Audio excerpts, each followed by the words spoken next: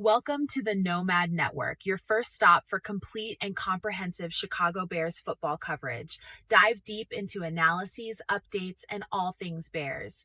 Subscribe to our YouTube channel today and never miss a beat. Thank you in advance for your support. We promise to bring you the best because together we're unstoppable. Go Bears!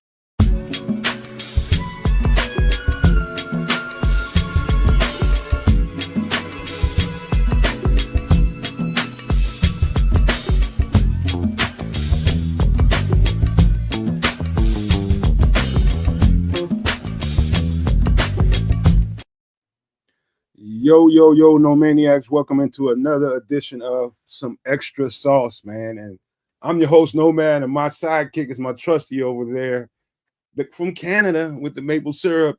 And we got the chef in the house, man, who's down behind stage getting ready to come on here and do his thing in a second. Today is interesting, man, because I'm starting to see, because technically camp is still going on until it's not, you know what I mean, until the regular season starts. They're still going through practices. They had a physical practice today. We had some guys go down, and the severity of those injuries, I don't know, but we'll talk about all of that. They're still making moves on the roster. The practice squad is set. We had to waive a couple of people, and it's probably doing a little, roster gymnastics right now. And, waive somebody for now and bring them back tomorrow. Just stuff that GMs have to do to abide by the code, but yeah, all that stuff and more. We're going to talk about every last bit of it, plus some extra off football conversations we're going to have. It's going to be a good night. Y'all going to have fun. Welcome everybody into the show. I'm not going to call out names. I'll let kids do all that, but welcome you all. Thank you for being here. Let's get this thing started. I'm going to go and throw this alley-oop over to Canada and see what he does with it with sticky fingers. Welcome one and all to Wednesday night. It's another episode of Extra Sauce. I'm Kedza Canuck. He's Nomad, and we got a little bit of the chef with us, that dangerous chef you all love. So we're gonna chop it up here on some good old Bears football, but we're going to indulge in some eats in some capacity, as we do every so often right here on the Nomad Network. So happy to see all y'all with me. Give a little bit of love to those who love us. Right out the gate, we got all kinds of no maniacs and super no maniacs running down the line here. So we're going to start it out with my guy Cloud Chasers Radio. Oh, you know what? I was going to say he beat Crimson to the punch, but I'm wrong. Crimson still came in hot and heavy to start things out. So big shout outs to Crimson with the wrench. Mad love to Liberty's Outlook. He's a no maniac as well. So is Kenny Adams. Respect, Kenny. Thanks for coming through. Victor Dragon, you should be a no maniac, dog. We see you all the time. We would love to have your membership as well. Who else we got out there? King Booker World with the wrench, doing a darn thing. Hey, man, as people filter in, we will figure how things go and get deeper into the conversation. We're super glad to have all of yous. You know what? No, man, before we get too deep into stuff, did you do me if you didn't? You didn't, did you? What? Did you know the thing that we worked on last night? Did you throw that up in here? No, I didn't. You didn't. Because I was just going to go ahead and throw it in there. I'm gonna have to go dig it up and find it. I'll sort of pass the mic to you for a second, and I'll dig it up and find it, and we'll talk a little bit about that, because I would like for folks to be able to do that thing we were talking about. Know what I mean? All right. You know what, man? I thought about that the last second. I was just like, as you were talking, I looked at the graphic. I'm like, damn, I forgot to load the other one up. It's a little too late for me now. I got to talk. And anyway, man, it's good to see everybody in there, man. You know what, man? Looking at, I don't know, man. I don't know if I'm getting nervous or I don't know. Something's going on about me and the season. I listened to Ben Johnson talk, man, and he sounds as confident as hell, man. And I don't know why I shouldn't be. I'm just, maybe something else is going on with me, man, but I'm usually a little more confident than I am right now. Maybe some of the news that came out, I'd be feeling a certain kind of way, but I'm sure I'm gonna shake all of that off, man, because it's football season, man. It is definitely in the air. I can feel it. It's just, there's a little talk going. There's some talk going on right now. It's a little aggravating right now, but we'll get into that a little bit later. But did you get it ready, kids? Are you? Yeah, we good to rock and roll. So here we go. All right, you go ahead. You want to talk about it? Well, either one of us can, but at the end of the day, become a member of the Nomad Network, whether you're a super nomaniac at $4.99 or a nomaniac at 99 cents. We would love to have your membership. All kinds of humanity generally jumps in and watches this show. The reality is, behind the scenes, we are working on a website, have been for a minute. But part of that website is actually working on the merchandise that we're going to have up and available for you guys to purchase and support the show and support what we do here, as well as what we do at Chicago Style and what we do at Keds the Canuck right here on YouTube. So by all means, jump in, become a nomaniac, become a super nomaniac. All you got to do, we made things super easy on you because sometimes it's a little bit hard to get out of where you are to find what you need to find. So there's the good old QR. Shine a light on that, put your camera on that, scan it. It should take you right to where you need to be, right to the main page at for the Nomad Network. So you can go ahead and become a member. One time we try to make the whole case scenario that much simpler for folks out there. So hopefully that makes it easy, and there's not a lot of rigmarole to get yourself into membership and get yourself some discounts on the cool merch that we're putting together. Hey, and shout out to Triple R for putting us onto this, and shout out to Kids for putting this whole thing together, man. We worked on it after the show last night just so we can make it easier for you guys, man. The thing is, what I would love to see is the entire chat go green because everybody's a member. My goal, man, it's pretty green right now, man, but let's keep it going. Yeah, I want to see everybody grab a membership. Why? It's because the thing about being podcasters and having so many people support you, you're always trying to find ways to say thank you to the people that do things for you. I mean, the people that have been there for us from day ones, our day ones are hell, man. And I'm always, and Kids is always, we're always trying to find ways to give it back. And this is the easiest way for us to do that.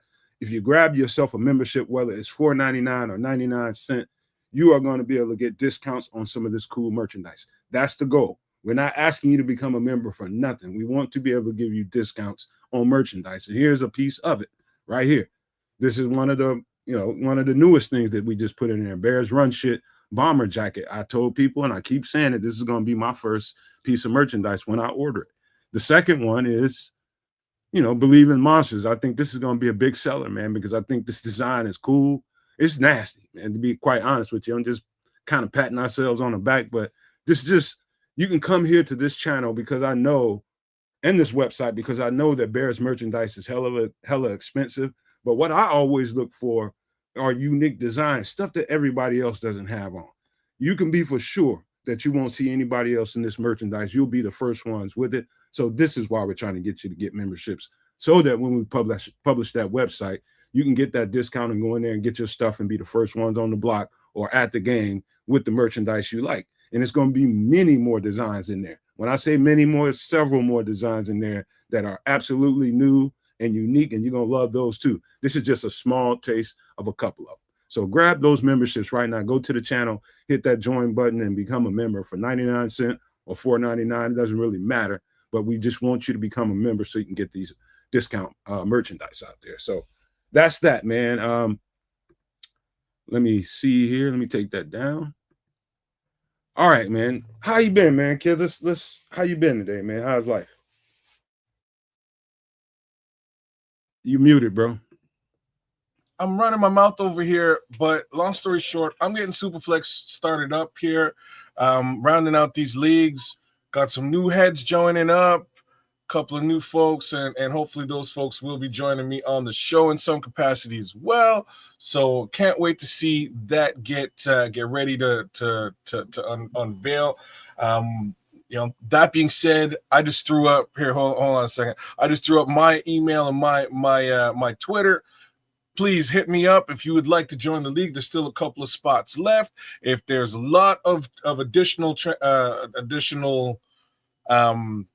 heads you want to join, I will open up a secondary league. So we're at 12 heads right now for a 14 player league. We need 2 more. I believe Marlon Johnson said that he wanted to jump in. Marlon, there's a spot for you if you wanted to join.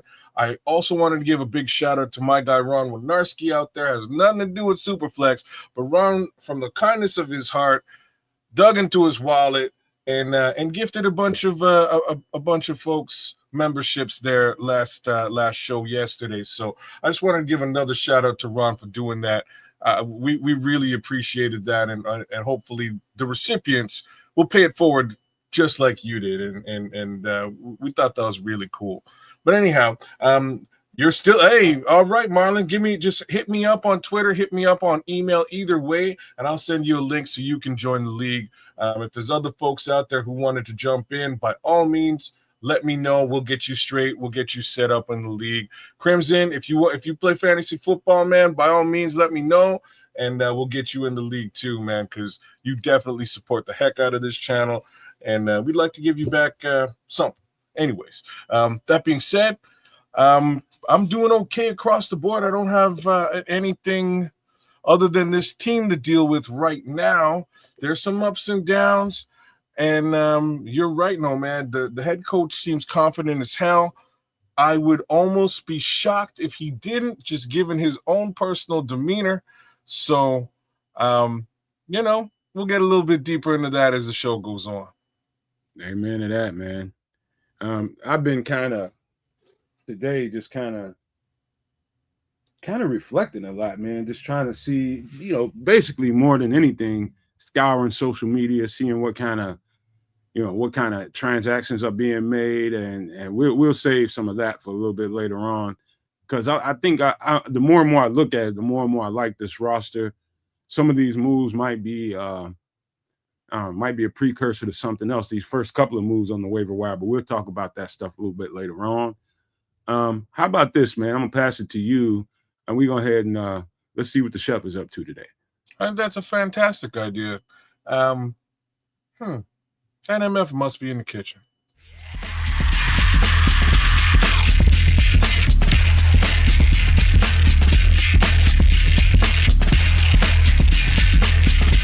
Chef Trips is MFer in the kitchen.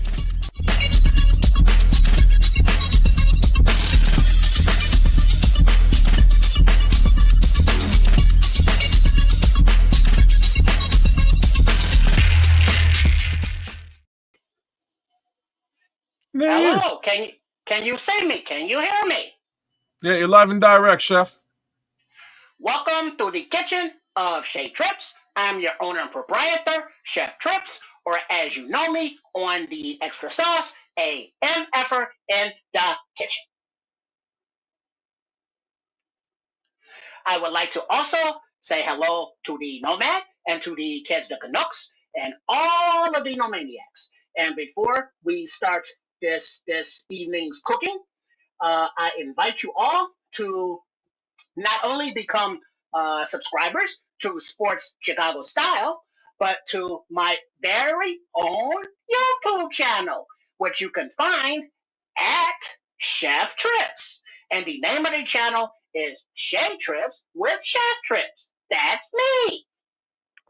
So for this night's foods, we can go to our oven camp, please, our stove camp.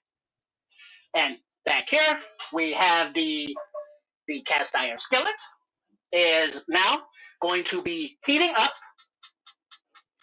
Oh, that is the wrong burner. I need the rear burner, or the back burner, as they say. So we're going to let that get hot, and what we are preparing are all cheval smash burgers. Say that again. All cheval, which is the name of a restaurant. I believe it is French. And I am making the smash burgers that they are famous for, that they sell for $20 to $30 a piece. You want to know what au cheval means? Sure. Please do share. It means them horses. I'm just saying. Well, them horses tonight will be delicious. Yeah, Oh, snap. And it's not even just horses. It's like them baby horses. man, you can't be extra tender. Yeah, can't see? be, hey man, you can't be eating Mr. Ed on fucking TV, man. But it's okay because this is the YouTube, unless it is the YouTube TV, and then that might be different. But I love whatever how the case may Americans be, just use French words together. It's a restaurant. we speaking the English here, and so whatever it means in other languages, that don't mean shit. So Damn. we have our skillet heating up, and you can make these with the ground beef of the 8515 weight. But I believe I'm using the 8020 tonight. But you use whatever you have, and you can even do these with ground turkey if you want to make them a bit healthier, or if that's all you have access to.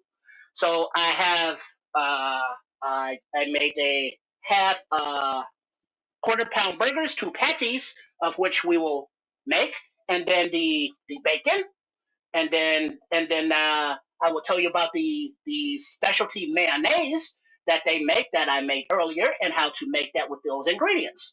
So we will all do that right now.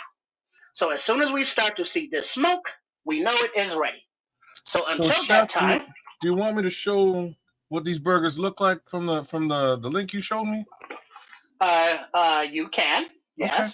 All right, Now, they may be a little bit different because remember, these can be smash burgers, or you can not smash them or smash them halfway and make them to the thickness you desire.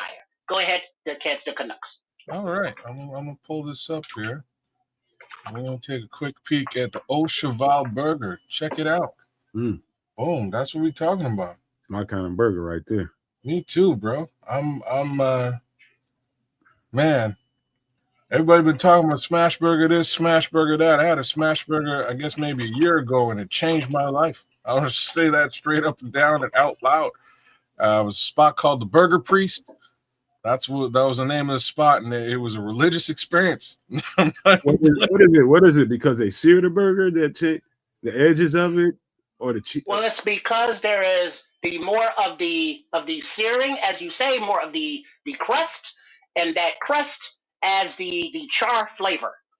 And so it is a little bit different because it's the meat with the char flavor, as opposed to the thicker burgers where you have the char on the outside, but still the softness and the juiciness of the meat on the inside. You know what? So the smash burgers don't have as much juiciness in the middle. You know what? I'm a fan of wherever they charbroil anything. Anything charbroil, especially a burger. Just add. So what we will do is I have, you can make a quarter-pound burger, but I made 2 of the burger balls from a quarter pound, so they are a 8, I believe.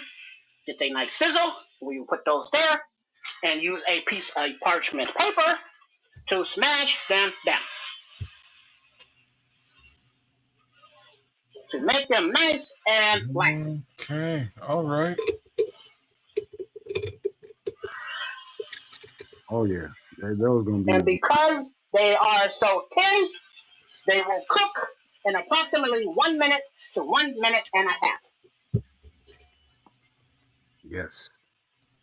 I'm wondering, did he get me again, man? Because I don't know if I ate enough again. And now what we will do, we'll add a little garlic powder. I learned my lesson last time, bro. I made sure to get. I usually have 1 meal a day. I made sure to have 2 meals today. And a little bit of salt. And then we let those do their thing for another 30 to 45 seconds. And then when we pull them off, after we turn them over, we will place them in some foil so they can rest and let the juices and the cheeses all come together while we finish preparing the rest of the burger. Hey, Chef, let me ask you a question. Have you been keeping up with the Chicago Bears goings on lately? We did the roster preview video at Sports Chicago Style. A shout out to the Coach Tripping and Hey Trip and the Triple R. We did do the roster and yes. Okay. You feeling comfortable with the roster? I am more of the flavor that I am comfortable with whatever. When you turn them over, be careful because they are smashed thinly. They can come apart. So you want to get a good scrape from underneath and then flip them over. And then once you flip them over, you add the cheese. Yeah, that's a good crisp, man. Yeah, it is. Thank you very much. And then we give that another minute or so.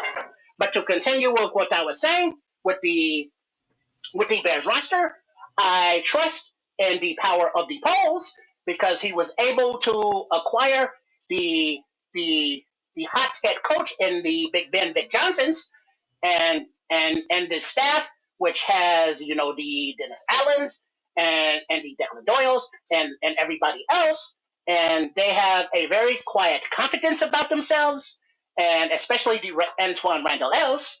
And so I am looking forward to what they do with these young players. And so now that these are about done, we will lower our heat for a moment because we don't want any burning, and we will remove these to the foil. Nice little scrape underneath to get all of the crusties, which are delicious. And we do have another batch to go. And now we see here, we put those in the foil, and there we go. Yes. And then we will make those. Man, I'm full and I'm hungry. And we will let this come together. And so now we will give our sillet of the scrape. Those crispies and those scrapies. Oh, and Relentless Mikey's on some real shit right now. What did Relentless Mikey say? You says that better not be no Green Bay cheese. No. This is just regular American cheese. It's from America. Excuse me. One moment. I have to turn that off. Uh-oh. Burning down the house. Oh, snap, man. I'm telling you. I had lunch. Pull it, baby. See, he's back. I had lunch. I had dinner today. I'm good to go. And as soon as I see them smash burgers on that grill, it's like, man, I could definitely use me a smash burger, man. And when you do the smash burgers and you get the skillet very hot, you have to remember that your in-house smoke detector does not like that. And so you may have to tell it to stop. Trip, I'm proud of you, man. You got your batteries in that thing. Of course. Safety first. Okay, now that we are reigniting our heat for that little delay, we will queue up our other burgers. A nice sizzle right there. We will get our parchment paper. Smash them down.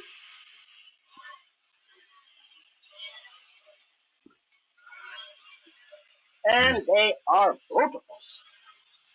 You ain't lying. You ain't lying. And then we will hit them off with a little bit of the garlic powder and the salt. For those of you who want pepper, just hold on 1 second and you will see why I'm not adding pepper now. Because we are not done just yet. We not done. So we will let those cook and put our screen on. So now that we have the first set of burgers done, set aside, now we will get the second set of burgers done. And then we will do our bacon. Hey, Chef, you might want to answer. Relentless Mikey says, are those 80-20 burgers? They are. What's but the you 20? can also use and what's the 80? 85-15, 80% of meat and 20% of, the fat? Or you know how however they divide it up. Okay.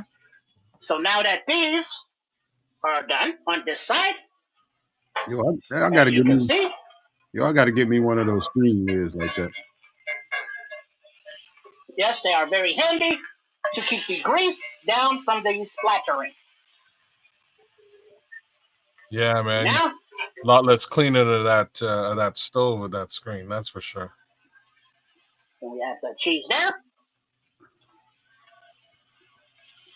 And we will give these another minute. So yes, you can use whatever the weight of the meat and the fat that you have.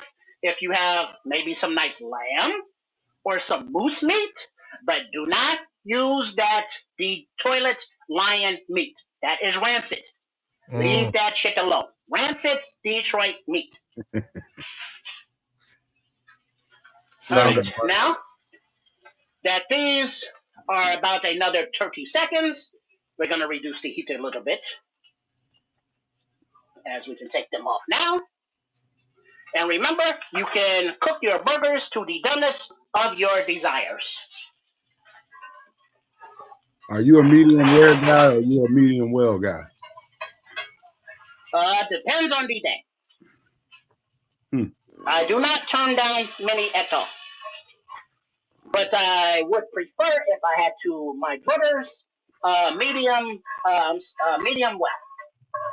Unless it's a steak, and then it's medium rare.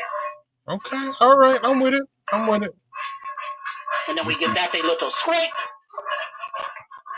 But don't worry, some of you neurotics will say, hey, you have to clean that skillet. And I say, no.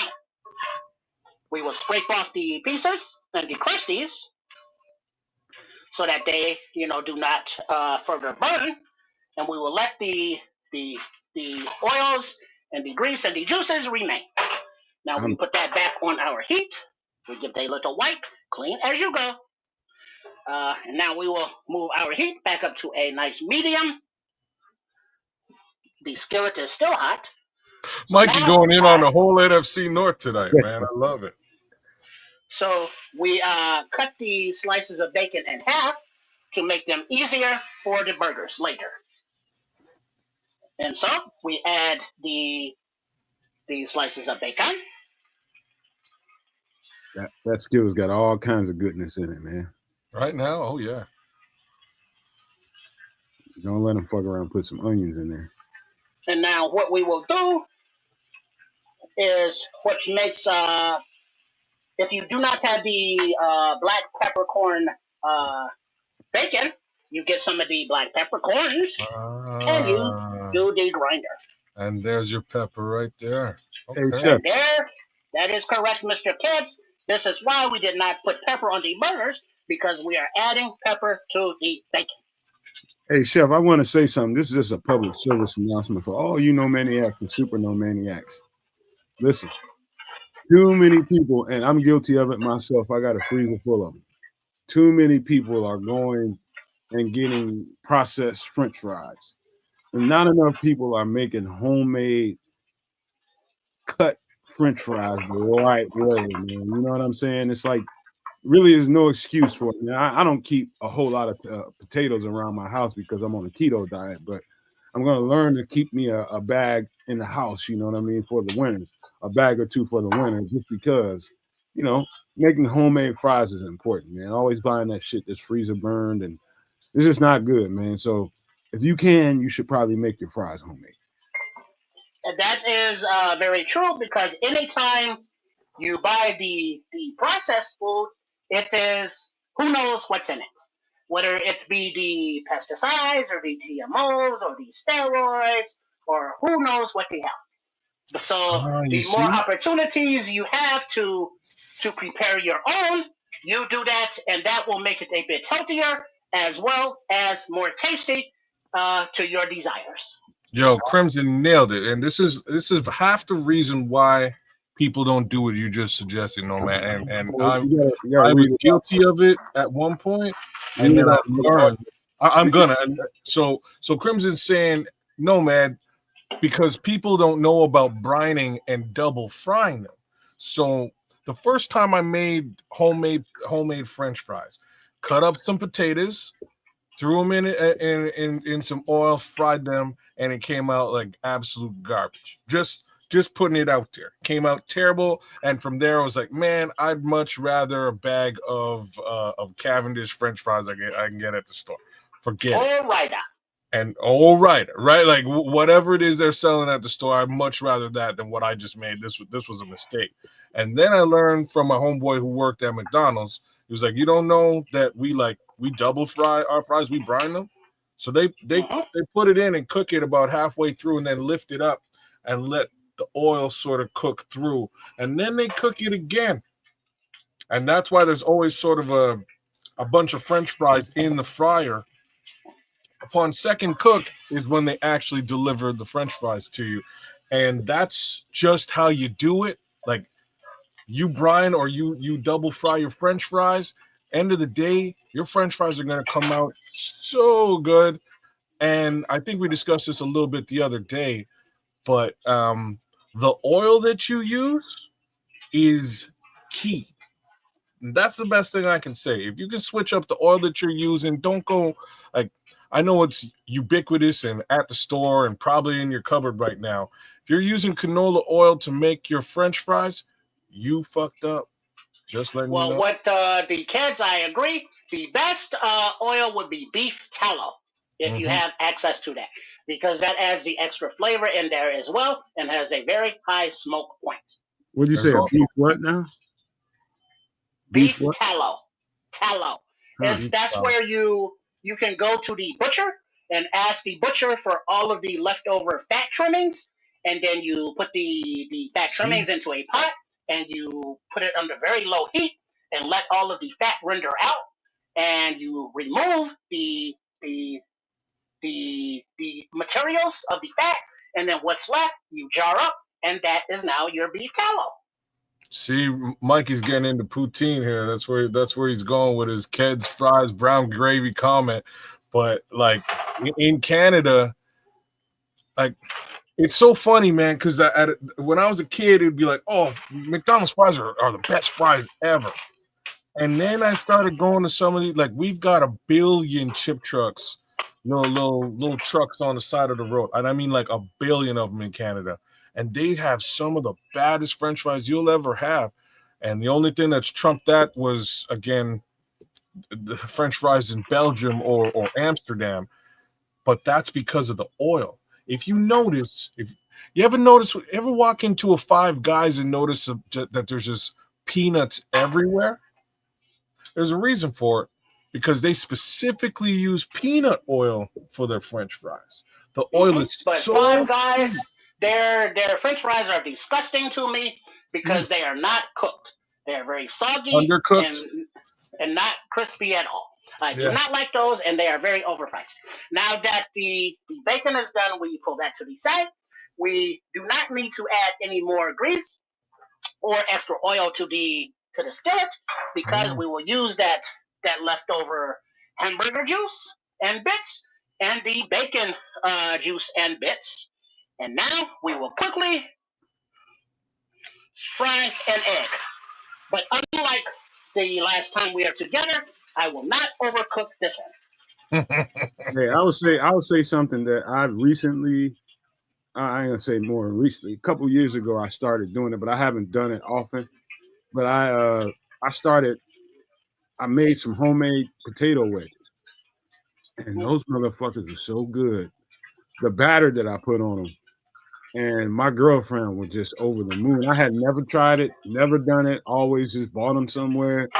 But I fell in love with those, and my girlfriend fell in love even harder. I had to do those things like once a week for about like 6 months, man. About 6 months. Well, the thing is also with the French fries that makes them difficult is that because you are double cooking them, they are very labor intensive and take time.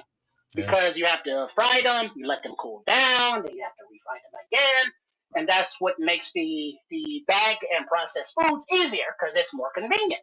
But also be aware that you do not have to always put the French fries in the grease to fry them. You can do the oven frying as well as the wedges in the oven also. Let me ask you guys something. Have you ever tasted a potato you didn't like? Like some hillbilly can tie a big potato on the back of his truck and ride through the country all day. And I bet you I can figure out a way to make that thing taste good. It's so funny you're saying that because my wife hates a bunch of different potato dishes. And I'm like, I don't understand how you could, you know what I mean? Like, oh, I hate scallop potatoes. Why? It's delicious. It's great. If you do some scalloped potatoes the right way, it could come out so good. But you love French fries? Do you put cheese on them? Do you put cheese on them, kids? When you do them? Man, you gotta put some cheese on them, maybe a little bit of bacon up in there. Maybe change up the cheese on them. No, it ain't. I don't make them. I'll be honest. I don't make them. My sister don't make some badass scallop potato. Like she's a master at the scallop potatoes thing. So when we do, Christmas time, we all get together or holidays, whatever. She's usually coming through with some scallop potatoes, and I'm in. But my wife is like, nah, I hate no, thank you. I'm like, I don't get it. You eat French fries, you like potato chips, you eat a mashed potato, you eat a baked potato, but no scallop potatoes?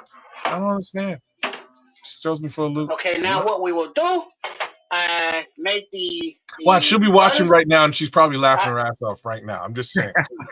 she was watching last week, and she's like, "Oh, really? Trinidadian women are pretty, eh?" And she had to give me a little razz. But yes, and mama kids, try some homemade scallop potatoes by some back arm black woman. And I guarantee you'll like. If she's got big arms, if our back of her arms are big, you will like those potatoes.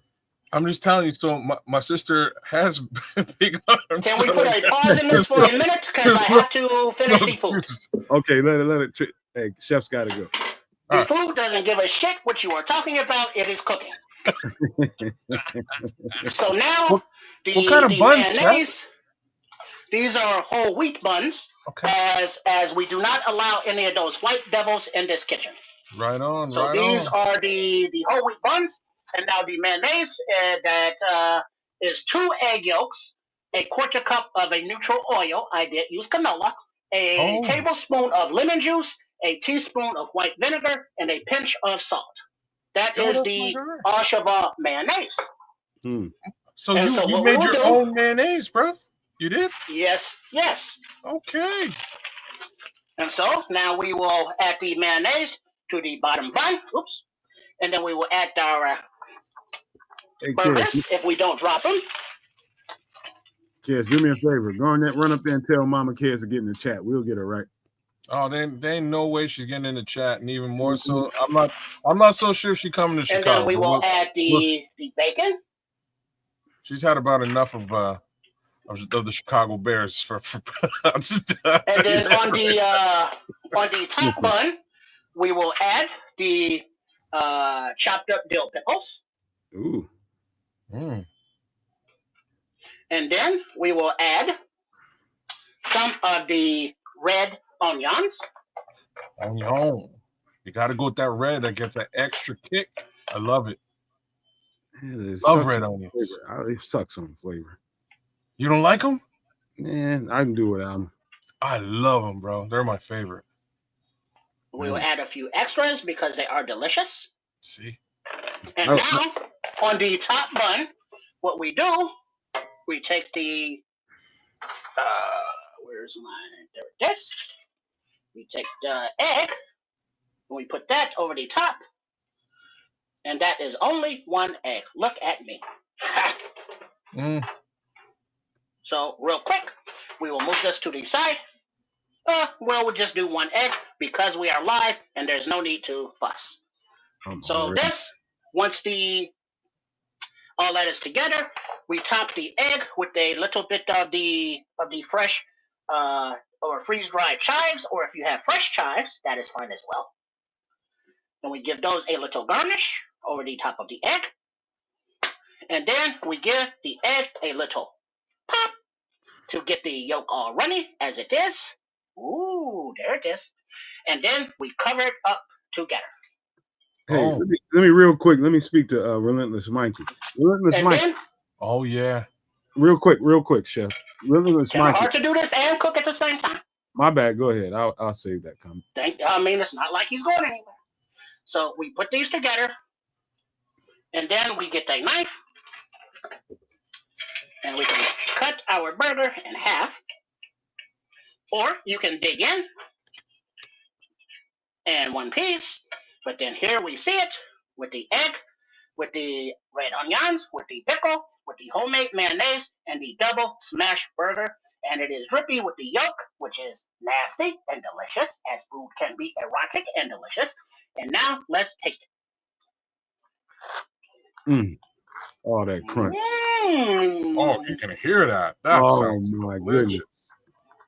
goodness. Mm-hmm. Oh my We got goodness.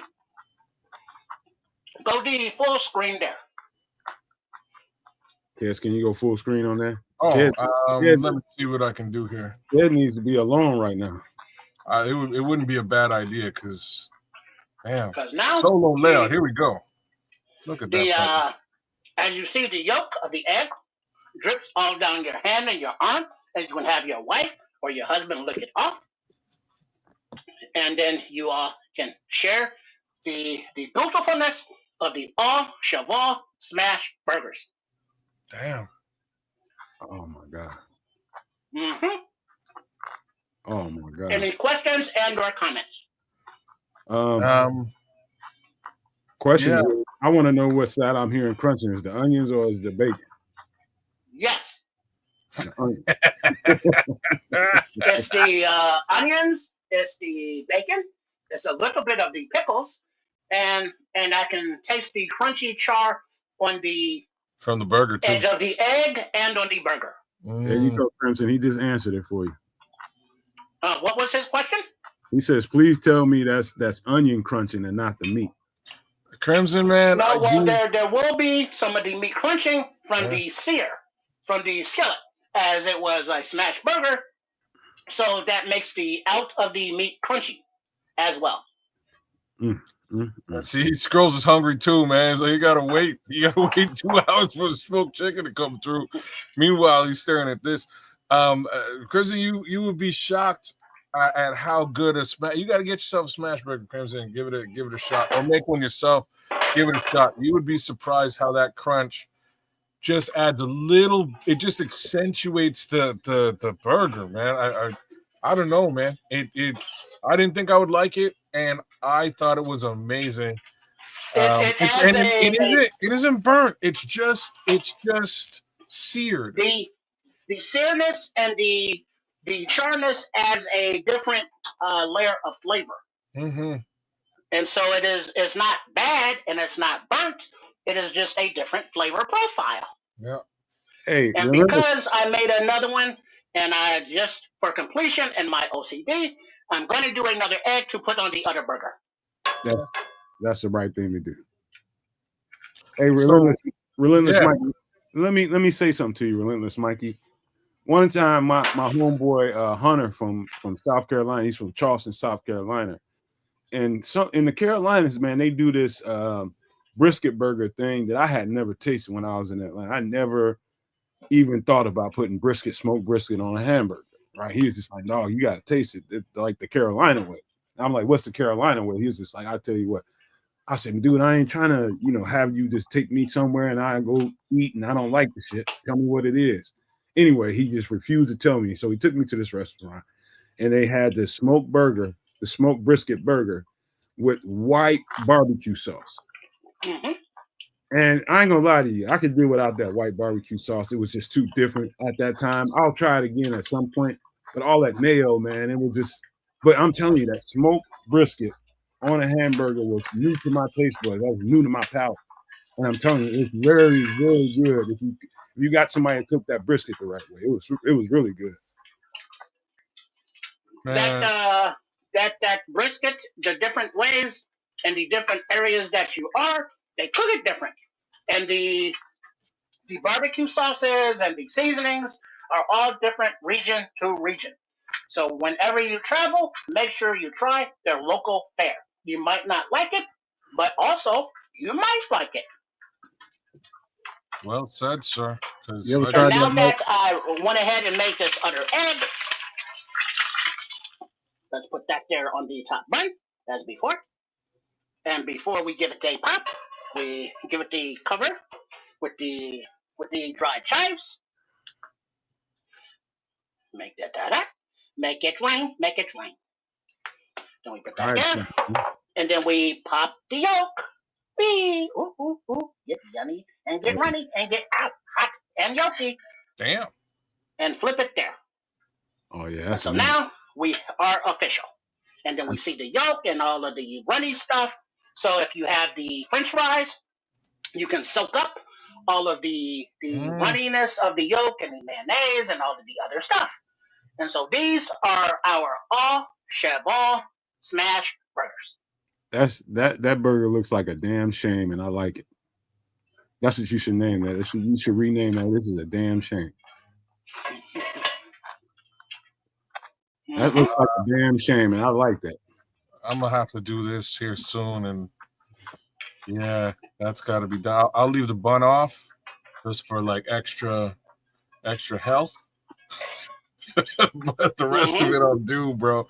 The rest of it I'll do for sure, bro. I'm hungry as a motherfucker, and I wasn't before this. This motherfucker do that to me every time, man. Me too. I ate, man. Like I'm telling you, I ate twice, in like purposefully knowing the show was gonna pop off. I didn't know what he had up his sleeve, and then I saw what he showed me, and I was like, "Oh man, you ain't making no smash burgers." And looky here. All I ate was a bowl of soup. I got a reason to be hungry, man. You made a mistake. You made a mistake. I love me. Well, I'm always happy that I can make the nomads and the kids and the nomaniacs and all of the other viewers hungry from the beautifulness of the food.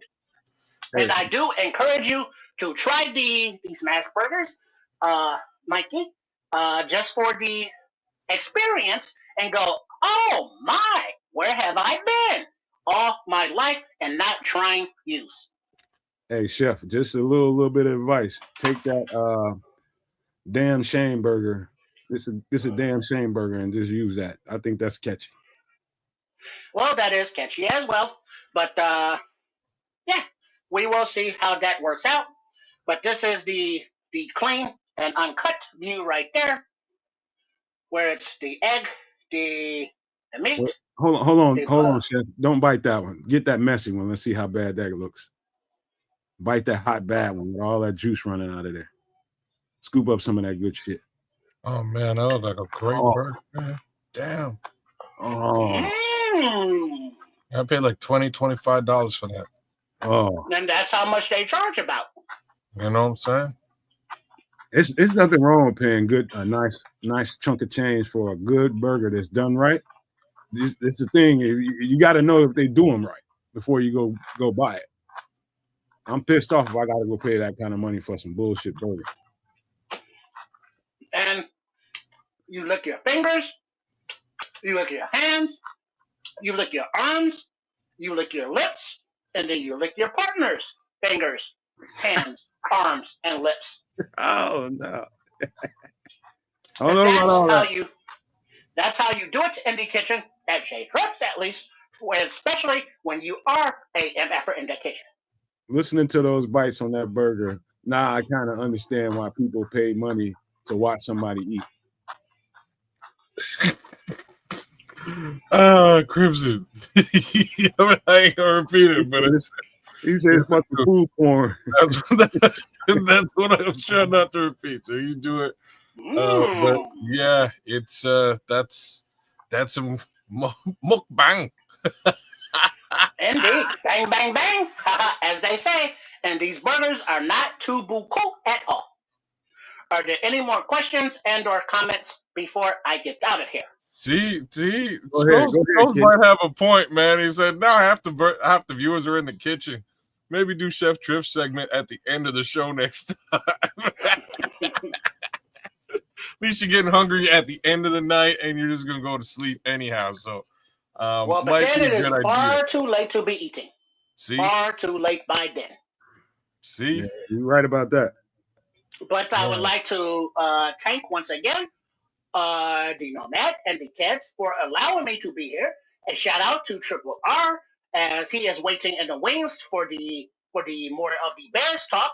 And then also a shout out to the Coach Tripping and the Trips. at Sports Chicago Style.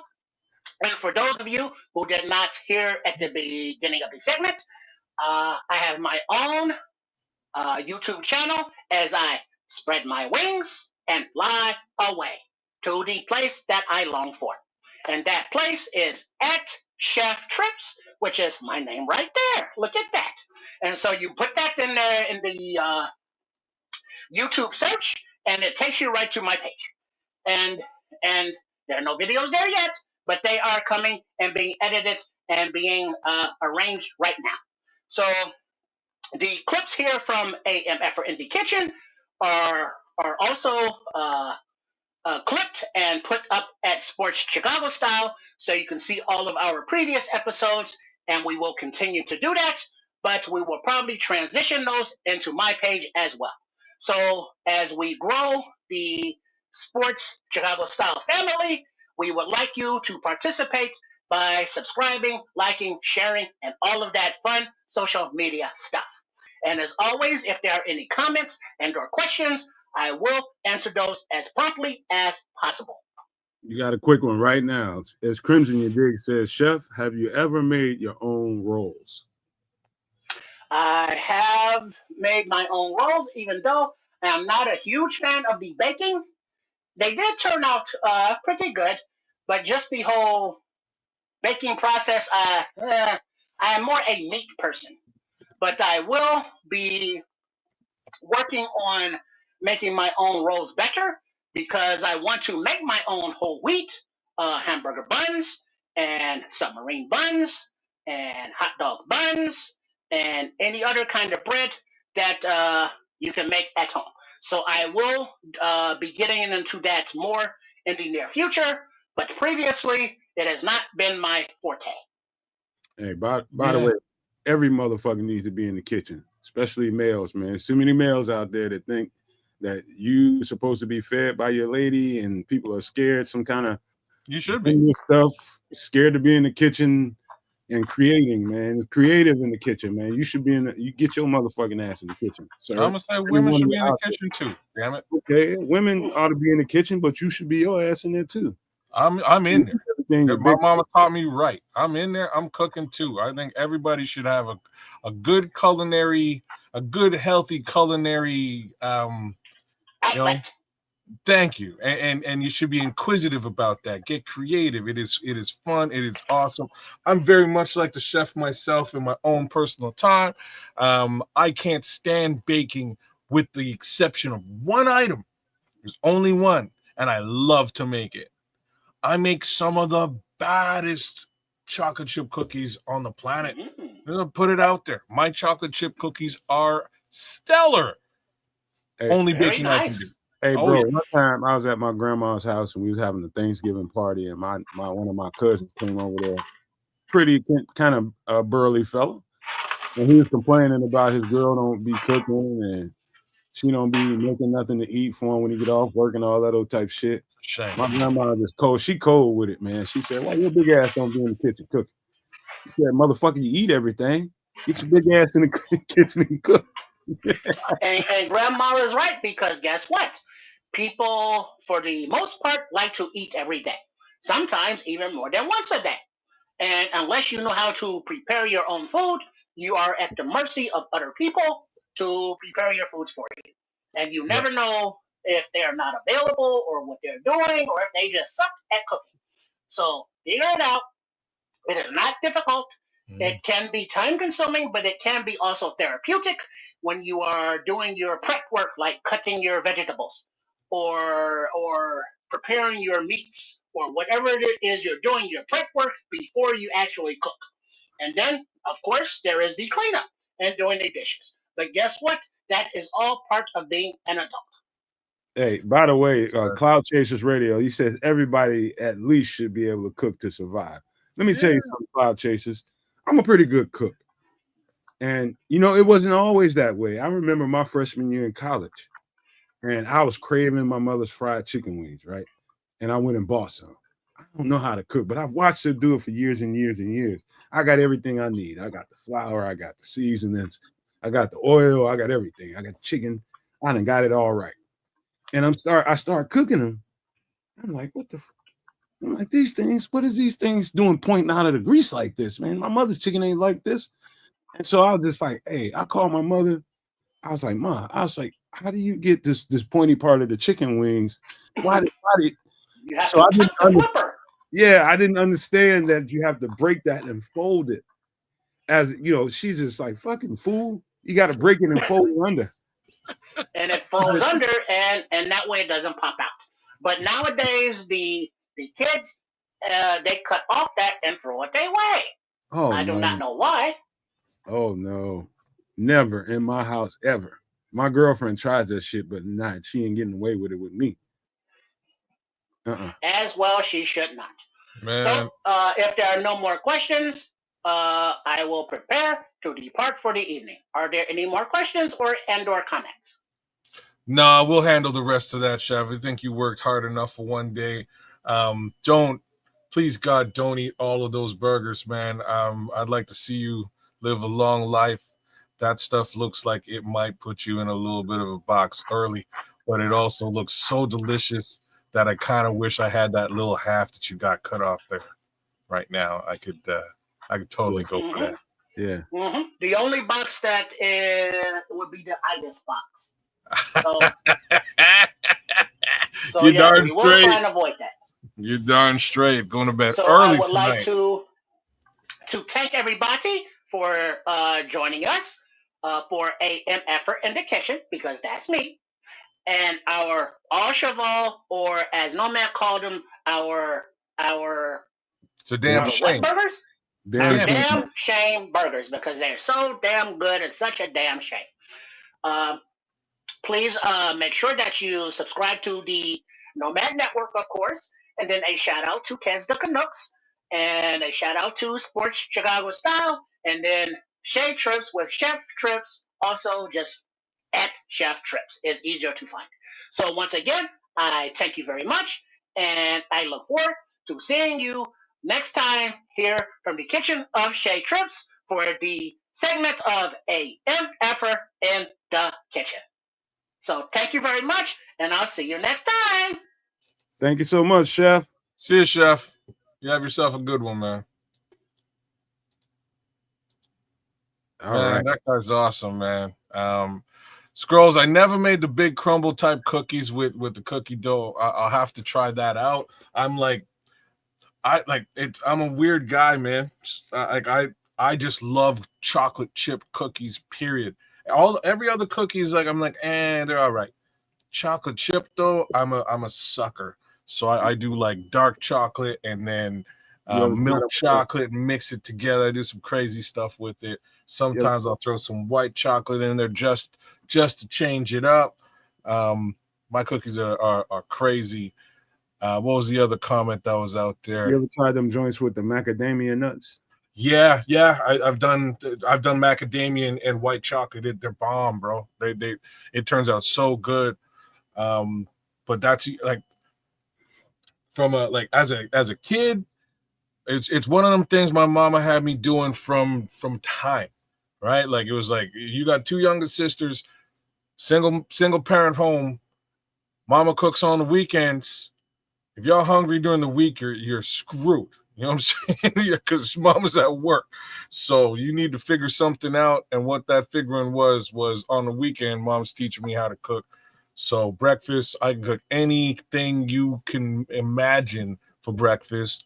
Waffles, pancakes, omelets, every style of egg, poached, scrambled, etc. I'm a breakfast chef like you wouldn't believe. But just regular food, Caribbean food, etc. I wound up learning to cook right off of her from an early age. So, I think she was basically preparing me for a long life of bachelorhood. And yeah, you know what I mean? Man. Someone I can cook. Yeah, man, for sure, man. Hey, by the way, Crimson, my girlfriend loves zucchini bread. She wants to make it. We grow zucchini, and I don't know that she knows the proper way to make it. She usually gets it from somebody else that has a garden, and she makes zucchini bread. But I'm gonna tell her, you put some of those macadamias in there. Because I'm not a bread eater, but if she's going to make it and she's going to go out of her way to make it for us, I'll try it. You know what I'm saying? But I have tasted zucchini bread. It's pretty good. It's pretty good. Now, I will say this, man. Nobody comes out of the chute knowing how to cook. No. Cooking takes a little bit of fucking up, maybe a whole lot of fucking up. But you got to mess up just so you can get a little bit better at what you do. Because I think that was the very first thing I cooked on my own was try to fry some chicken wings. And then later on in life, I think after that, I really didn't cook too much more after that. Later on, I started messing around with the grill. The grill is what kind of piqued my curiosity, messing around on that pit. And I started making stuff on there, learning how to marinate, learning how to do rubs and different stuff like that. And that just tickled my curiosity on how to, I started learning how to make everything just off of that, but not being scared to fail. That's what cooking is all about. And just, refining what you do. That's it. You mess up something once, get it better the next time. Get it better than that the next time. And on and on and on until you perfect what you do. It's just like anything, man. You want to be good at it, That's it, man. That is exactly it. But yeah, like I say, I've come a long way as a cook, but I generally don't bake. My mom wasn't a very good baker. She wasn't. And to that effect, I did not pick any of that up from her. But the cookies, I don't know what happened. It was just one day I was just jonesing for some like Subway cookies, man. You know what I mean? I assume y'all got them Subway chocolate chip cookies up there too. They're damn good. And I wound up making just an amazing batch of cookies and started to kind of perfect my style of cookie after that. A little bit of sea salt in there, just a little bit salty. It's so decadent, so good, man. But one of these days, I'll probably throw the good chef, my recipe and see what he can do with it. I'm so glad I don't have a weakness for sweets. Oh, I'm so glad I can be fine not eating sweets at all. Everybody has a different body type. I'm just the body type that it really don't matter what I eat. But, health, sometimes you can't see it. Good health, sometimes you can't see it, or you can see it. Then bad health, sometimes you can't see it. So you got to be careful what you put in your body, and especially if you're not working out. So public service announcement, eat whatever the hell you want to eat, but just make sure you have some kind of cardio routine to be active. You got it. Be active. Yeah. Very important. And my girlfriend's weakness is chocolate, Crimson. That's her biggest weakness, man. Chocolate, anything, bro. Anything chocolate. But that's, I found that pretty particular in females. I think that's something genetic and chemistry, something with the females' chemistry, and even males too. It's not like it's just isolated to females, but I don't know that I met a female who didn't have at least once a month that had that itch for chocolate. Yeah. Women do love that chocolate, man. But them cookies. Hey, did somebody say sexual chocolate? Here I am. Sexual chocolate. Nah. They say, hey, look, Relentless Mikey says, damn right, no, man. I had a heart attack a year ago on the 18th. Ooh. Nobody lives forever.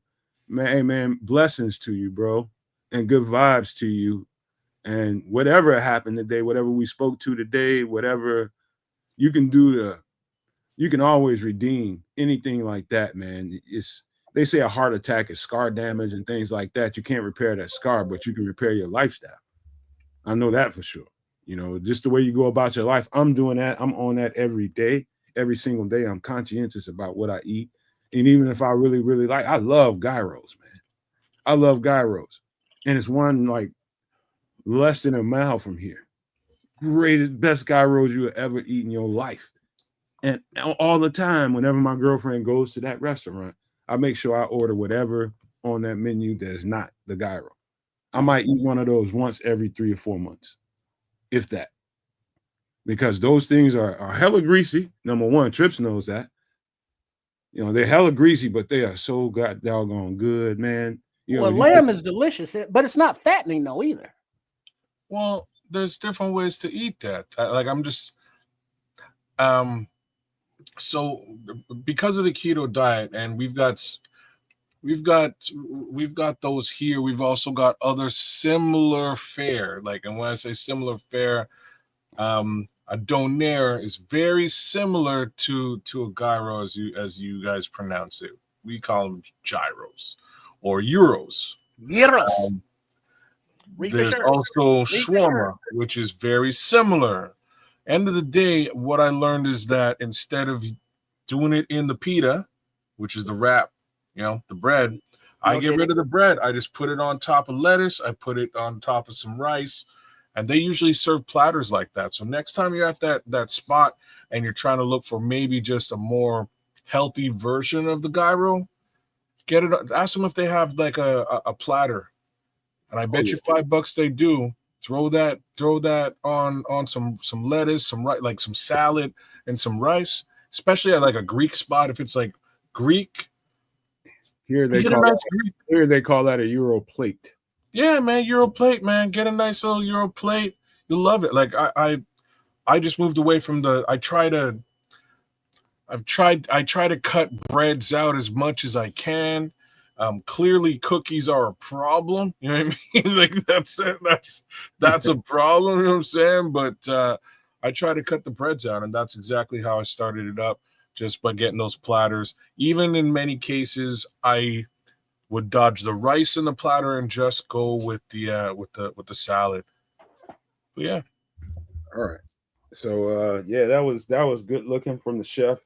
I thought I was prepared for this week, man. But once again, I underate, can't eat a bowl or run. Man, Trip, you missed the chef again, man. Well, I was doing tech support. You know how it goes. But you can't prepare for the chef. I mean, that's like saying prepare for the chef. You can't, because when the food gets to cooking and you see it, you can't smell it, yet, but you can hear it, and it's like the taste buds and mouth starts to water in, and those reflexes like, that looks like it could be tasty. And then I was like, your body's like, hey, what's up? You know what I mean? And so it's like, yeah. So the chef be doing this thing. So shout out Chef Trippin. Chef Trips. He does his thing. He got a new channel there. At Chef Trips, I believe it is. It's Shade Trips with Chef Trips. Yeah, that's his channel. And then Trip Kundo, shout out to Coach Tripping and Trip as well. So it's like, yeah, we're doing our thing. The burgers that he made look delicious. People are hungry, people are mad, but people are excited because football is almost here. So they will survive. Shout out the Polka Dot Door for the shtick as well. True Canadians will know what's up. Oh, and Crimson said, does Chef share at least? It's like when we're doing some late night editing and working, we'll put in an order and he'll hook us up. But other than that, it's like, nah. It's like, can I get that on credit, Chef? He's like, there is no credit there. No layaway, huh? Cash and carry. That's too funny. I'll tell you something that's irritating, and it's been irritating all my life, and nothing changed about it since I was a small child. And it really does bother me to go to somewhere and somebody order a nice plate of food and people barely touch it. Barely freaking mess with it. Take a girl out or something like that, and she doesn't really even mess with her food. I abhor that. People wasting food, just going out for the occasion. Like if you're gonna go out and you're gonna order some food, eat that shit. Eat it. That really bothers me, man.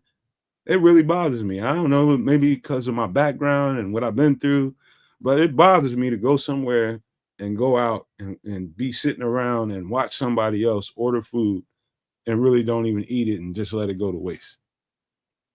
That bothers me. Well, that's funny because like that exact thing is like something that was ingrained in my brain as a child that cannot go down.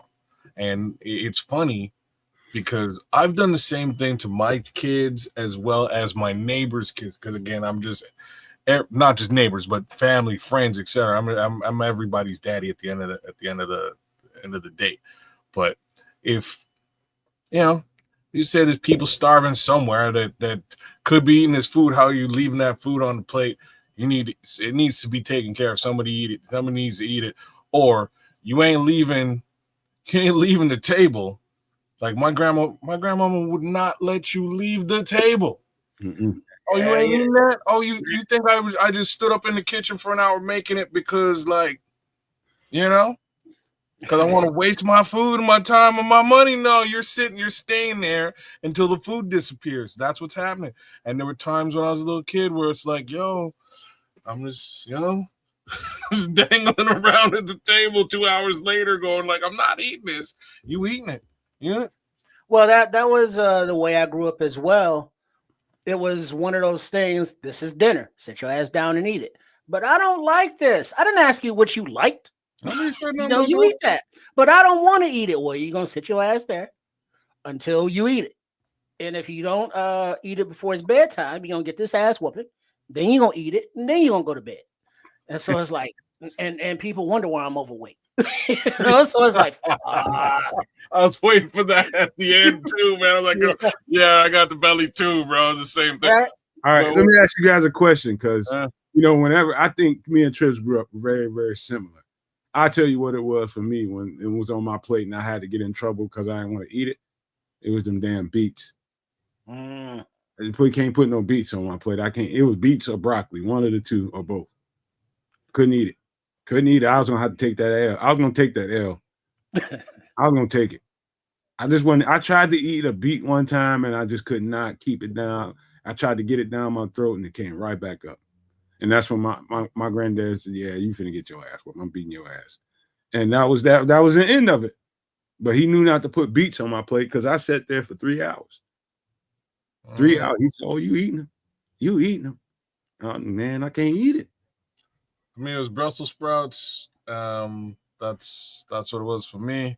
I don't know what they thought they were doing, but I wasn't having it. So they eventually learned the same lesson. Don't give them Brussels sprouts. You ain't trying to eat the Brussels sprouts. But just about everything else, I'm fine with. It's funny though for me, just this conversation, because, like I said, I did the same damn thing to these kids, man. And my neighbor's kids, like my son's best friend, who was my neighbor, him and his sister come over for breakfast. We're all hanging out. I make these kids a big ass brunch. Everybody sits down to eat, and it's not just the neighbors, but it's also my daughter's two friends too. So there's like 7 kids at the table, feeding everybody. I make pancakes and scrambled eggs and a whole bunch of stuff. Hot dogs on the side too, just sausages.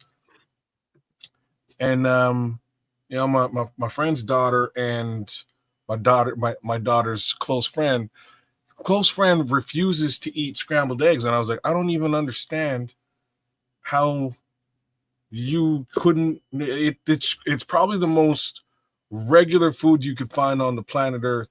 Just scrambled eggs. You need to eat that, or you ain't leave. I didn't slave in the kitchen so you could just waste my food. You're gonna eat that. And the other one wouldn't eat the one. She had one hot dog. That's all she had on her plate. And I was like, okay, well you've eaten hot dogs before. Eat the hot dog. Like there's what are you doing? So these 2 kids just wound up sitting there for hours. We're playing video games, having a good old time, and it's like, oh, can we get up? No, you can't leave the table. You can't. So maybe like 10 years later, man, I hear about how traumatized they were by this situation where they had to sit. Well, first of all, how old were they when you did that? They were young. They're like 6 years old. They were young little kids. Yeah, that's about that age. They ain't eating unless it's something they want to eat. That was my point. You don't go to other people's house and disrespect them. They've made food for you. You took the food out of the bowl, you put it on your plate, and you're not gonna eat the food that you put on the plate. What's wrong with you? Or my biggest pet peeve is when people season their food before tasting it.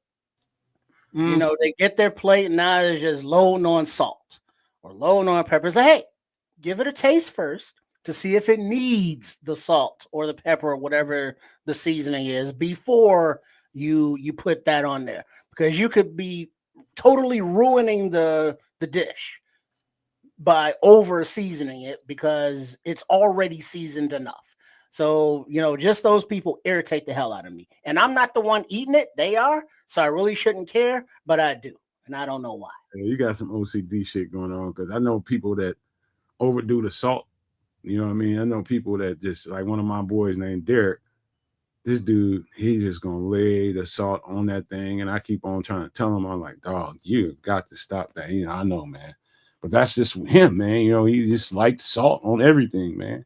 I was like, even on a bowl of cereal, he said about like the only thing I don't put salt on. Oh, damn. That's pretty serious. And that's pretty serious. But Cloud Chasers, I'm telling you, they said they were traumatized, and to this day, neither one of them, the one don't eat scrambled eggs, the other one don't eat hot dogs as like a thing. And I was like, well, that's on you. You know what I mean? Like, I didn't even take it any kind of way. I couldn't, because my daughter came and my wife, they're like, man, you realize how much you traumatize these girls? I you know what? I personally don't feel any kind of way about this situation. I'm sorry, but I'm really not sorry. You don't go to somebody else's house and disrespect their food. It's really funny because at the same time, I went over to my friend's house. He's African, and this is like, they were not having this. Like, African, same exact general upbringing in that respect. I go over to their house. It's Christmas. Me and their son had just hung out at my place, and we had a good old Christmas dinner with my family. We've now gone over to his family house. I walk in the door, and they got their spread out. They're having Christmas dinner, and there's no way that I cannot eat this food.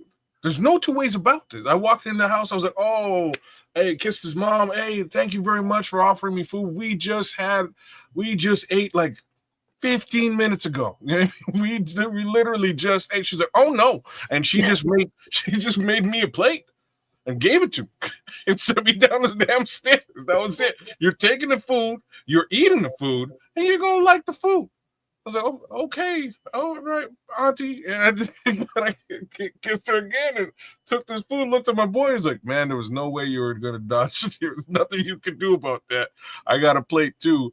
We just got to put these plates down, play some John Madden football. About 45 minutes from now, we'll be all right. We can start eating this food. But you can't be going to people's houses, you know what I mean, and disrespecting them like that after they slaved in the kitchen like that. Get you something to eat, babe. Yeah, man, that's just wrong. And you know what? I got a hell of a conversation to have a little bit later on about that. And y'all think y'all gonna like that. So y'all hang around towards the end, because it's gonna be fun. It's gonna be a little funny too at the same time. But yeah, man, that the whole food thing and culture and somebody's household standards, man, that's kind of ambiguous at times, you know, depending on what kind of person you are and how you were raised. You know, you go to some girl's house, they invite you for dinner, and some girl's mom makes you some food, grandma makes you some food, whatever it is. It's kind of customary, man. You be respectful when you eat it. But that's just, you know, how, depending on how you were raised, you deal with that a certain kind of way. But let's get to some bear stuff, because I do have some more food stuff. And let's do this football thing. Let's get some football going on, man, because I think that's what people came here for mostly. And let's do that, because we just put our practice squad together. And here's the practice squad. And I believe I'm missing Power Echoes on here. Yes, I think I missed Power Echoes on here. And this is the practice squad so far. And it's still temporary. We still got weeks to go. You know what I mean? We got a little ways to go. They can still add, subtract, and this is all preliminary. So as of now, we got running back Britton Brown. We have Miles Boykin, receiver. Another receiver, Maurice Alexander. Defensive tackle, Jonathan Ford. Center, Ricky Strongberg. Tight end, Stephen Carlson. Cornerback, Mekhi Garner. Defensive end, Xavier Carlton. Defensive end, Tanoh Kpassagnon. We have defensive end, Jamri Krumah. We have offensive lineman, guard, center, whatever you want to call him, Jordan McFadden, and we have receiver J.P. Richardson. Let's just start talking about I think the best thing to do is discuss these guys and go just down the line about what you think about this. Britton Brown, I'll take it from here, man. Britton Brown, I think, is, unless he really, really impressed these coaches that much, I think he's definitely a temporary player on the practice squad. What do you guys think? Why did you have to go to running back first with this? There's a lot of conversation to be had. You went right there. I guess let's do it. Britton Brown got a lot of run this preseason. I'm sure some folks appreciated what he put on the field. I looked at these stats, and they're very, very pedestrian. You know, to quote Trips from last night's show, very pedestrian, not very impressive at all. That being said, if we're talking about the running back position, just about all the guys we discussed on last night's show are on other people's practice squads. So I'm kind of surprised that this is the running back that we wound up with on the practice squad, let alone the 53. I do expect some kind of move to be made. Yeah, considering that the active roster, Swift, Monangai, and Rojo, only 3 on the active roster, and there's only 1 guy on the practice squad that's a running back, and it's Britton Brown, not any of the other guys that shook free from other teams, as kids mentioned. So whatever it is with Brown, I mean, on the field, he had nice feet, he had good vision. So I mean, it wasn't horrible, and it's cool if he can develop, but it would be nice to have someone that is like, maybe you could see a little more upside too.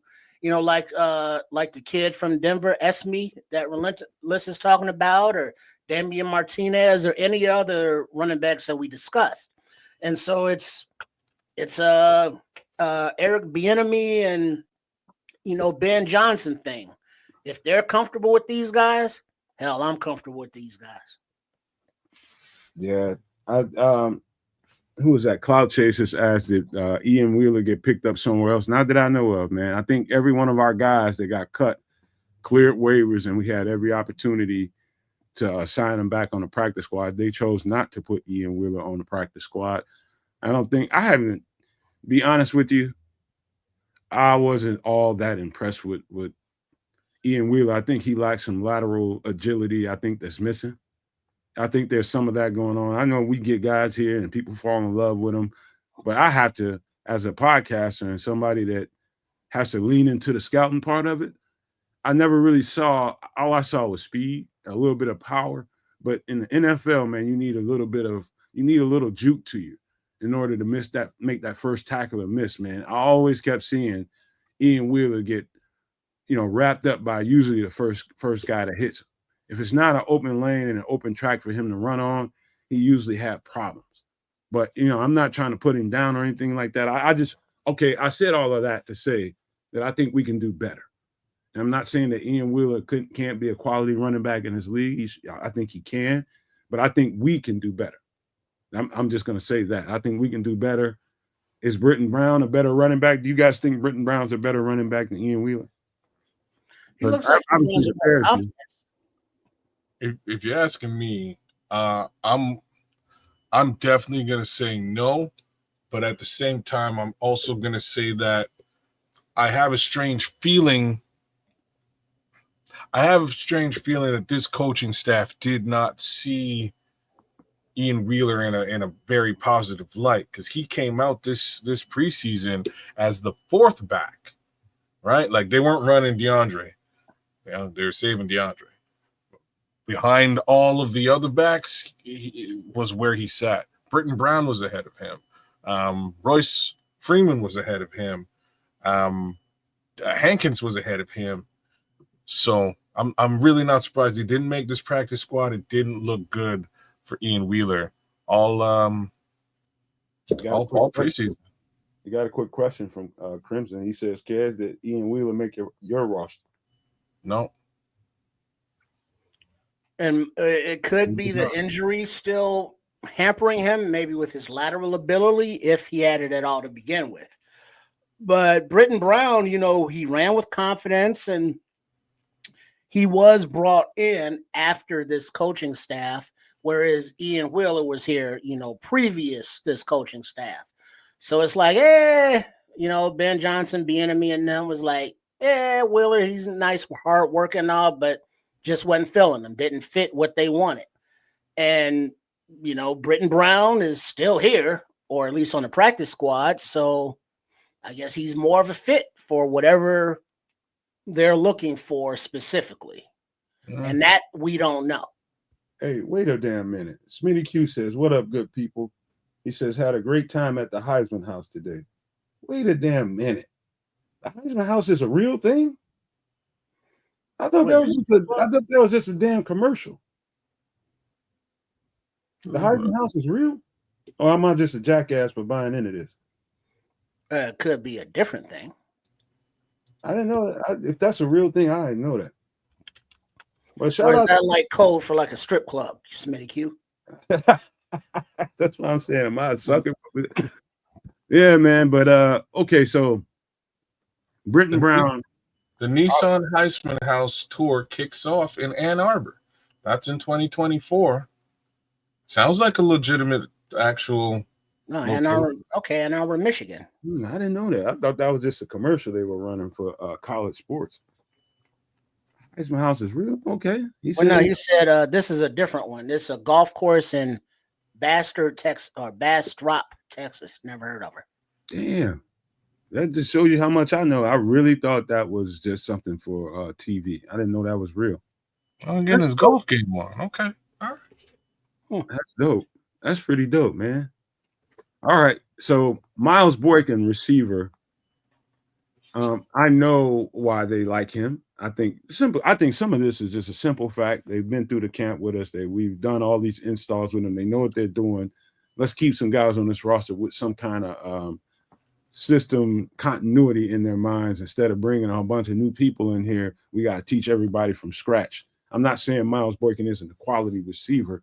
I think he's that size and that strength, and he's a hell of a blocker too. Hell of a blocker.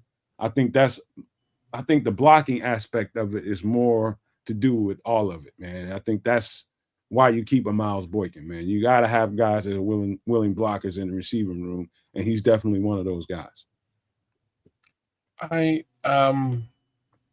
Everybody else on this practice squad makes perfect sense to me. Like the entire practice squad as a whole, right? These are all the guys that they, for the most part, would have cut, but didn't. All the guys that we kind of saw get real run in the preseason to real evaluation that didn't quite make the cut. I'm glad they have certain people on this list. Boykin's all right. I really liked Mo Alexander and what he showed during the preseason, and I'm honestly a little bit surprised. I'm just a little bit surprised Tyler Scott isn't on this practice squad. Not me. A little surprised. Not me. Really? Yeah, I don't think he's developed enough. I don't think he's developed enough to earn a spot on a 53-man roster. I am going to say I liked what his output was this time around in this particular preseason. I can't say I liked it for the last couple of years. I really can't. But what he did this preseason underneath Ben Johnson, I thought was somewhat notable. But that's just me. Yeah, Crimson kind of agrees with you. I do think I think Tyler Scott's going to need a lot of development. I'm telling you, as a pure receiver, he's lacking some fundamental skill set. Maybe it's because of his running back background, and he never developed as some of these other receivers have developed over the years. He just never developed into the full receiver that they need him to be, route runner and all that kind of stuff, knowing how to read defense and sitting down in zones and little things like that you see with Tyler Scott, man. I think he's going to land on his feet somewhere. He's going to play football somewhere, but he's definitely in his spare time and in the summers and stuff, when he's working out, getting ready for camps, start working on that route tree, man, and developing yourself as a pure receiver. Nobody's going to play you at running back, and unless you become a solid kick returner or something like that, or some special teams ace, you're going to have to fight for everything you got, man. Everything you get, you're going to have to fight for from this point on, man. So I wish Tyler Scott much success, man. I really do. I not putting him down. I just see the flaws in his game. That's all. So I do. I agree with all those flaws as well, man. I just personally think that I think a couple of things. I think he was misused. In year one, in year two, he wasn't used at all. Right. And now we kind of got the opportunity to see how he should have been used. That being said, now he's gone. And it is what it is. I don't see him. I'm taking a look out there to see if anybody's, snapped him up, but I don't think that's been the case thus far. Yeah, Miles Boykin, he plays hard. He's got good size. Practice squad's good for him, to develop. But, that's cool. But Tyler Scott, I mean, the dude's speed is something that we all wanted to capitalize on, but his hands, he got those Des White hands, hands of stone, if you will. Brick hands. On kickoffs, it's like, dude, catch the ball. It's a kickoff. It's not even a pass. And then you see him out there just wide open, but he doesn't get the ball. But then when he does get the ball, it's like right through his hands. But, they utilized him different with shorter drag routes. And he was able to get the ball in his hands and utilize his speed. But I don't think it wasn't enough. It just wasn't enough for him to, make the squad or even a practice squad, of which there are 3 wide receivers on, and he ain't one of them. I like what Naj just said. He says Zacchaeus is what Tyler Scott should have been by now. Man, Zacchaeus he's much more than that, because he'll block the snot out of you too. And that's the one truth. Ain't that the truth though? Ain't that the truth? By now, we should be looking at a much more developed Tyler Scott. Yeah. That's the truth, man. But shout out to Tyler Scott. I do wish him well, man. I'm not gonna speak so ill about the guy. I like the guy. I just wish, he got with the right kind of trainer, the right receiver coach in the offseason, and really start developing the nuances of being a really good receiver. And you got to be good at the little things. Route running is important. Working with your hands is important. Just do some Jerry Rice shit. Start catching bricks from your daddy off the roof and shit. Get your hands tough. Something, but I hope he lands on his feet. I really do. But this next guy, Maurice Alexander, pleasant surprise, man. Very pleasant surprise in camp this year, especially in the preseason game, but not so surprising so much for me. I'll tell you something that stood out on tape, kids and trips. Looking at the all 22, you could tell the receivers that are new to this offense, and that's everybody on the team, except Maurice Alexander. He was much more faster on tape than every last one of them. The way he moved, the only person in comparison, close comparison to the speed that he played with was Olamide Zacchaeus. Everybody else is just a step slower than those two. But even Maurice Alexander is a step faster or two than even Olamide Zacchaeus. And it showed up in preseason game. This is a nice piece to have. He can play in the slot. He can play on the outside. Them bringing him over from Detroit was a good move, man. I keep talking about all 22 too much, but I'm telling you, on tape, you can see how much faster he is. He just knows what he's doing. And that was the reason for putting him on his team, to show you what it looks like in full speed. This is what you guys should look like when you're up to speed. Once you know the plays, once you know your alignments, once you know the audibles, you can play fast. You can play fast, and you can see the speed of Maurice Alexander on film. And he gives you a little special teams value too. I seen him return a couple of kicks. I really liked his output this preseason. I thought he played very well. I'm just gonna say that I think it's a little bit unfortunate that he just wound up getting outshined by Jade all day. I think that's really what wound up happening at the end of the day. he played very well. He played very well. Big shout outs to Mo Alexander. Glad you are connected to the Bears in some capacity. And, if we need to elevate you back up to the wide receiver ranks at some point, I believe that, that he's a trustworthy guy, whether we're talking about his hands or his ability to play in space. And I agree that he has good hands. I like that. He was consistently thrown to. He caught the ball, but the speed, I don't know. It just didn't look like he had the juice because he was always caught, or he could never get away. He was like he could catch it and then was like almost immediately tackled in every situation. He never actually got to stretch his legs. So I could see where Skywalker, Jade, his little Skywalker dance that he does after touchdown with a little high step thing. Yeah, Skywalker. Love that. Yeah, I could see how he beat him out because we can all look at Skywalker or Airwalker.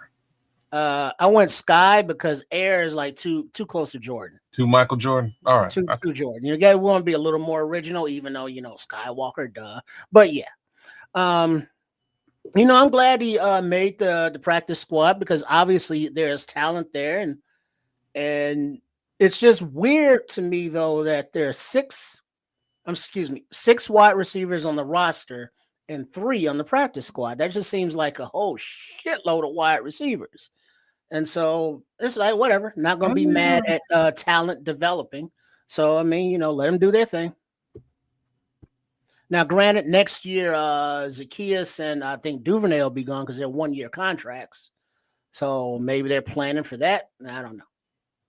I'm telling you, the usage of the receivers in multiple different ways in the blocking game and all that stuff, the physicality he acts out of those guys, it's just like any other position, depending on how you want to use those guys. You do need that depth. You know what I'm saying? So hopefully everything will be right and we'll never have to see him. But, if you have to put Maurice Alexander, you have to bring him up off the practice squad. I feel confident. I know that. In whatever role they ask him to play, he knows what he's doing, and that's the key. And he can play fast and, can be a dependable target for for Caleb Williams. So I think he's a nice keeper there. Jonathan Ford, I'm glad, kids. I'll just let you talk there because I was glad they kept him. I'll say this before you talk, though. Again, looking back at the All-22, the difference in him in that I don't know if it was the first game or the second game. Which game was it where it was him and Zach Pickens pretty much played the entire game. I think it was the second game. They were worn out. Late third quarter into the fourth quarter, they were worn. They had no legs, neither one of them. And so you would think that after a week of training and trying to practice and then going into the next game against Kansas City, what I saw in Jonathan Ford after thinking about all of that and putting it in perspective, he still didn't have the leg that he needed to because of all those reps that he played in that game previous to that. He played pretty much the entire game. And that's almost unheard of. But all that being said, it didn't look good on his behalf in that last game. He didn't have any juice, man. He didn't have no get off the ball. It was just not there. But I think the team saw it that way. It was just like we did put a whole lot on him and Zach. They let Zach go, but they brought him back. So that's a good sign. Mm-hmm. I'm just wait. Get your thoughts together, kids. Real quick though. Yeah. Yes. AC Echols is on the practice squad. No man mentioned earlier that he left him off, and also left off is Trey Flowers. Flowers made the practice squad as well. He did. Okay. And there is, I believe, still 1 spot remaining. Okay, let me answer this question because Crimson says, "Hey, no man, how many of these guys have 3+ years experience?" Well, let me try to count them. You see, Crimson, it's kind of really where I was going with myself. But go ahead, no man. Sorry, go ahead, man. You know how many of them that got? I was just similar comments as to what I was making about Tyler Scott a minute ago. If they've spent 3 years developing a talent, and the talent isn't worthy of the 53-man squad, I find it a little bit surprising in both cases for Zach Pickens and and Tyler Scott, who they actually put, invested draft capital into to bring onto this team. I find it surprising that they're outright cut in a situation that's not a it's not a contract season for them, right? You might as well keep them on the squad if they are something. Maybe you get something for them. Same token, if they're nothing, you've lost nothing. You don't re-sign them. But 3+ years is a fair amount of time for Zach Pickens, for instance. I'm kind of surprised he's not on this list here. Like, you fell out of favor when, you know what I'm saying? Like, that's really my 2 cents on that whole 3 years experience thing. These are guys who've been around the block with this team and just haven't quite cut the mustard. I'm very shocked that they would rather, they'd rather let them just pound the pavement. But again, that really proves how they've fallen. And to speak to experience on here, that's an interesting. The fact that he brought up how many of these guys have 3 years experience. There's a lot of experience on this practice squad. A lot of the only inexperienced guys on this practice squad are J.P. Richardson, Xavier Carlton, and Our Echols, Mekhi Garner, and Power Echols. You're right, but pretty much everybody else have at least a couple 2-3 years experience, at least. And Britton Brown experience on practice squads as well. Yeah. So yeah, man. And I was listening to Ben Johnson on, I think he was on 670 to score today, and he was talking about that they had just completed the practice squad wash. It hadn't even hit the airwaves, I don't think, when he recorded that. But his plan is to get these guys and get them playing. He plans on not leaving them there the entire year so they just get stale and just work in practice. He plans on pulling those guys up and putting them in games. That's his plan. And I like that, man. Why have them on a practice squad all year? Put them, dress them some weeks and let them play. Dress them. That's what I'm for that. But I like this. Again, Jonathan Ford, until you realize, okay, taking pretty much the entirety of the reps in one game, most people might think, okay, he had to do that in one game, but he had a whole week to get prepared for the next game. You got to remember, you practicing all week too. You practicing all week too, and you taking a lot of juice out of those legs. I'm not excuse making for Jonathan Ford, but I can understand why he didn't look himself in that last game against Kansas City. That's not him. That's just not him. Kids, you know that. We've seen a much better Jonathan Ford than what we saw at Kansas City. I was so happy to see this guy on this practice squad, to be honest with you. There was like him and the guy right underneath him. I was very happy to see made this practice squad. End of the day, worst come to worst, and you need a big body. If something happens to Big Bill, there's your guy. And to go back to really where you left off, this preseason lined up beside Zach Pickens wasn't good, man. And I'm not sure, and I think maybe this might have a little bit to do with it. I think his game suffered being partnered with Zach Pickens. I'm just going to put it that way. I don't think Zach, I don't think Zach was feeling it this season. I don't know what it is. This season? When has he ever felt it? Man, I'm trying to give the kid a little something. You know what I mean? There's anything. But all I can say is he's headed off to Kansas City there tomorrow to try and make their practice squad. If he looks anything like he's been looking, I don't think Andy Reid's going to be super favorable about bringing him onto their squad at all. But as far as Jonathan Ford is concerned, I just don't. I think he suffered being teamed up with Zach. Well, but also Ford, as Nomad alluded to, Ford didn't look the best, as we don't know the what he was supposed to be doing. Was he rushing the quarterback? Is he kind of playing in the middle as a little spy? So we don't know if he was supposed to get upfield, but he just seemed to spend a whole lot of time one-on-one dancing with the offensive lineman. And, as big as he is, that should not be, that easy of a task for any of those offensive linemen. But, we don't know what he was supposed to be doing there. Was he tired, or was he doing exactly what he was told to do? But he's still on the practice squad. He's still developing, and, he's a big body.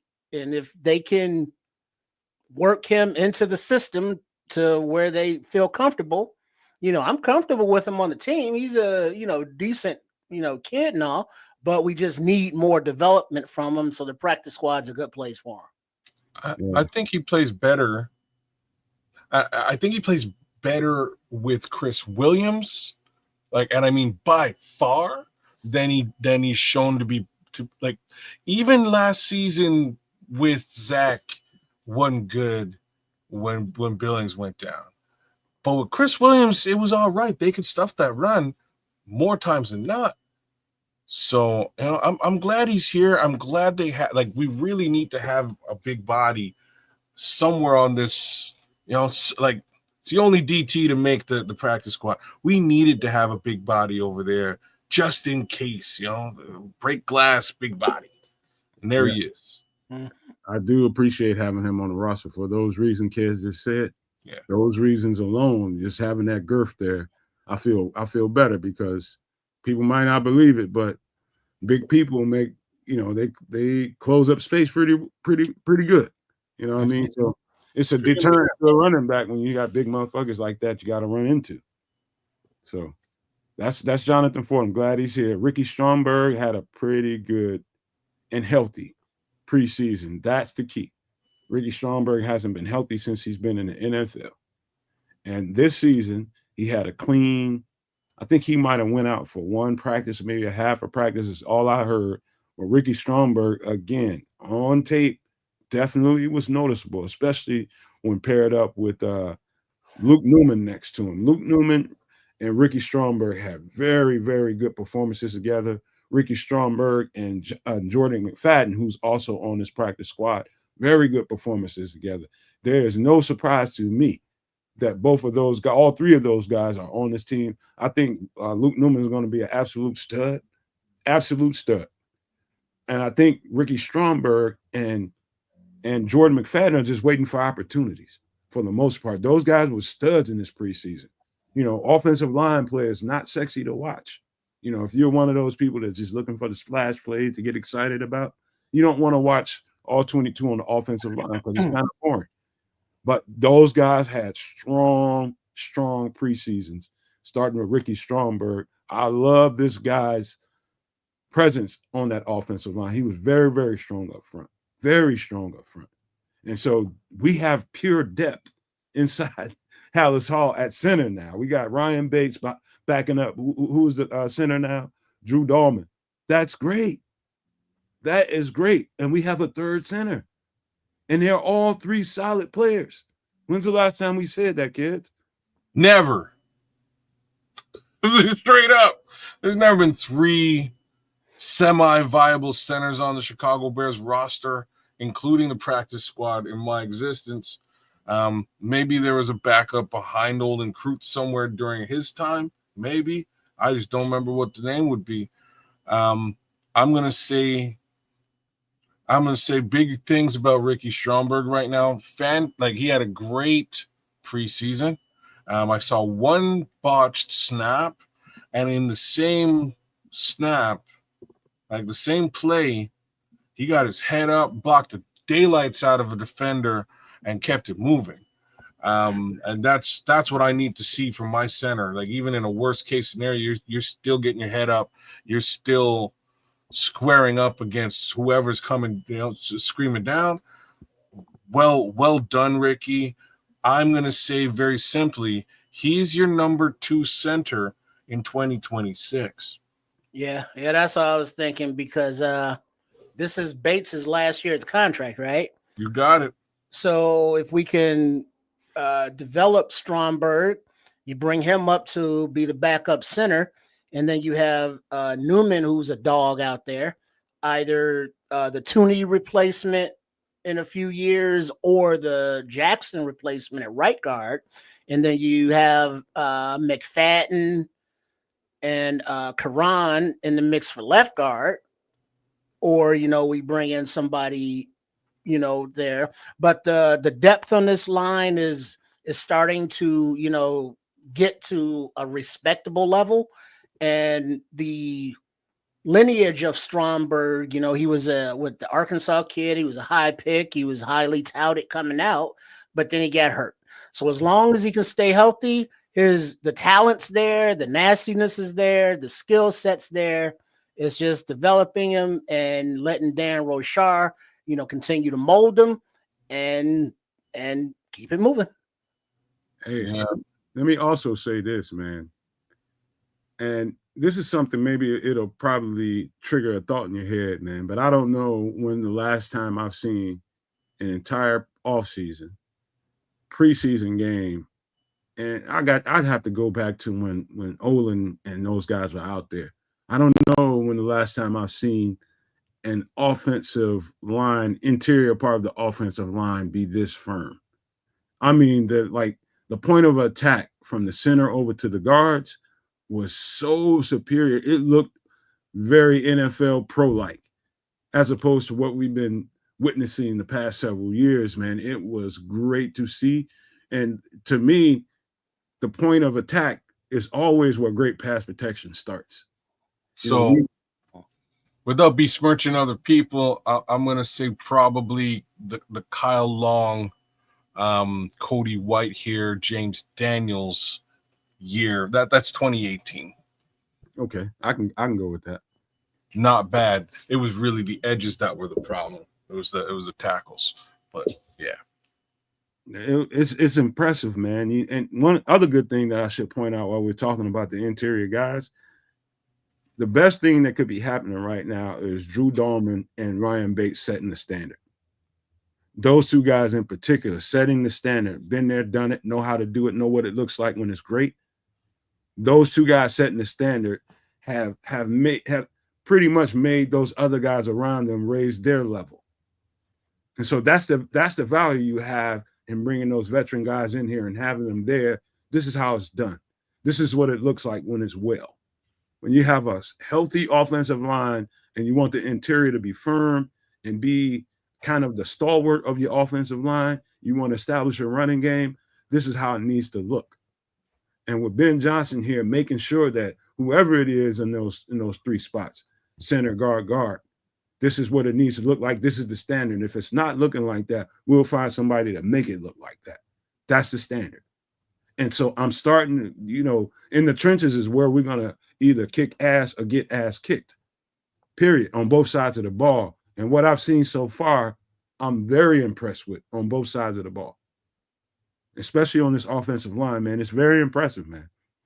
Who is this? Crimson said, if this works, I might forgive Poles for going from Sam Musty to Lucas Patrick to Coleman Shelton.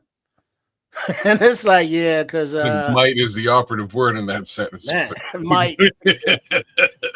Because I mean, just off rip, Ricky Stromberg is more talented than all three of those SOBs put together.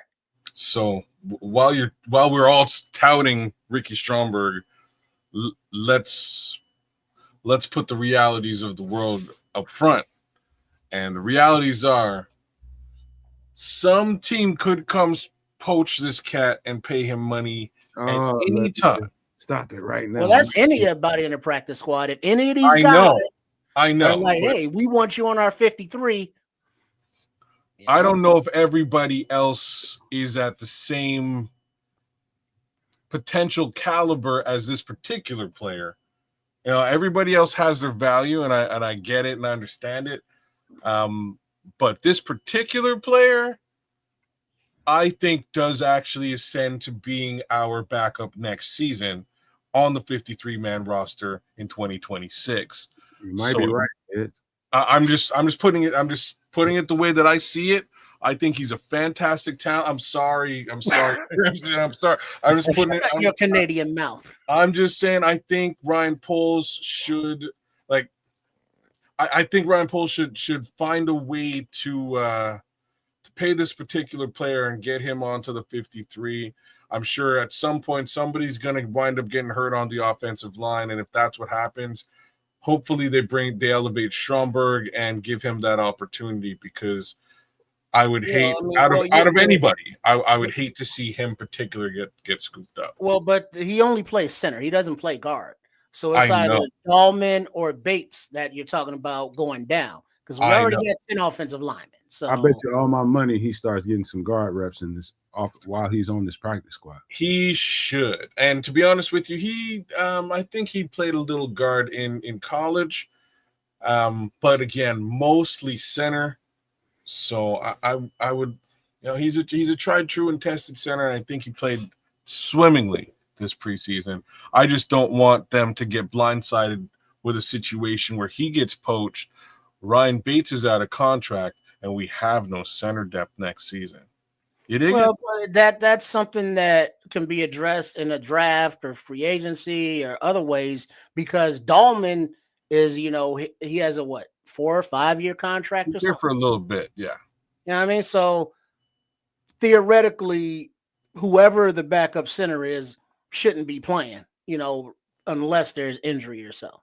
One other way they can circumvent some of that their kids is worried about is, it was a lot of talk about Luke Newman being able to play center, but they were so busy trying to make sure that they had, we don't know when the hell Joe Tooney's going to call it a day. You know what I mean? But best thing you can do is get prepared for that eventuality and start getting that next guy ready. And they gave him side to side, left guard, right guard, all camp long. He just bounced and he performed. And so now that this camp is over and they feel like they're solidified. I know they're solidified with him playing either guard position, especially at the left guard. Now you start giving them some center reps to supplement some of what Kez is talking about in the eventuality that somebody possibly could grab a Ricky Stromberg. I don't know, but because Ricky Stromberg hasn't been healthy for a while, he hasn't shown that he can be healthy for a season. But there's a possibility, man. There's some team out there that can get center needy and start looking at that all-22 that he put out there and be like, okay, let's go grab this guy. That could happen. But now this is when you start giving Luke Newman those reps that you wanted to give him. Why ain't nobody looking? Everybody's focused on the season. These guys are just working in practice. Now will be a great time to give Luke Newman those reps. I think that's a good idea as well. You could put development into Luke Newman as that mainstay center for the future. I still think it would be better if he's your guard and Stromberg, your backup guard, and Stromberg is your backup center moving forward. I think you've covered both positions with two viable players as opposed to one. But we'll see. We'll see what it all shakes out to be. He's, like I say, he's the one guy on this practice squad out of them all that I think needs to be protected to some degree. There's several others to me, but that's just me. But we'll get to the next guy who's a soldier, Stephen Carlson. Man, he's like a roach after the nuclear war, man. He's just going he just constantly, you can't get rid of him. No. You can't get rid of him. But I will say this, and I said it the other night, man, when we was talking about this guy and who they might keep out of the they had a nice little quartet, a fifth guy, in the tight end room. And I was saying that, they got pretty much 3 blocking tight ends on the roster. I mean, on the 53 now. 3 guys that can block. Maybe they get a move tight end like kept Joel Wilson, who got scooped up by somebody today. I can't remember who. He got scooped up. Miami? It might have been Miami, and maybe they had to take Stephen Carlson. He didn't clear waivers. And so Stephen Carlson had some great blocking performance. I mean, helmet through the face mask blocks. I mean, it's impressive looking.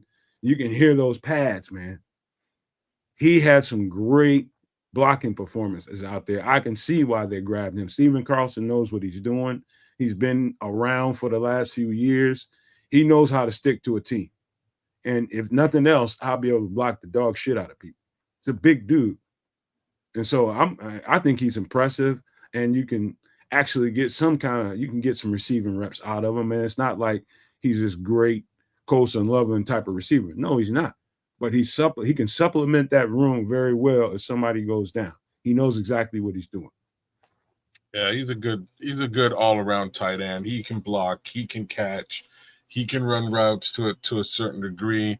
I'm really not surprised they kept him, outside of the fact that I do think that Joel Wilson outplayed him this preseason. I'll say that out loud as well. I think Joel Wilson really made an impression, but not quite the impression required to stick around on this particular 53-man roster. That being said, I believe he's going to Tennessee. Tennessee, there you go. To potentially sign with the Titans on their practice squad. To my Joel Wilson? Yes. All right. Yeah, and that's good for him, man. He deserved it. He had better receiving performances than Stephen Carlson, but I don't know if you can compare the two in the blocking. And those blockings, I'm talking about Stephen Carlson was punishing motherfuckers. It was noticeable, bro. I'm telling you. If you value that more than a receiving tight end, I get it, because you mean to go out there and establish your personality to the rest of the NFL. I'm Ben Johnson. I'm in Chicago now, and this is what we're going to do to you. We're going to punish your ass, hit you right in your face, bloody your fucking nose, and we're going to get after you. And so if you're going to do that and set that tone and establish that personality, have the guys on your roster and even the guys supplementing your roster on a practice squad, have those guys have that same personality. I saw that in the preseason with Stephen Carlson. Well, I get that from Carlson. He's a good tight end all around. Whereas Smythe is your more experienced kind of guy who can catch a pass, but he doesn't have that athletic prowess as a Loveland. Whereas Wilson was more of a Loveland backup, I would think. You know, get out there and catch some passes, move the sticks, get the touchdowns. Yeah. So, now I'm not, we're not trying to jinx anybody, but obviously it's a thing. If there are any injuries, now we get 3 of the same guy, basically, of, Carlson, Smythe, and Kmet. They're pretty much kind of the same guy, whereas Wilson was more of a Loveland type. So I'm not sure how that really works out, because now you got 3 and 1 instead of 2 and 2. So I would prefer the 2 and 2. If anything, bump Carlson to the 53, get rid of Smythe, and put Wilson on the practice squad. But that's just me. I hear you. All right, let's get to the next guy, and this one I circle. Remember this, Kids and Trips?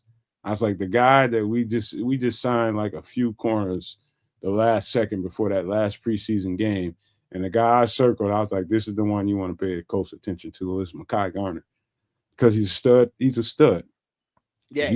If you get a 4-year scholarship to LSU, you're a knockdown, drag out, physical corner that can play football at LSU. He stood out at LSU. He just went to a team with Philadelphia that is just loaded. They had to get rid of a couple of really good corners, him and Eli Ricks. And so when you're a Super Bowl champ and you've made your bones in your ability to draft and find dog players, you're gonna have dog players that come up on the scrap heap. And we were smart enough to see that this is a stud cornerback. He's like 6'1", 6'2", about 210, 215, somewhere in that neighborhood, maybe somewhere around 212. But this guy has all the physical traits to play and play at a high level. Now for him, it's just about getting into this system, seeing what Dennis Allen wants him to be, learning exactly where he needs to be at all times, knowing his role. Now you won't see Mekhi Garner until probably later on in the season, as attrition starts to kick in. But once he has, let's say, about 2-3 weeks of practices with Dennis Allen and knows exactly what Dennis Allen is asking for, and he plays into Dennis Allen's nature, which is aggressive. He's a hardcore tackler. He's big and he's physical. He's perfectly suited to supplement what we have on this roster. Now it's just going to take a few more weeks for him to get to where he needs to be with the play calls and knowing what he needs to do in alignments, all of his assignments, all of that stuff.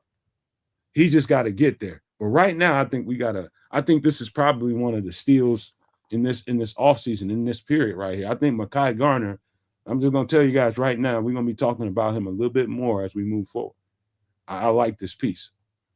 Yeah, I remember him playing there recently in the preseason, and he looked good. I mean, he came up in run support. He was out there in coverage, and he looked very athletic.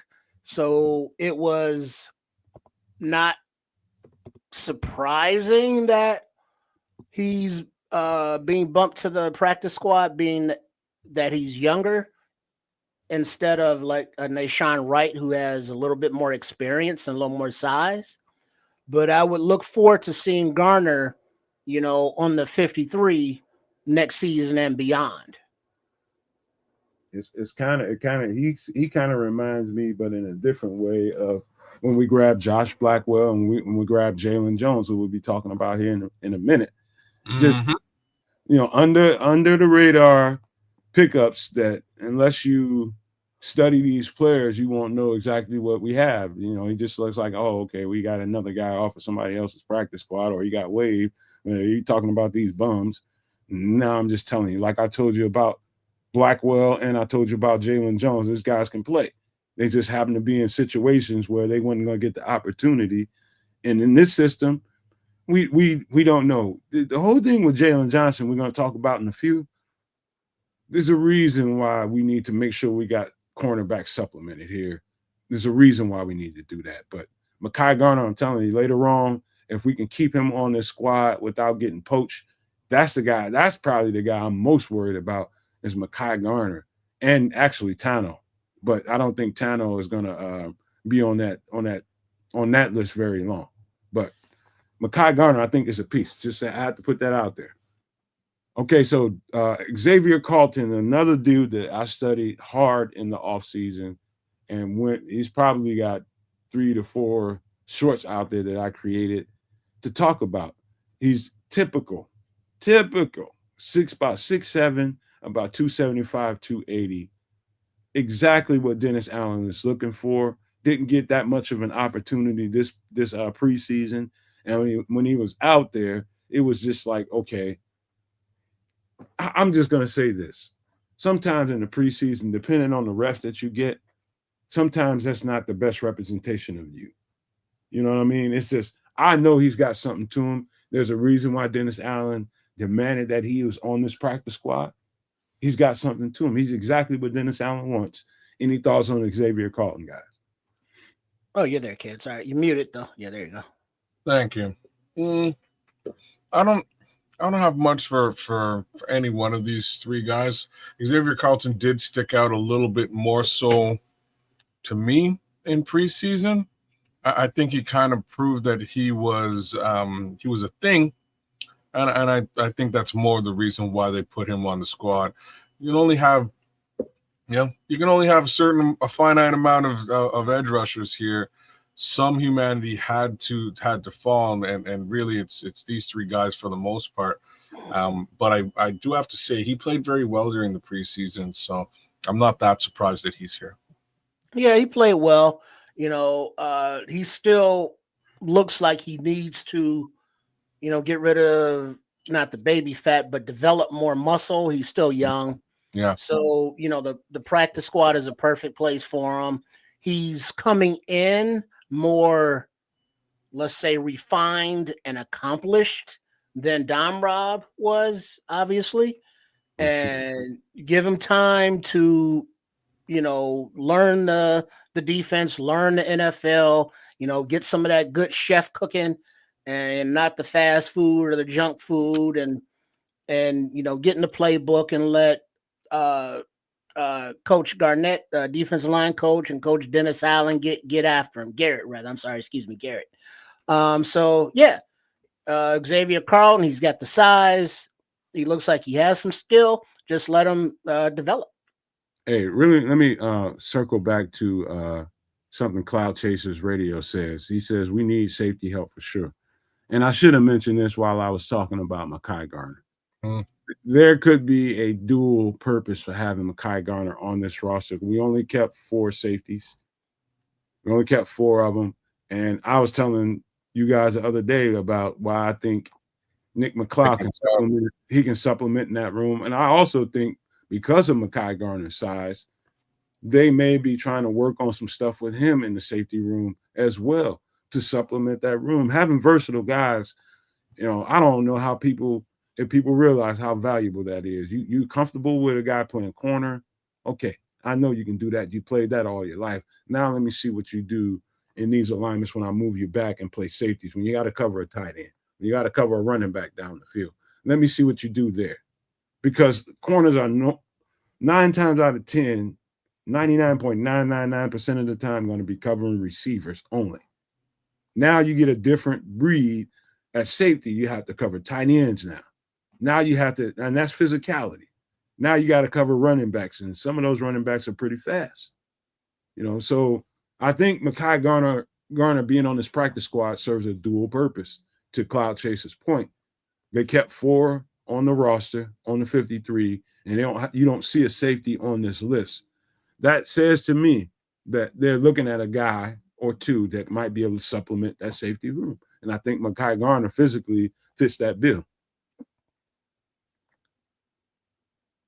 Make sense to you guys? Yeah, I can't argue with that. And realistically, there's no other DBs on this practice squad. So yeah, definitely need to have at least one for the secondary. Hey, hang around for a second, Ron. We're gonna talk about that in a minute, man. I'm seeing the place to be. Hang around, my guy, man. We're gonna get through this practice squad, talk about these guys, and we're gonna get right on that.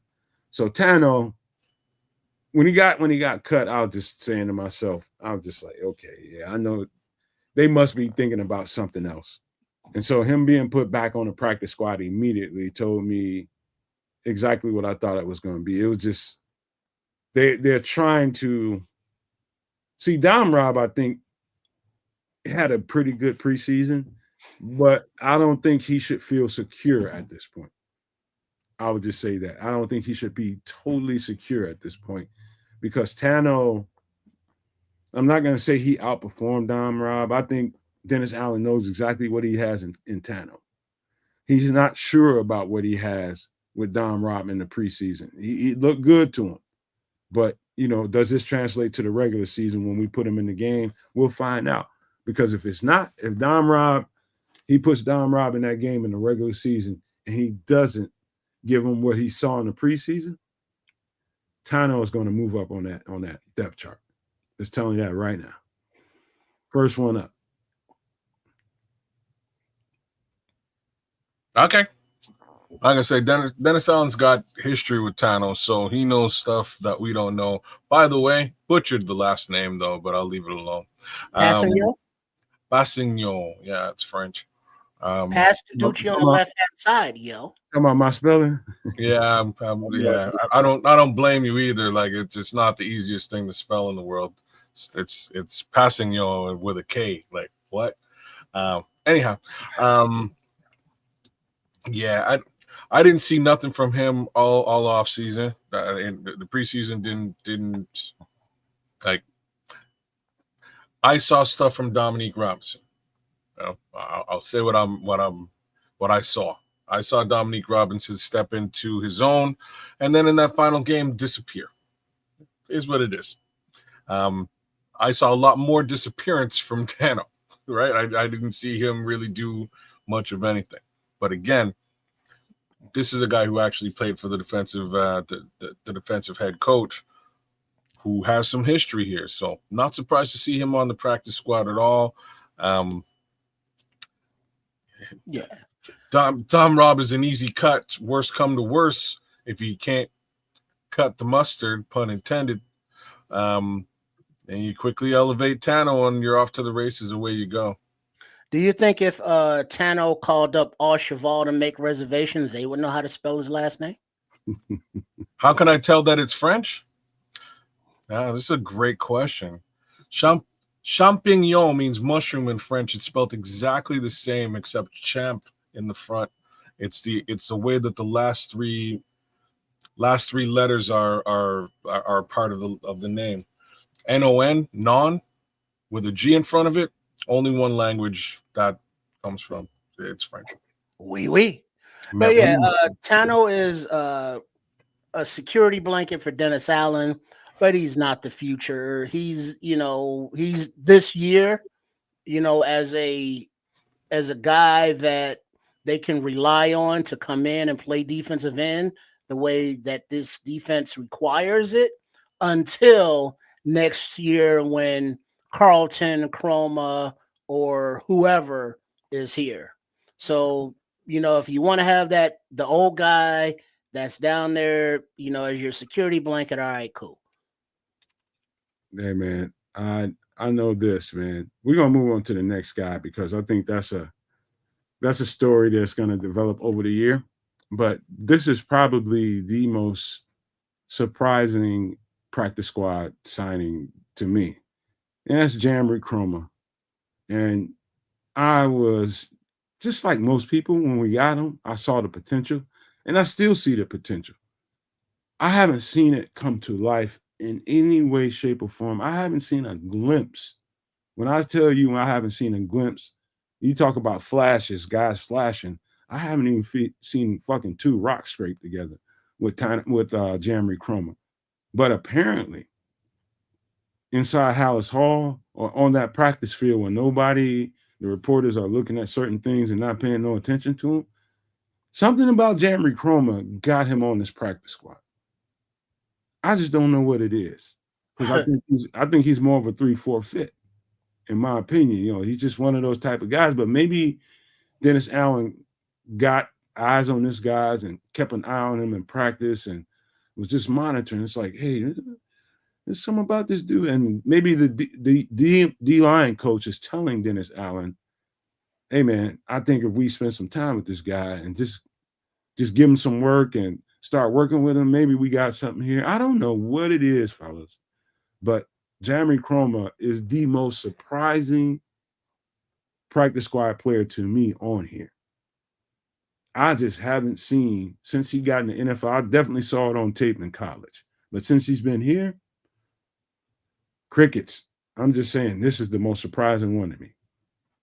Man, Samuel loved this guy, man. He was super.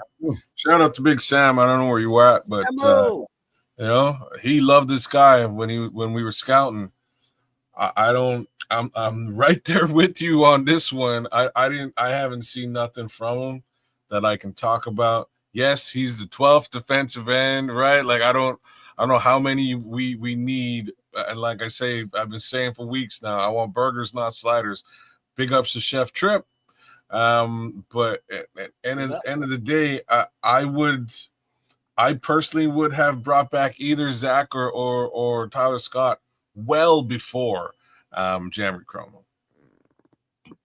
Yeah, what we saw from Chroma, he was out there, but it was like, did he make a play? No. Did he really do anything? Not to the naked eye, So whatever they see in him, cool.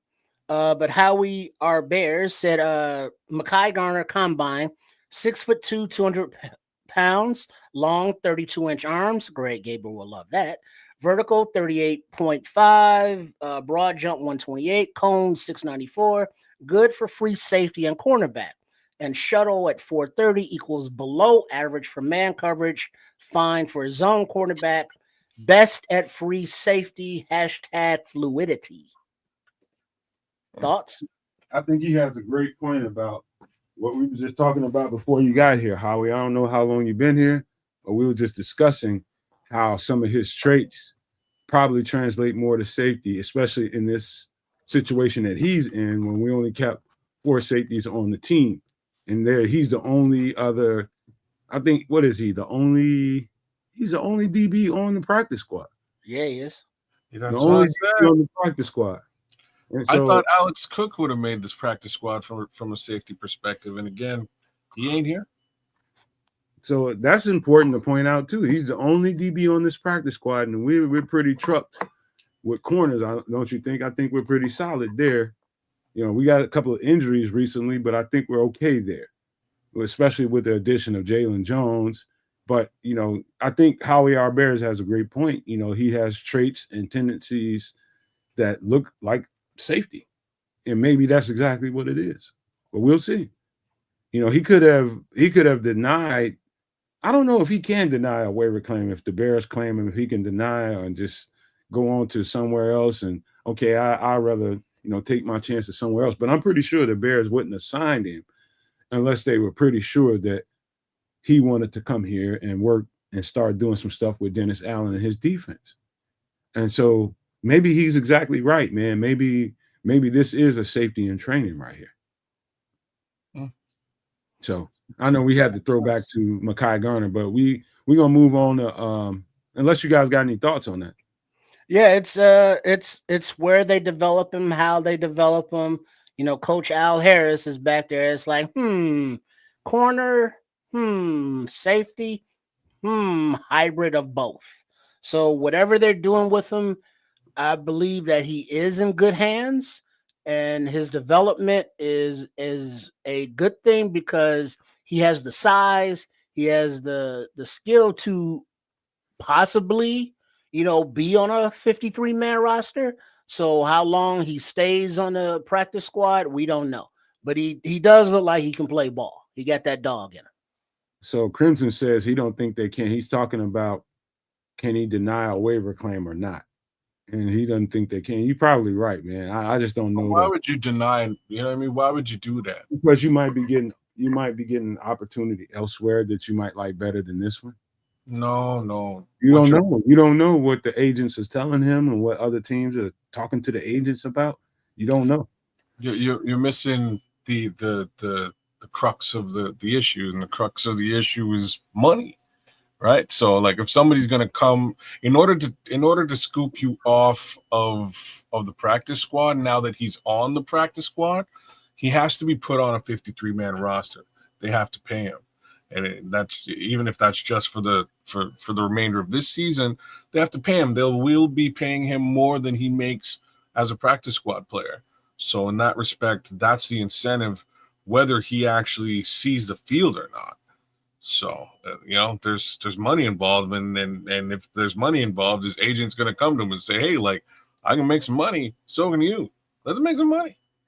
That's kind of the point I was kind of making too. It's like that's more of the reason why you turn down an offer here or there, the financial aspect of it, if you can, but up more than that though, kids, I think one part of it should be spoken to is, let's just say you're a certain type of football player and this team over here likes you and they're offering you more money, right?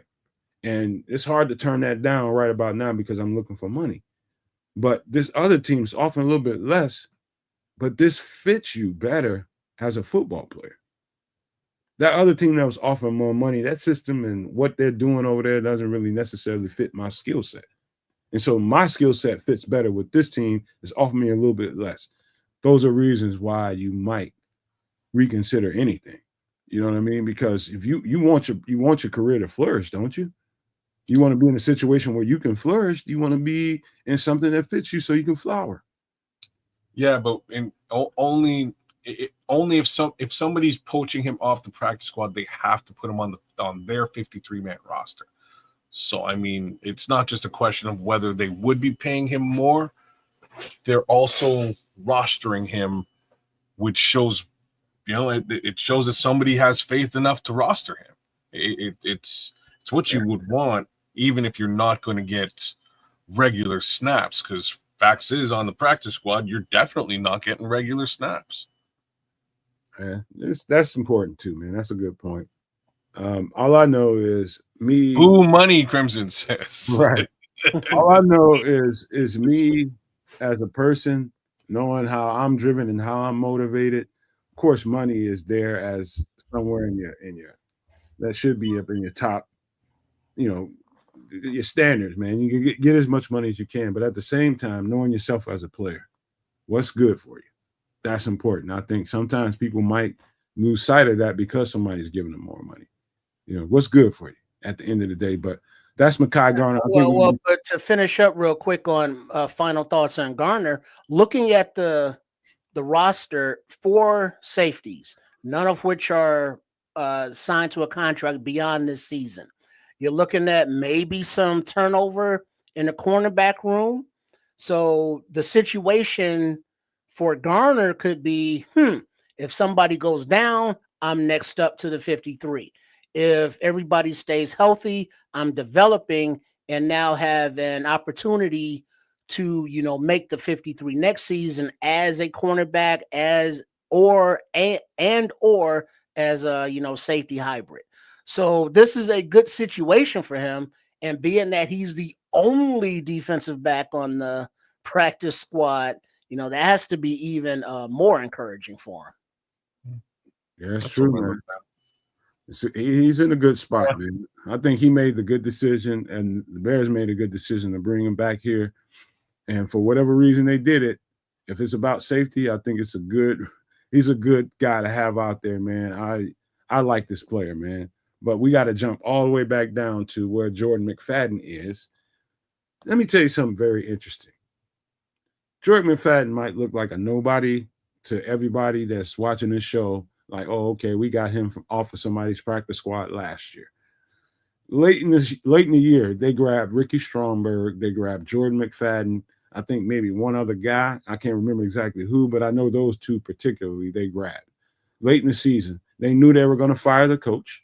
They knew they were going to get another coordinator on both sides of the ball, but they grabbed these two guys intentionally. And I think Poles and his staff knew exactly what they were doing because it showed up in this preseason. I'll tell you this. Jordan McFadden's preseason at left guard and at right guard was so good. The Bears, I don't know if you saw it on Twitter, Trips, but the Bears were actively shopping Jordan McFadden for a trade. That's how confident they were in his preseason. They thought that was that good that we can grab somebody off of somebody's practice squad, have him in the preseason, have him turn out in that preseason, and we can get some trade offers for him. That's how good his preseason was. If that tells you anything, you just got somebody off somebody's practice squad, and now you're trying to trade him.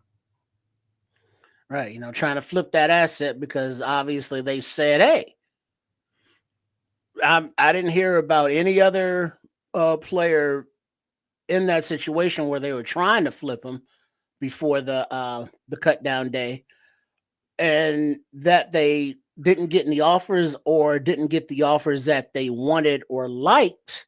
They was like, well, we're not just gonna, kick him into the wind. So now he's on the practice squad. He was playing nice at left guard, and I believe he was there next to the Canadian Eagle when they were lined up. And then it was Stromberg at center, Newman at right guard, and Ozzie at right tackle.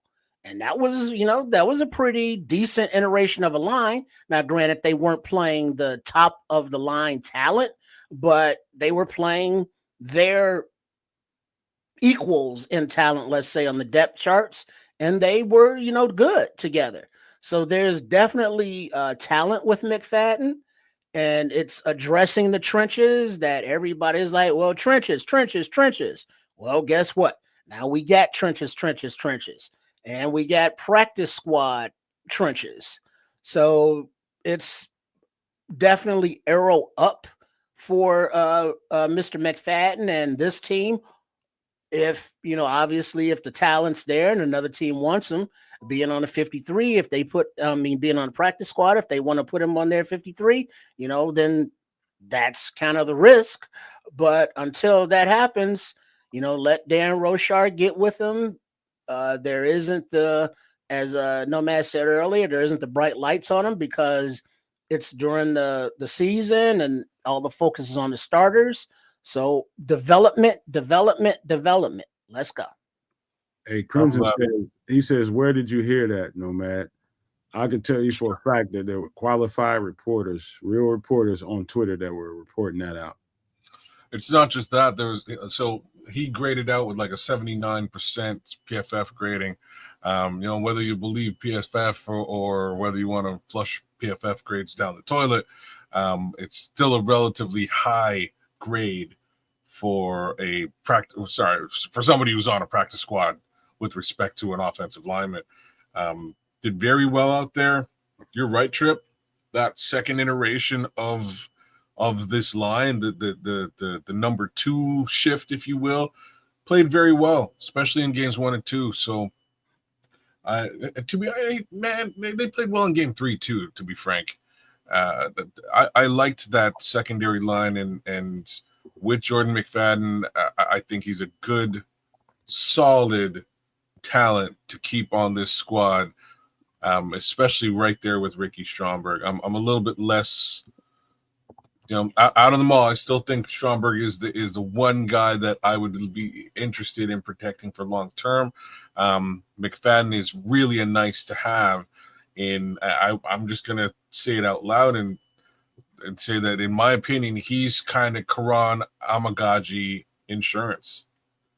And I'll say this too. We're talking about a lot of guys we're worried about. He might be the first guy scout, because if qualified reporters are reporting, I'll be surprised by that. You're several of them reporting the same thing out, that means there was activity there, and there were discussions, and somebody, whoever it was, whether it was a couple of teams, 2-3 teams, or one, took the gamble and the risk to say, you know what, we're gonna pull the plug on this and just hope that, okay, this conversation will end him on the practice squad, and we'll just be able to go get him later. And so if that's the case, then they will. He's a sitting duck. He's a sitting duck, and they were right. Yeah, you nailed it. Mm-hmm. So, all right, the last guy here, J.P. Richardson, unfortunately got dinged up, and I think the last preseason game or the game before last. Was it the last preseason game? I think it was the last one. Might have been the game before, because I don't think he got any snaps in this last game. I think you're right. It was the game before. Okay, whatever happened to him, basically, the first game was a wash for him. He didn't really get an opportunity to show what he can do, to showcase a skill set, and I was looking forward to it. Never got a chance to really do anything. Then he got hurt. And so what I know for sure is everybody reporting on the Bears finally got on the J.P. Richardson train and saw him in training camp. And if they saw him, imagine what the coaches are seeing while the reporters are reporting that out. They're taking the tape into their building and into their coaches' meeting. Is like, look at this, look at that. This guy's something here. He's a guy. I told you guys he was going to be a guy. And he landed on the practice squad injured. What does that tell you, Kez and Trip?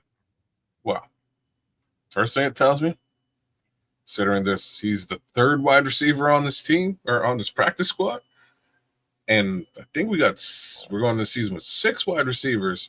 Sounds like we got a good wide receiver core. That's the first thing it tells me. Let me lay this out. Let me layer this a little bit more. 9 times out of 10, when guys like that get nicked up in a preseason, especially in the latter part of the preseason, what happens to them is they get an injury settlement. They get paid out to move somewhere else. That's usually what happens. That didn't happen with this kid. But go ahead, kids. I had to put that. No, that is a good little wrinkle. From what I was able to see, he was only in the first game for a little bit. All of those guys in the slot performed extremely well, including J.P. Richardson. He looked very good. So it is unfortunate that he did get dinged up and had to take a bit of a step away. But I think they saw something in him as well. And I'm going to say something similar to what I said about Ricky Stromberg now. I'm not so sure about Miles Boykin or Maurice Alexander, although most close. But as far as J.P. Richardson is concerned, given the fact that OZ may not be here for a long time, Luther Burden will be stepping into that slot role at some point. Again, I would think that point would likely be next year. They may want to have an actual viable backup for Luther Burden, and I think that's what J.P. Richardson truly will wind up being come 2026. So, I mean, he's somebody that I would technically think about protecting, but I don't know. You still got Luther Burden sitting on a bench there, and you could always extend Olamide Zaccheaus. Things to think about.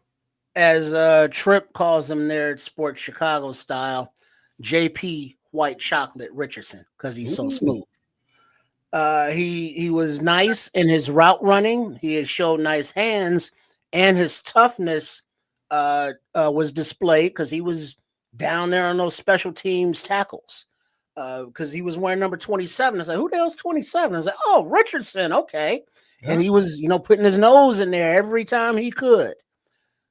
So it's never obviously good to get dinged up, but he got dinged up at maybe just the right time to where it's like, there's so many wide receivers out there and available. It's like, yeah, he looks like a good kid, but he's a little dinged. He's still young and developing. Let's go out and get some other wide receiver someplace.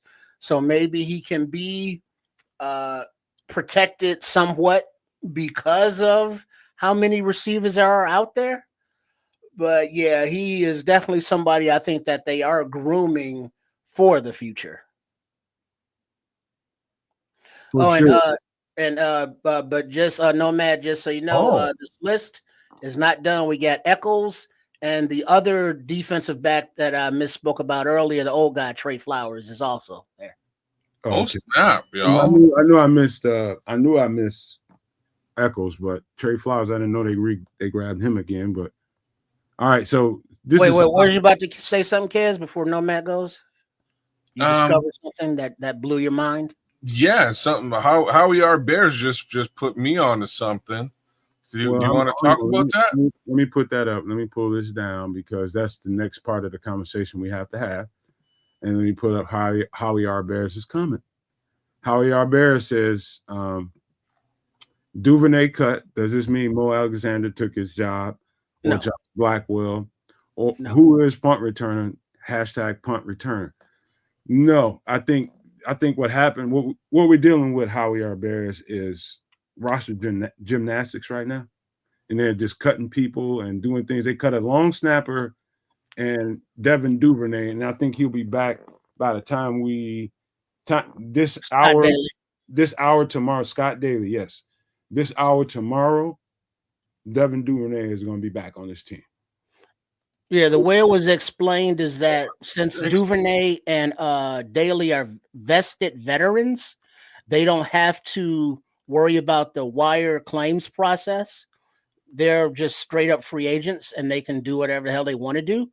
So there's supposedly a deal in place between Poles and their agents. It's like, hey, because of the rosters and the claims and the way that just the business aspect of it works, we need to free up these 2 roster spots. So we're going to cut you and then handle this business. And once everything is settled in the league office, we're going to re-sign you next week, before the game.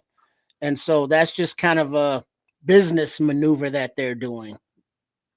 Very well put, man. That's exactly what's going on. No, I don't think Devin Duvernay's place on this roster was always safe to me, but they did that for exactly the reasons Trips just got to explain it. And so it's just gymnastics any GM has to do about this time of year. You'll see some guys get clipped for a second, and then 24 hours later, they're back on the team.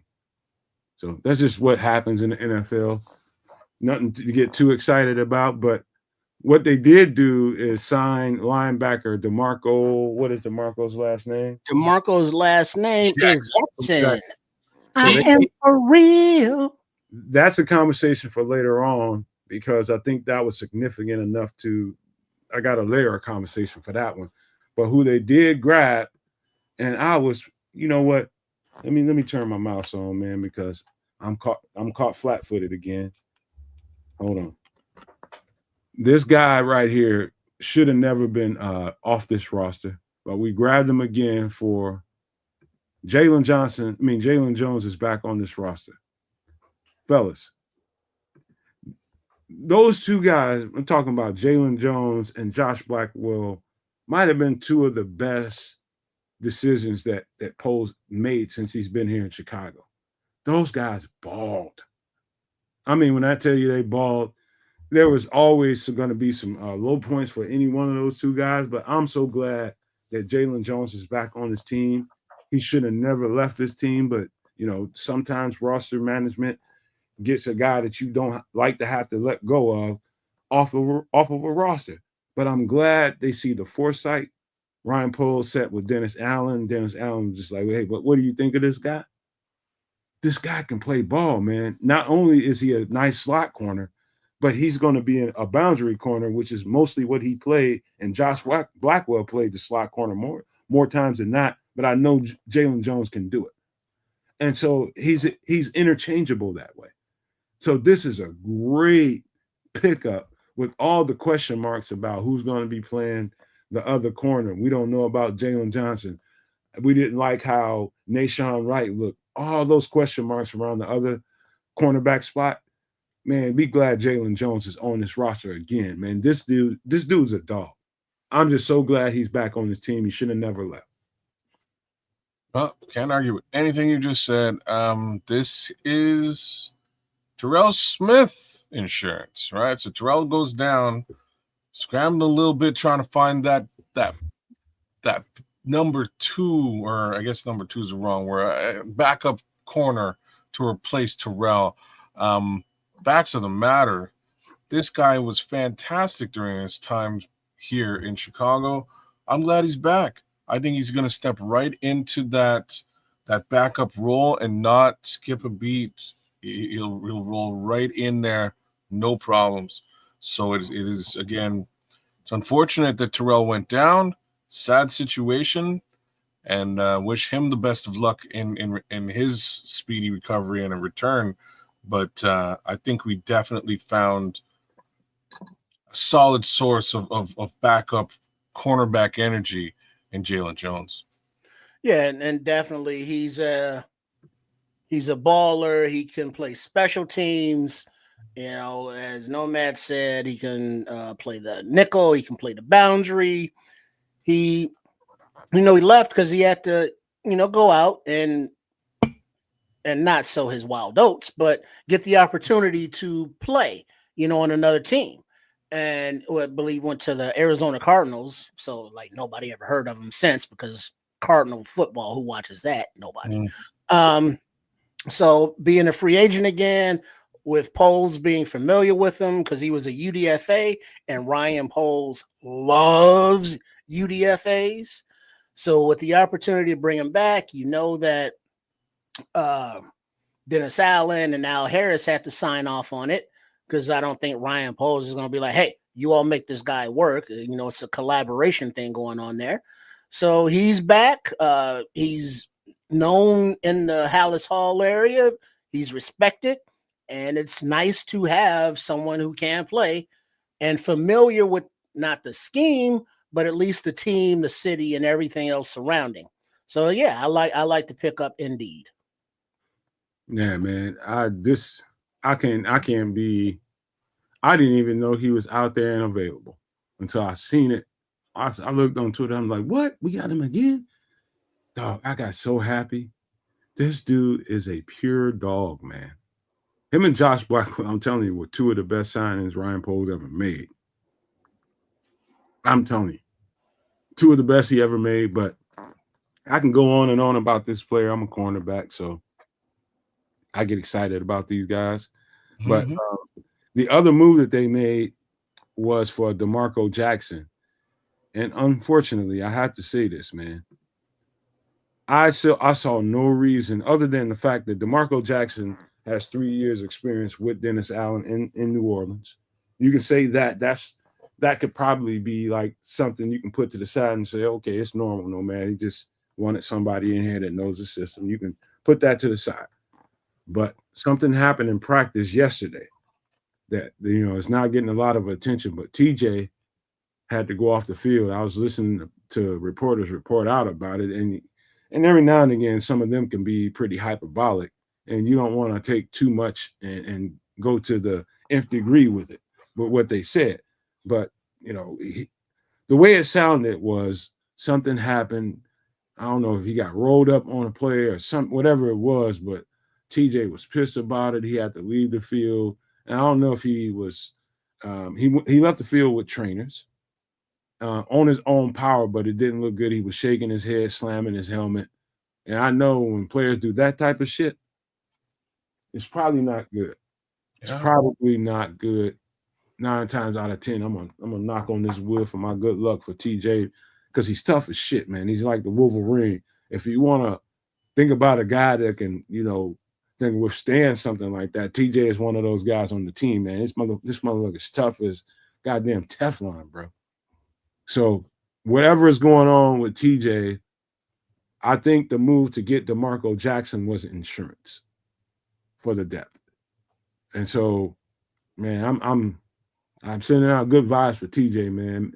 Who knows? A lot of reporters are taking that and speculating that those two moves, talking about Jaylon Jones, and the move to get DeMarco Jackson, are a precursor to IR moves that's going to be made later on. They're trying to say, because they're being vague about Jaylon Johnson, very vague about Jaylon Johnson.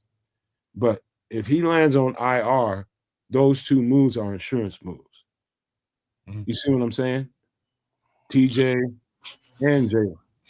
Yeah, I didn't realize TJ had gone down because I was trying to rack my brain to understand why the heck he'd go get a linebacker of all things.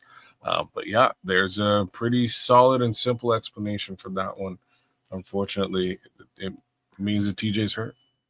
That's something I don't think very many people considered. Yeah, well, yeah, because looking at just doing a little background on DeMarco, his resume, quote unquote, is being a special teams demon down there with the Aints. And then just looking at the linebacker room, it's like, wait, linebacker? Is he going to replace Carl Jones Jr.? I don't, it's like we already got 5. Who's he coming in for? But hearing now that TJ is possibly a little dinged up, it kind of makes sense. And at this point of the season, there's no more, time to heal up. If there's a soft tissue injury that's not healing, Jaylon Johnson, all these damn Jones and Johnsons and Jaylons, damn. But like if he has something that he can't go, by week 1, which they're being very coy about, if you got to pop him for 4 weeks just to let that, heal up, whether it be TJ or Jaylon Johnson, now Jaylon Jones and DeMarco Jackson, make total sense. But because we're not in Hallis Hall, we don't have all the inside information or the medical information. But from the distance, the way we study it, that's a very logical train of thought. So the Jaylon Johnson injury, we got to sit on that one for a minute. Something's going on that doesn't feel right. The word from Hallis Hall and the word from Ben Johnson, word from Ryan Poles, you got to try to take them for their word. And I do know that, sometimes they'll run with a narrative just because that's the best thing to do, given the agent of Jaylon Johnson, Poles and Ben Johnson. Hey, man, listen, things ain't right between. I don't know what's going on between those guys, man. But it's just since the minute I heard about it, it all sounded suspect to me. So when you hear too many times, you hear GMs and coaches come out and say, "Oh, he's dealing with some soft tissue shit." That's the best thing they can do to keep you off the scent trail. That's the best thing they can do. I'm just telling you right now that's how that works. That's the best thing you can tell an audience that's fiending for information about a player. Oh, he's got a soft tissue injury. What's really going on, man? What's really going on behind the scenes? There's something else going on, but they ain't telling it. Same thing with Zay Frazier. Something else going on, but they ain't telling it. And true to the fact that I don't think I need to know about it, but since I'm in the business of talking about Bears and reporting out what's going on, I'm going to ask questions. I don't think I deserve the answers to it, but hey, kudos to them for continuing being vague about it, and it's working for them. But if Jaylon Johnson doesn't start week 1, there's going to be a whole lot more questions. But I'm sorry, kids, go ahead. No. You go, man. Go for it. What kind of as anyone knows who's listened to me over the few years, I respect Jaylon Johnson's ability, but I just don't like him. And it's not personal because I don't know him personally. But on the field, it's like, yeah, he can shut a guy down, but his tackling is like, meh. You know, he got the interceptions to get paid, and then once he got paid, no more interceptions. And so it's just always kind of a me thing with him. And there was something mentioned in the offseason that another cornerback got paid, paid.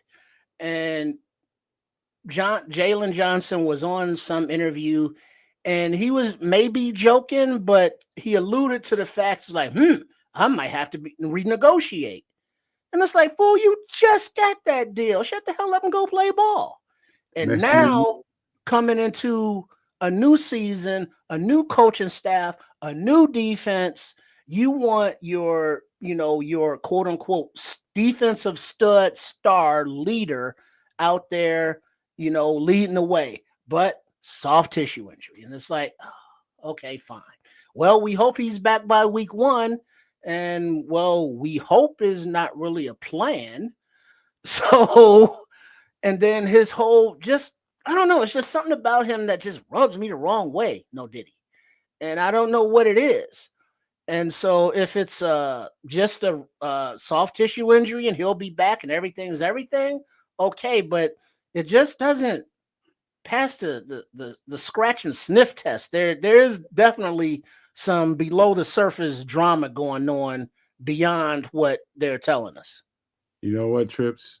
That explains a lot. You saying that out loud, man, I'm proud of you, man. You just flat out said it what it is, man. You said, I don't like the cat, man.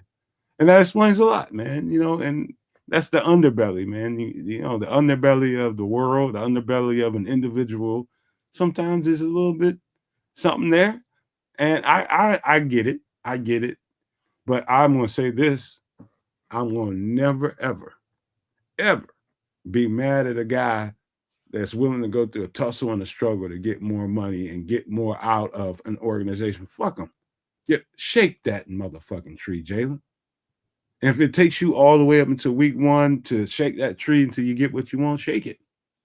Shake it like it. Hey, shake that shit out of it. Like a Polaroid picture. Yeah, because you only get one opportunity to fucking do it. Shake it like a Polaroid picture. Like a Polaroid picture. Look, I like this guy, man. I look at it quite a bit different than Trip. I like Jaylon. I don't like that he pressed for the contract in such a major way at the time that he did, because the one thing about these NFL contracts is that in a year's time, somebody else's contract going to be bigger than yours. In 2 years' time, your contract is going to look like nothing to him. All right? It's just how it goes. So at this point in 2025, I believe he's relatively middling with respect to how large of a contract he has as a DB. And I'm just going to say it now. Pushing for a larger contract at this present time, Jaylon Johnson, worst thing you could possibly do for this organization. This organization, in my opinion, made a massive mistake and threw a big bunch of cash at a particular player that has a question mark hanging over his head. That being the case, we know who you are and we know what you do, and you are making decent money. There's a couple other guys who signed deals right around the same time as you who are also making decent money, and that money will be delivered to them as per normal, as will your money. As far as this year is concerned, you're going to receive what you receive. Next year is really when you should be having this discussion. It should be next year. And why I say that is then there's flexibility with some of those other players that have been paid. Perhaps they can move away from them. Perhaps they can trade them. There's room to move and things to happen during that period of time. Right now, it's just kind of a gut punch to a slightly cash-strapped organization, outside of that, I would almost say that I would hate to hear that he would be traded if that's where this is if that's the direction this is going towards, with the slight exception of traded for who, right? If you're trading it for future draft capital under normal pretenses, I'd be all for this. I'm not.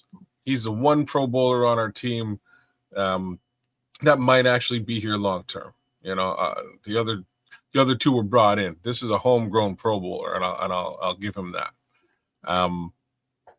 The reality here is, if you're being traded for a Trey Hendrickson who just signed a bogus ass contract, man, he saw them or he made out like a bandit. Like a bandit, right? Like he's getting good money, and that's money that people could look towards, right? But it's what he didn't get was a long-term contract. He's still a free agent next year, right? 1 year deal. 1 year deal. He's likely not going to be a Cincinnati Bengal for much longer, right? So I think there's still a conversation to be had for the Bengals that might lead them out of that particular contract. So maybe that's what's going on. I do believe that the Bears have been in on that conversation with Cincinnati. So perhaps that's what's going on. Flipping it to a different team, maybe they're talking about trading the Pro Bowler to a team that's had a little bit of, hey, there's Samo. What up, boy? Saying if he's asking for more money, we need to see more ball production. See, I'm not. You came at the perfect time, because my brother, I remember me and you going back and forth, because you've been trying to get rid of Jaylon Johnson for 4 or 5 seasons, something like that. But end of the day, I'm with you. He does have to see some additional production in order to get the money he's asking for. There's why I like Jaylon Tripp now. Just to go away from where you were. He was the guy who cussed out Flus, right? He was the one guy who stood up in the locker room and was like, "Dog, you know what you know what you're doing." Figured the demise for sure. You don't know what you're doing. People tried to tell you don't know what you're doing. You don't know what you're doing. I gotta go. and he was the one who cussed him up and down in front of the whole team, and made sure that the team understood that he understood that he didn't know what the hell he was doing. Hey, right? Can I throw 2 cents in there on top of that conversation? Absolutely. You may remember me saying these words, and it was quite a while back, but I know you got a good recall when it comes to this kind of stuff. I said this, and I'll say it again, and I believe this now. I said when the season was over and when they were going to change up this coaching staff and start all over again, and I said one of the couple of things they need to do is let Cole Kmet go, let him move on with his career. But we signed him. We signed him already. They needed to do that. They need to get rid of him because he's been here too long and experienced too much bullshit. Too much turnover, too many regime changes, and all that getting happy in the preseason and off-season talking about how good we're going to be, and to get out there and just rolling on 4 flat tires. Not only him, it was Jaylon Johnson. I was just like, they've experienced too much. It's time to let them see a new scenery. And as good as Jaylon Johnson is, I would agree with them if they'd have let him go, traded him somewhere, and got some capital for him. Not because I don't think either one of those guys, both of them make us a better team. But for those reasons, I think they should have cut bait with both of them, because they've seen too much. They've been through too much. When you say both of them, you're talking Jaylon Johnson and Cole Kmet? Yes. Oh. I don't think Jaylon is happy here. I don't think Cole is happy here, but they both put on a decent face because they're both paid. But I don't think either one of them are happy here, and I understand why they wouldn't be. Somebody else I think should be on that list, but I'm gonna leave his name alone. I think he should be on the list before Jaylon Johnson, just because again, I highly think so. I think Jaylon, like I say, I believe Jaylon is a leader in this locker room. I do think he's just a little bit underneath where Kevin Byard is with respect to the secondary. I think Kevin Byard truly stepped in and led that secondary last season.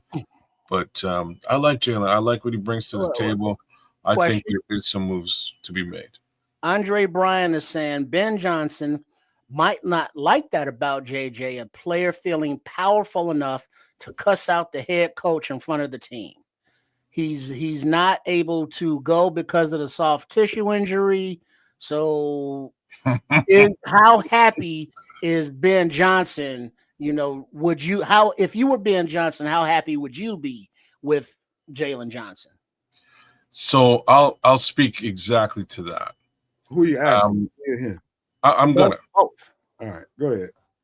So right off the bat, Ben Johnson is the offensive head coach. He's the head coach of the team, but he's the offensive mind.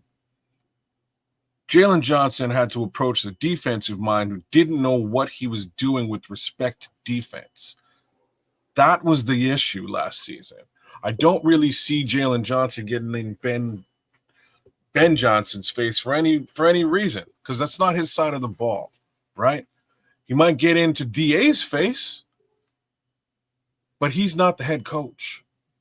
So that's kind of where my headspace is there. I don't think there's any reason for Jaylon Johnson to come down on Ben Johnson at all, right? Not his side of the ball. He's the head coach. It's two degrees of separation removed from where Jaylon Johnson hangs his hat. Matt Eberflus was directly overseeing what was going on with that defense and couldn't figure out that leaving a massive amount of space to gain 20 yards might be a problem when Kevin Byard is telling him that's a problem, right? Like this is somebody needed to be in his face. So, I don't know. That's my 2 cents about it. I'm giving you the rah go Jaylon Johnson as best as I can, but well, very lackluster rah-rah. You know what it is. There's two sides of the coin, man, and I mean this with all my heart. You hear coaches, every coach in the league will come out with all these cliche statements talking about how we promote our guys speaking their minds and speaking freely about what they think about this or that. They say that kind of shit on the surface to us because that's PC. But do they really want somebody to come up and tell you the truth about what your shit is? Well, do you? Right. No, you probably don't. You probably don't. But guess what? If you say those words, somebody's going to take that literally and tell you about your fucking self. And, and Jaylon Johnson was right to do that, in my opinion, to Flus, because Flus hampered them. He hamstrung them. And I don't fault him whatsoever. Do I foresee anything like that happening with Ben Johnson? No, I don't. But could it happen? Yeah. But that shouldn't be a reason for Ben Johnson to be like, I'm out on Jaylon Johnson. If they're out on Jaylon Johnson, it should be for the reason I said before. I think you're right. Yeah, man. Go ahead. No, I think you're bang on. I think it's just because Jaylon Johnson wants more money and hasn't really played ball with the new regime. You know what I'm saying? Like, that's reason enough to me to be like, you know what? I'm good. We'll find another guy who wants to play ball. Right? Like, that makes sense to me. I don't think just because it's 2 degrees of separation away, I don't foresee him ever being in Ben Johnson's face, telling him what for. I expect other players to maybe be doing that. DJ Moore, you know what I mean? Like that's just the realities of what I'm looking at here. But I don't expect Jaylon Johnson to be that guy. Hey, Jimmy Chantilly, shout out to Jimmy, man. Sometimes Jimmy says some wild stuff in the chat. Chantilly lace. Chantilly is. I'm gonna read this off, man, and we're gonna evaluate this, man. Because I think he's making a point. He says, "My fear is DJ, Jaylon, and he's talking about Cole have lost so much that they don't know how to win or how to lead. There's some substance to that, a little bit. There's some substance to that for sure. I think the losing part of it and being like, I'll tell you this from being a player, knowing how contagious winning is. How contagious, that's the best elixir there is on the planet when you're a competitive individual. Winning is the best drug in the world, man. And when you're used to doing it, like you don't adapt well to your habitat, a losing environment. You don't. And sometimes that might do something to you. Sometimes that might do something to you. I object the part about DJ. I just think that he had such a good season with Justin, and that went so well. He had the best season of his career. Changing over abruptly like that fucked with him. And it should. Like, why are we fucking with this? I just came here and I came here to support this quarterback, and we just had a bust out ass fucking season. I had the best season of my career. Yeah, he was going to be flat after that and not really with it. You know what I mean? But I think based on what I'm hearing and seeing, I think DJ's over that. Now, Jaylon and Cole, I think that's a totally different thing. DJ had just gotten here and started experiencing some of that turmoil you're talking about. But I think it's a more pertinent conversation to be discussed between Jaylon and Cole. Those two guys have seen probably too much as football players. Probably too much. And I don't blame them for how they feel about it. It's just like, motherfucker, let me go. I want to go to a team that is more money. I only got so much left in my career, so much. I want to get some accolades here. I don't know that I can do that here with Chicago. If they feel that way privately, who in their right mind that can take off their Bears cap for a second and say, you're probably right. Not to say that this season won't change all of that, but you can't blame them for feeling that way. You can't. Yeah, I look at it a little bit differently. I think maybe Cole, but I think DJ is the one guy more so, like, it's silly. Like, to me, it's kind of silly that Jaylon put himself in this situation. If that's what we really are, I think it's silly, bro. You got paid and you're playing well. Ain't nothing really. The only thing you have really to complain about is that somebody else out there is making more money than you because it's been a couple of years since you got paid. Like, it's not like the money it just suddenly stopped. Like, the money's still coming in. So it's kind of silly. DJ and Cole, mind you, they saw significant drop-offs in their production and utilization in the offense. And I have a strange feeling they're not going to recover in a major way this season either. That's just me. I think they're going to be utilized. I just think their production is going to dip because there's a lot of mouths to feed, right? There's a lot of mouths to feed. I think Colson Loveland will well overshadow in output what Cole Kmet puts down. I think Olamide Zaccheaus is going to step into a major role because we saw Caleb Williams live with just line of sight Keenan Allen all season last year. And we're also seeing a big connection between Caleb Williams and Rome Odunze. I'm not seeing that with DJ. Anybody say DJ's Moore's name all preseason? No, they didn't even target him, really. Yeah, I mean, like a couple plays and then he was out. Yeah. I think what most people are getting at, and this conversation is kind of alluding to, is people think that we might have a few rotten eggs on the team. Wish I could argue with that. And then, like, the list, it's funny. When I brought it up, I brought it up as a blanket statement. I didn't give any names. And it's so funny, the names that I've seen pop out of this chat so far. And I'll just be the I'll be Samo the jerk. named them all. Just read Samo. Not just Samo. So there's a couple of folks who listen. Jimmy Santilli gave a list. The Scrolls gave a list too. So we're talking Tremaine.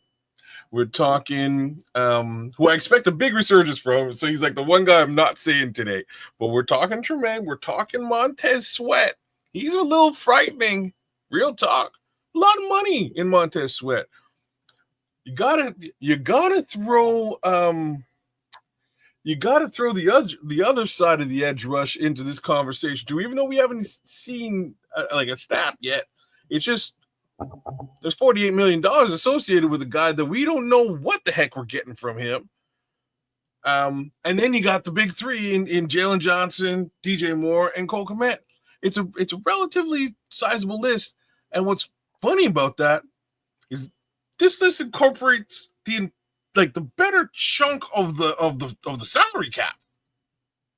It's wild. Well, Hey, yeah, Money on the team. Real quick, man, let me address something Samuel was saying because he got a point here. He says we have leadership issues on the team. That's true. But let me tell you something, Samuel. What really it defies logic and gravity to me because you play team sports like I have, Samuel, and these guys have too. And the truth about leadership, and this is coming from somebody who's been that evolved into a leader, somebody that had the leadership tag placed on me, and I just naturally take to that role. That's my natural nature. Here's the problem. I think the fans and most people seem to think just because you pay somebody a certain amount of money that you're supposed to automatically develop into some kind of leader. I'll tell you this right now. Montez Sweat is a reserve guy. He's not a rah-rah guy. Leaders are born. They aren't developed. You know what I mean? Like Montez Sweat ain't that guy that's going to do the breakdown in the huddle and get everybody ready for the game, get everybody fired up and lathered up. He's not that guy. I know he's not that guy. Y'all know he's not that guy. But who he is sufficient to us, to me, because I know what he can bring to the table. Now, leaders, I think we helped that problem bringing Grady in on that side of the ball. He's definitely a leader. He's just he's born like that. You know leaders when you see him if you got the right kind of eyes. But, just because you pay a guy a bunch of money doesn't mean he's a leader, and he should be a leader. So there's a piece to this, right? And it's just leading by example. And that's where things get a little bit sticky. You can be that rah-rah guy and be out there and pumping your chest. You can be a Kevin Byard who does a little bit of both, right? He will kids, you know do the what? job and also be vocal about it too. If you're not natural about it, they're gonna know it. Yeah, people aren't. But you have to be who you are. You have to be, hey, let's fucking go. Like a Brisker. He's emotional like that. Sweat, very chill. You know what I mean? He goes out and does his job, and that's it. DJ, he wears his heart on his sleeve. When he's disappointed, when he had his best season with Justin Fields, and now you got a rookie coming in, DJ was kind of like, he's going to have to prove his place in this league, as opposed to be like, oh, welcome, Caleb, come on in, yay. And it's like, whatever. Cole Kmet is, we don't know what the hell Cole Kmet is, but he's not a leader. I disagree with that. I think Cole Kmet is a leader. Follow me now. I think he is a leader. I don't think Cole Kmet can lead by example. And that's the problem sometimes. Sometimes in order for others to follow you, they need to see you set the example. Otherwise, it's just words. Yeah, don't talk about it, be about it. Kids, when people hear the word leader, I'm telling you, something goes through their minds. Most people, and myself probably included. You're thinking of that fiery vocal leader that's gonna, when things ain't right, and this is when leaders they emerge. When things ain't right, he comes out there with his fucking hair on fire. You motherfuckers better get this shit right the fuck now. We ain't playing to our fucking standard. Let's go, man. You claim yourself as a pro, all that kind of shit that you get everybody fired up. You challenge motherfuckers. That's what they do. That they are not afraid to challenge somebody else that could be a leader. A leader will challenge a leader.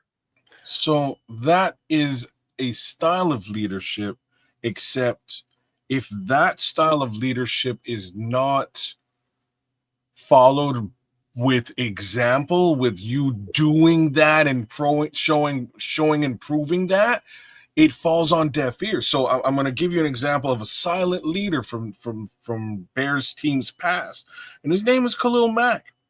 Khalil Mack didn't go out there saying anything really to anybody. He just went out there and busted ass. You know what I'm saying? Like, that's what he did, and it fired up the entire team to do the exact same thing. Nobody was, looking for rah-rah from Khalil, because that's not what he was about.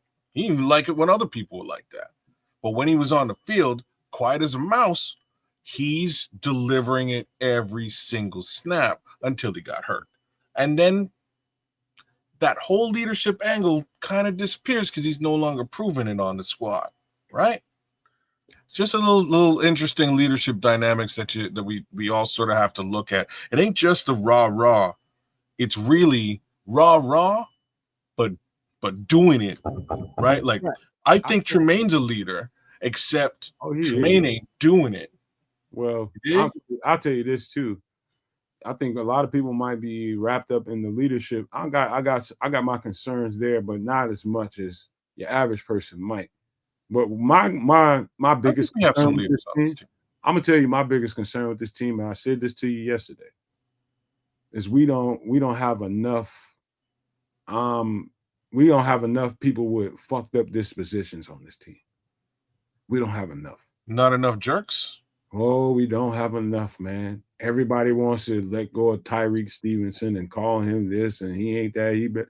All that discipline. You got all these people in the offseason talking about we need accountability type he shit. cost us another game, he can go. That is, let me tell you what that is. That is when you hear the fan base saying that kind of shit, tell you exactly what it is.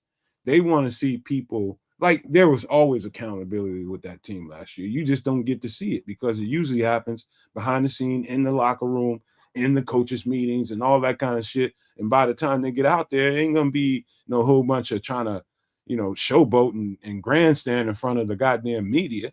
People want to see a coach that gets in somebody's face and start cussing them out, basically. And then they're gratified.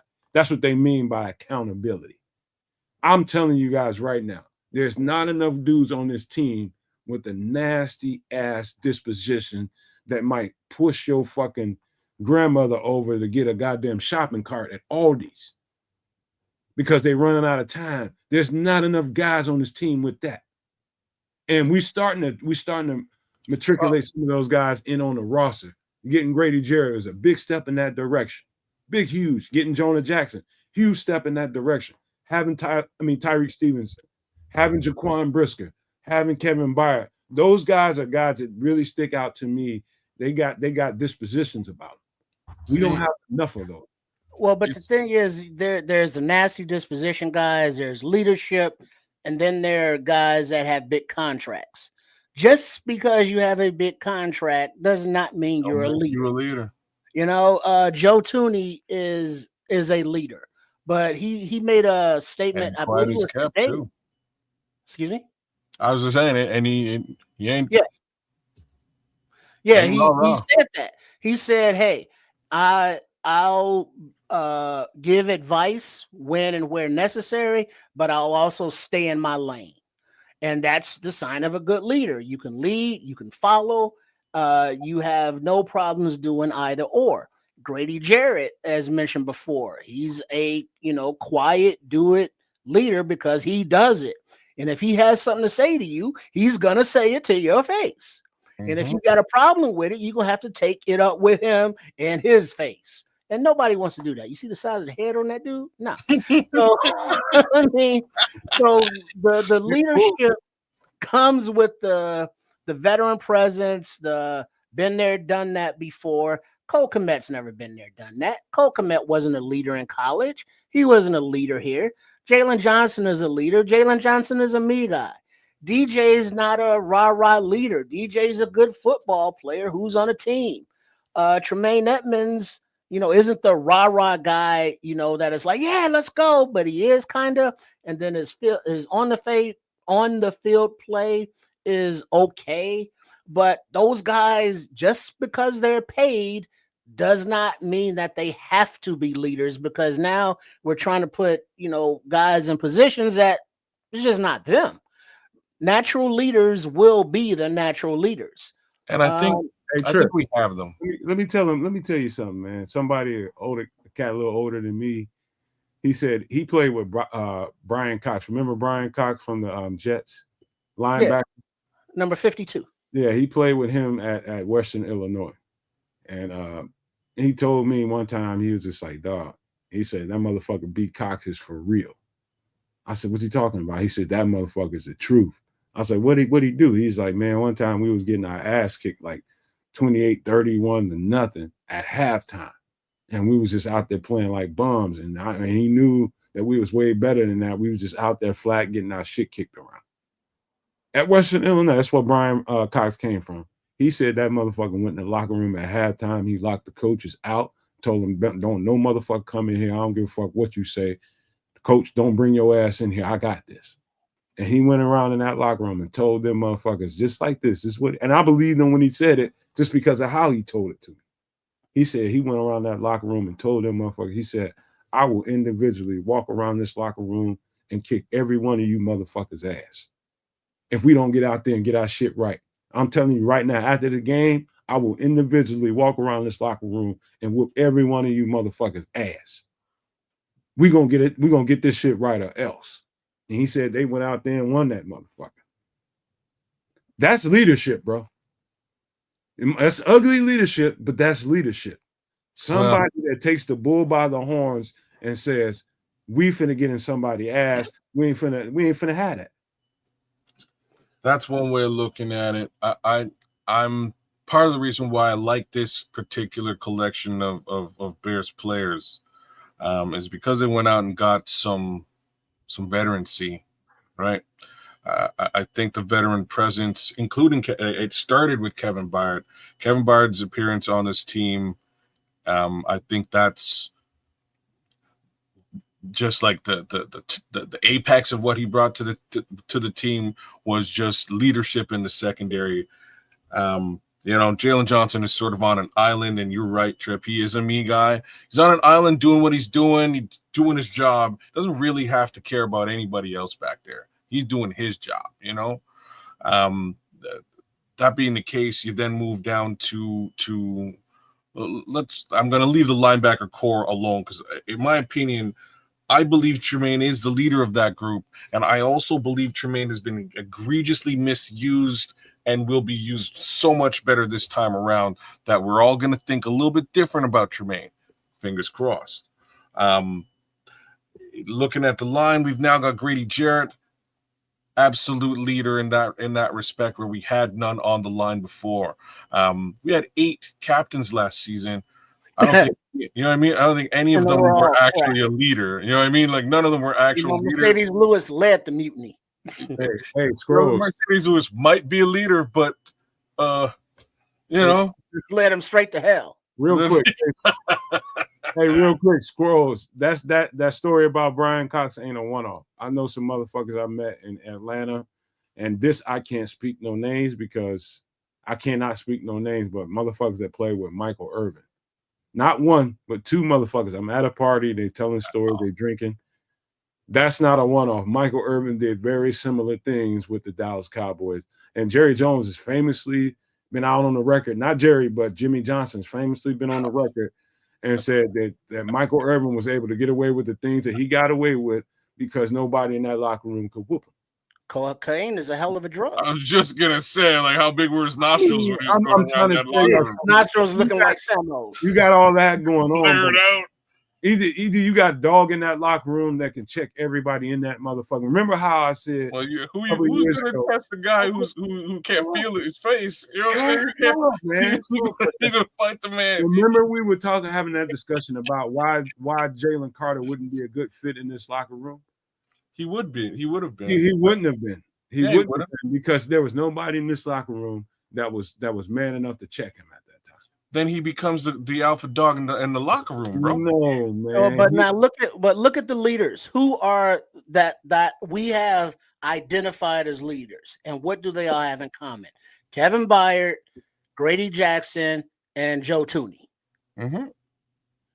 What do they have? They're all Experience. veterans. They have experience. Veteranship. Rookies don't come in and become leaders. Young guys like a Komet or a DJ, they're just not leaders just because you have to have that experience. You have to have that personality trait, and you have to have that willingness to speak up and not be a me guy. Not Byard is not a me guy. Jared is not a me guy. Tooney's not a me guy. They are when they have to handle their business and lead by example, but when they have to be vocal, they are. All of the guys that got paid are more me guys than just individual players. And there's nothing wrong with that as long as they're contributing to the team. But to try and be like, well, he needs to be a leader. It's like, no, he doesn't. Just let him be a player. Let him be a good player. The leaders will identify themselves because of their emotions, because of their outspokenness, and because they have the track record behind them that the other players will respect them for. And so it's like, yeah, he's done it before. We've seen him doing it now, and he's yelling at me to get me better, to be more a better player, a better person, whatever the case may be. That's leadership. Ain't nobody listen to Cole Kmet. Ain't nobody listen to Jaylon Johnson or any of these other guys mentioned. Hell no. But Jimmy Santilli is right, man. Jalen Carter would have been here. He'd have a James Brown. Here's where he's wrong. He'd have a James Brown mugshot by now. That motherfucker. Here's where he's wrong. He's not wrong, man. There was nobody there to check him, and somebody has to check a motherfucker like him. Bruh. I've been around motherfuckers like him.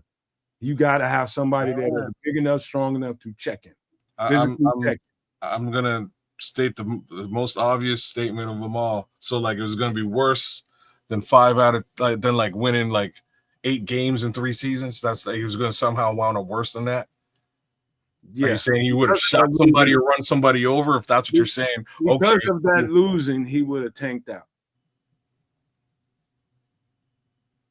It was only there's no. Yeah, he would have, man. You don't know how. No, this would be this would have been his 3rd season. It's a 1 season removed from. This is season number 3 for him. Dude, 1 season came from a national championship. That motherfucker don't know nothing about losing. He's irresponsible and he's fucking immature. There's nobody in this locker room to fucking check him. He would have been running around like a fucking wild man, and yeah, he would have busted. I'm just saying the entire roster is immature until this season, right? This is the only season where we have some veteranship. We didn't have any even last year. So, in my opinion, we just would have continued to lose. We lost. We lost so bad they fired the coach. The reason why they didn't draft him in the first place couldn't get any worse. The reason why they didn't draft him in the first place is because he was a character concern. The reason why Philadelphia drafted him is because they had a strong enough locker room and a strong enough room that there was people in there. He said specifically, I want to go to Philadelphia. You know why? Because the people at Georgia, unanimous, they said that the minute that Jordan, what's his last name, that's on the Eagles right now, big number 90, the minute he left Jordan Davis, the minute he went to the NFL and wasn't at Georgia no more, the motherfucker went buck wild, and they had to do extra curricular things to keep him under control. There was no Jordan Davis in Chicago at that time. And he knew exactly that, hey, if I go to the NFL and I go to a team, I need to go to Philadelphia. I need to play with this team. You know why? Because the person there that could check his ass was there. That was widely spread out in the media. So him in Chicago with nobody to physically check him, God bless him. Good night. I think we made it 3 years in the NFL. I think we still suck, and I think we have one of the most dangerous pass rushers on our team moving forward. I don't just considering what you were saying a little while ago about us not having those jerks. There's your jerk, bro. There's your alpha jerk. But you passed him twice in the same draft. There's need to be somebody there that can check. He's an immature jerk. And that's some jerks are immature. Some teams lose 8. Some teams win 8 games over the course of two full seasons. I think we're still in the same boat, except one more time, we've got a dangerous piece of humanity on that line that's still on a rookie contract, and he's learning and growing. It would have. I'll stick to this day. That would have been a bad idea for Chicago. I'm telling you, I've been around motherfuckers like him. I know how they go. And if it ain't nobody around him, he's making a mess of everything in the locker room. He's just all out of control because ain't nobody there to fucking stop him.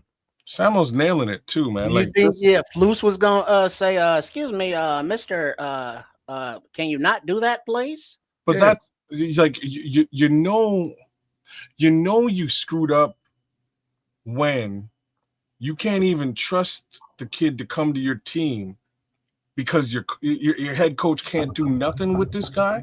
You know what I mean? Like the coaching staff as a whole can't help this situation at all. They had just turned over the roster. They hadn't had the vets. They didn't have the vets in the room to do that. You got to remember where we were. I do. They didn't have the vets in the building to do that. We didn't have them even last year, bro. But now, aside from the attitude and the nastiness, do you think that maybe him tapping out on his not tryout, but physical when Ryan Poles and them went down there to work him out and he couldn't finish it and tapped out, could that possibly have anything to do with them passing on him? That might have had a little something. I think it has more to do with what we're talking about. Let's just say, I think you're right, no man.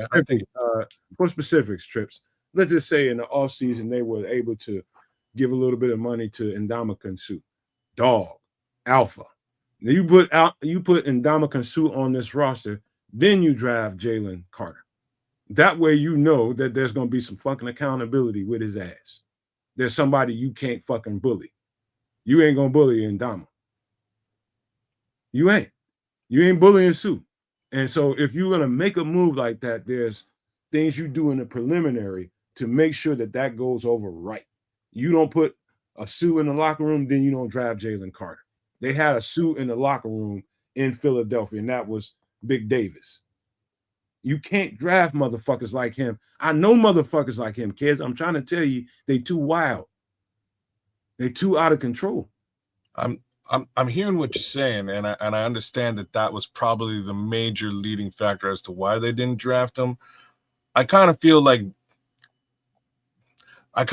it was destiny after the second. Like you passed, you traded, you got a buttload of picks, and the same kid came back to you, boomeranged back to you.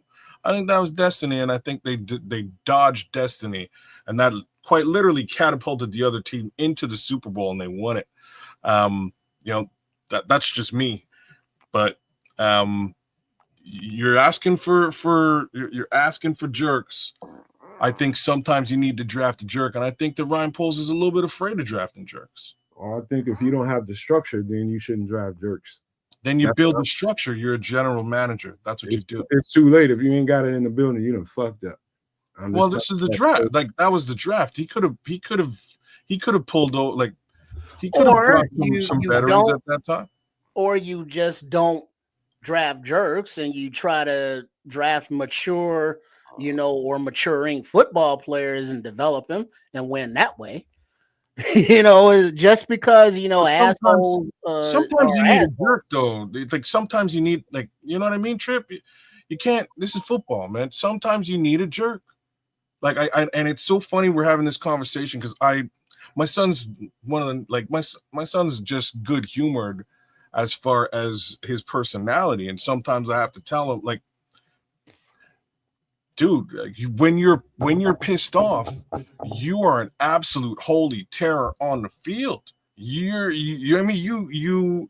And even his coach had to come to me and be like, man, this kid's really talented.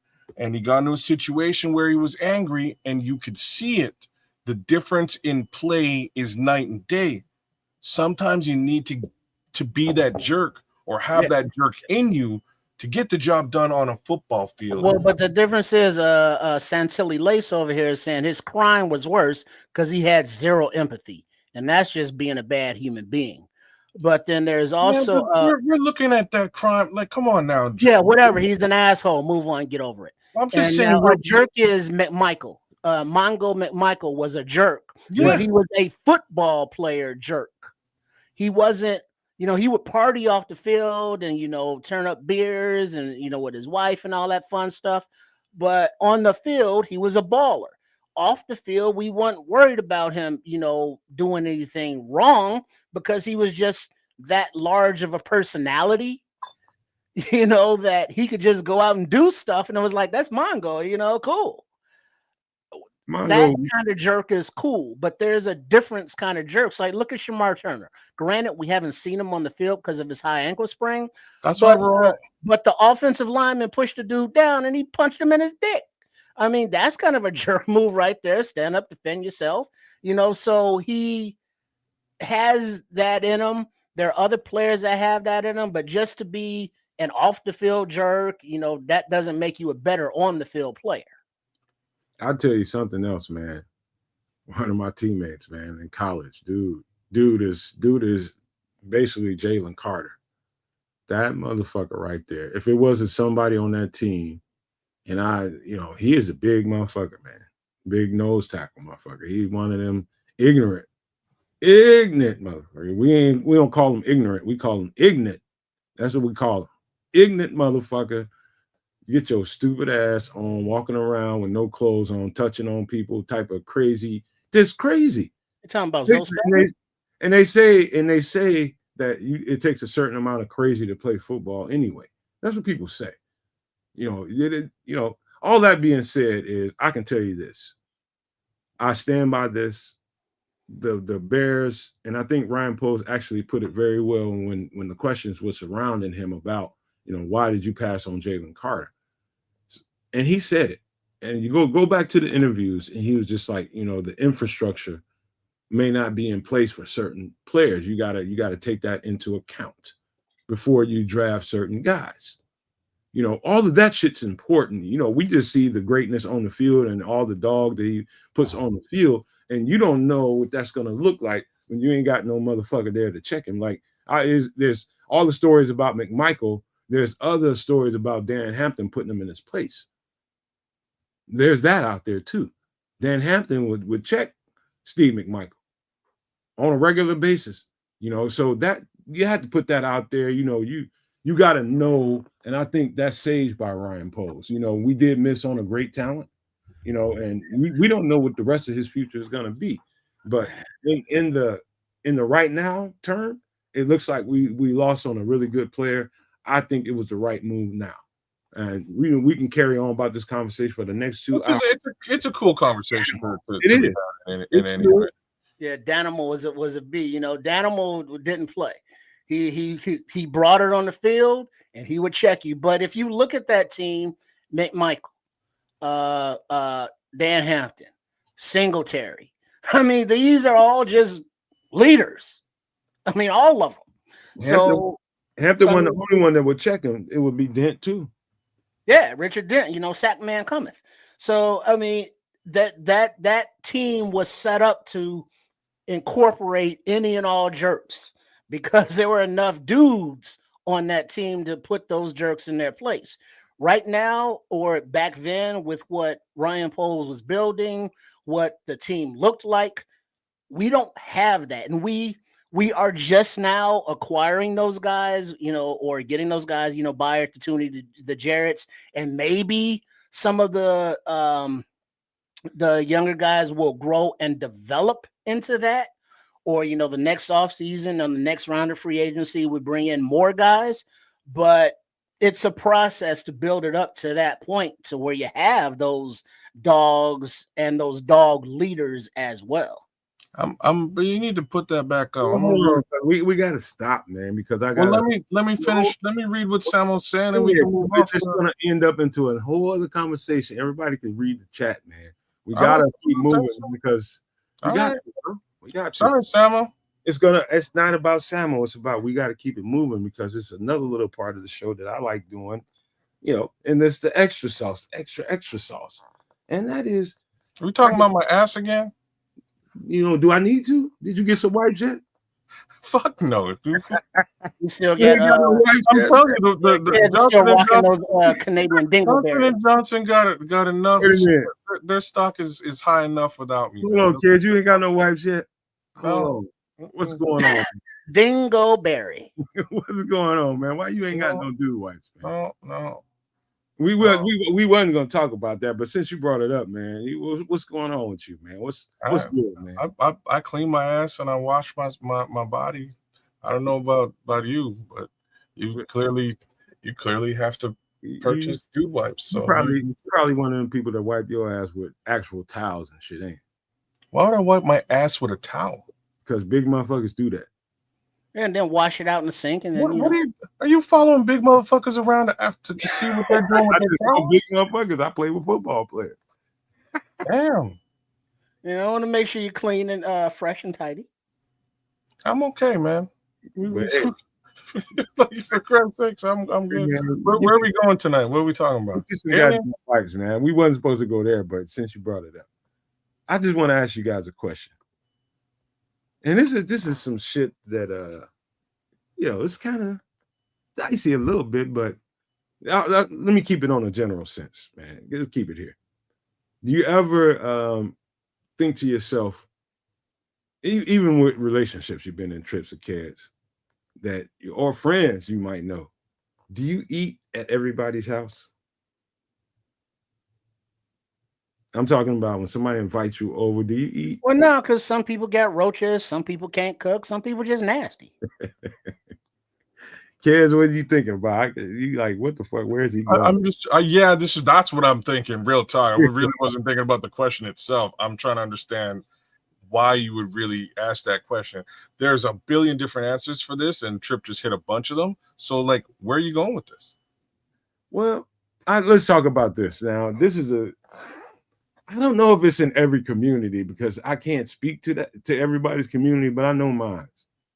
And there's a thing about spaghetti, right?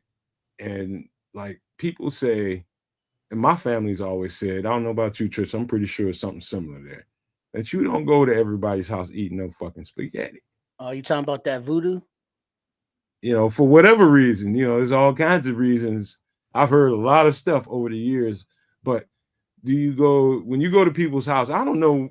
See, I don't know Canadian culture, kid. So it's interesting having you here on the show live, and I can ask you questions like this because we know what it is here in the States, and especially in this region. We were always taught you don't be eating spaghetti at just random people's house, right? So is that there? You ever heard anything like that, kids? Nope. Never have. So like there's reasons around this. So spaghetti is generally an Italian dish. I know I know my guy PJ, shout out to PJ, likes to have a little spaghetti with his catfish and all that. But it's generally an Italian dish. Italians generally don't practice voodoo. Just saying, it's generally not an Italian thing. But maybe you don't eat it at a certain house with from a certain culture. I'm trying to be politically correct here, but outside of that, yeah, like we good. I've never been really worried about eating spaghetti at somebody's house. So, well, the old wives' tale that I heard was that growing up as a young man, it's like, hey, if you go over a girl's house, don't be eating her spaghetti because they'll put some of their monthly excretions into the spaghetti or ragu. What? Stew. Ragu or stew? I've heard ragu. Well, ragu spaghetti that's just the brand name of spaghetti sauce. No. Okay, that's one way. Ragu's also a stew. It depends what you. Okay, all right. Well, in America, ragu's a sauce. Okay. So it's all about America. Don't you know that yet? Oh, I'm sorry, my bad. Keep going. But the thing is, they would put that supposedly in the spaghetti to put the roots on you, so that you would have to marry them or something, and you became like their zombie or something. I don't know if it was true or not, but I didn't push the issue. So it's like. So if she's on the rag, don't let her fry the ragu. Okay, now if you want to use the big ragu in that term, sure. Right. But yeah, no ragu. So that was a thing, but then also shout out MF2. spaghetti in certain people's house is basically boiled noodles with ketchup, and that's what they call spaghetti. Well, let me say this, man. This is a standard pot of spaghetti where I come from. That's a standard pot of spaghetti. That's what I'm used to. And I'll tell you one thing. I go to your house and your spaghetti look like this. Just know, I'm not eating at your house. I ain't fucking. I'm just telling you that right now. That might look totally normal to a lot of people here that's in the show. Well, it's culturally, because the first picture you put up is more of a black thing, to where you want to have spaghetti and meatballs. No, to you have a problem with it? No, to where that right there, this picture where it's all mixed in, the sauce and the noodles and the green peppers all together, right, and meat sauce. Whereas the second picture is just noodles with the spaghetti and meatballs. There's two different versions of the same dish. Right, but one's bad. Different flavors. One's more soul, but that has, depending on who made it, a little less flavor for the community. The inside of that meatball, that motherfucker look dry as fuck. Dry. It's a sauce. How the fuck could that be dry? Dog, look at that meatball. That ain't. But then again, this is what I'm trying to get at, kids. Usually the meatballs are actually put in the sauce, and depending on how you do it, it will absorb the sauce. There ain't nothing wrong with that. Yeah, because sometimes you do it in the oven, sometimes you do it in a skillet.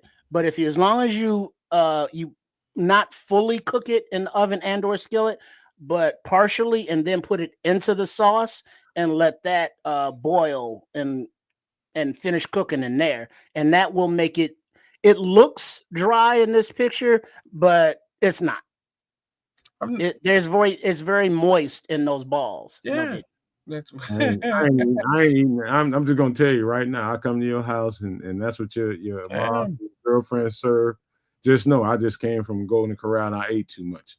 Be like, hey, no man, what? I told you we was coming. We gonna have dinner over here. Oh, I forgot. I just ate at Golden Corral. My fault. But I ain't eating. I'm just telling you, I ain't at the Golden Corral, I'm like 99% sure you'll find spaghetti. I don't eat no spaghetti there. I'm damn sure you don't eat no spaghetti there. Sauce and meatballs. Am I wrong? Because I've been to the Golden. We don't have Golden Corral in Canada, but I've been to the Golden Corral in the U.S. and I swear to God, I swear on my mama, they had spaghetti in a trough, red sauce standalone, and it wasn't meat sauce; it was just red sauce and meatballs separate. Like exactly what you're showing me right now. Read what Scrolls is saying, man. He'll tell you everything you need to know, man. Nothing else. He gonna tell you the truth. My coworker invited me over and made her pasta like that. I left early and didn't talk to her for 6 months. But as Jimmy Santilli, Mr. Santilli says, he calls his sauce gravy. You know what I'm saying? I remember. Yeah, that's how Italians call it. Yeah. Yes, it's like, give me some the noodles and gravy. What are they talking about? Oh, those are the Americans. They're talking about ketchup on their pasta. And I remember that from The Sopranos.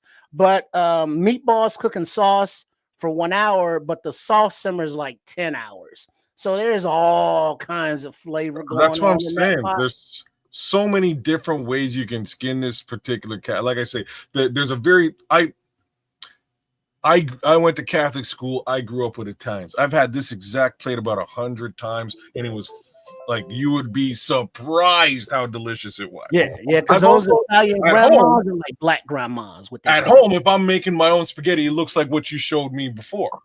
You know what I mean? Like I personally like meat sauce better. That's what I'm. This is what I make if I'm making spaghetti. It's gonna look exactly like this.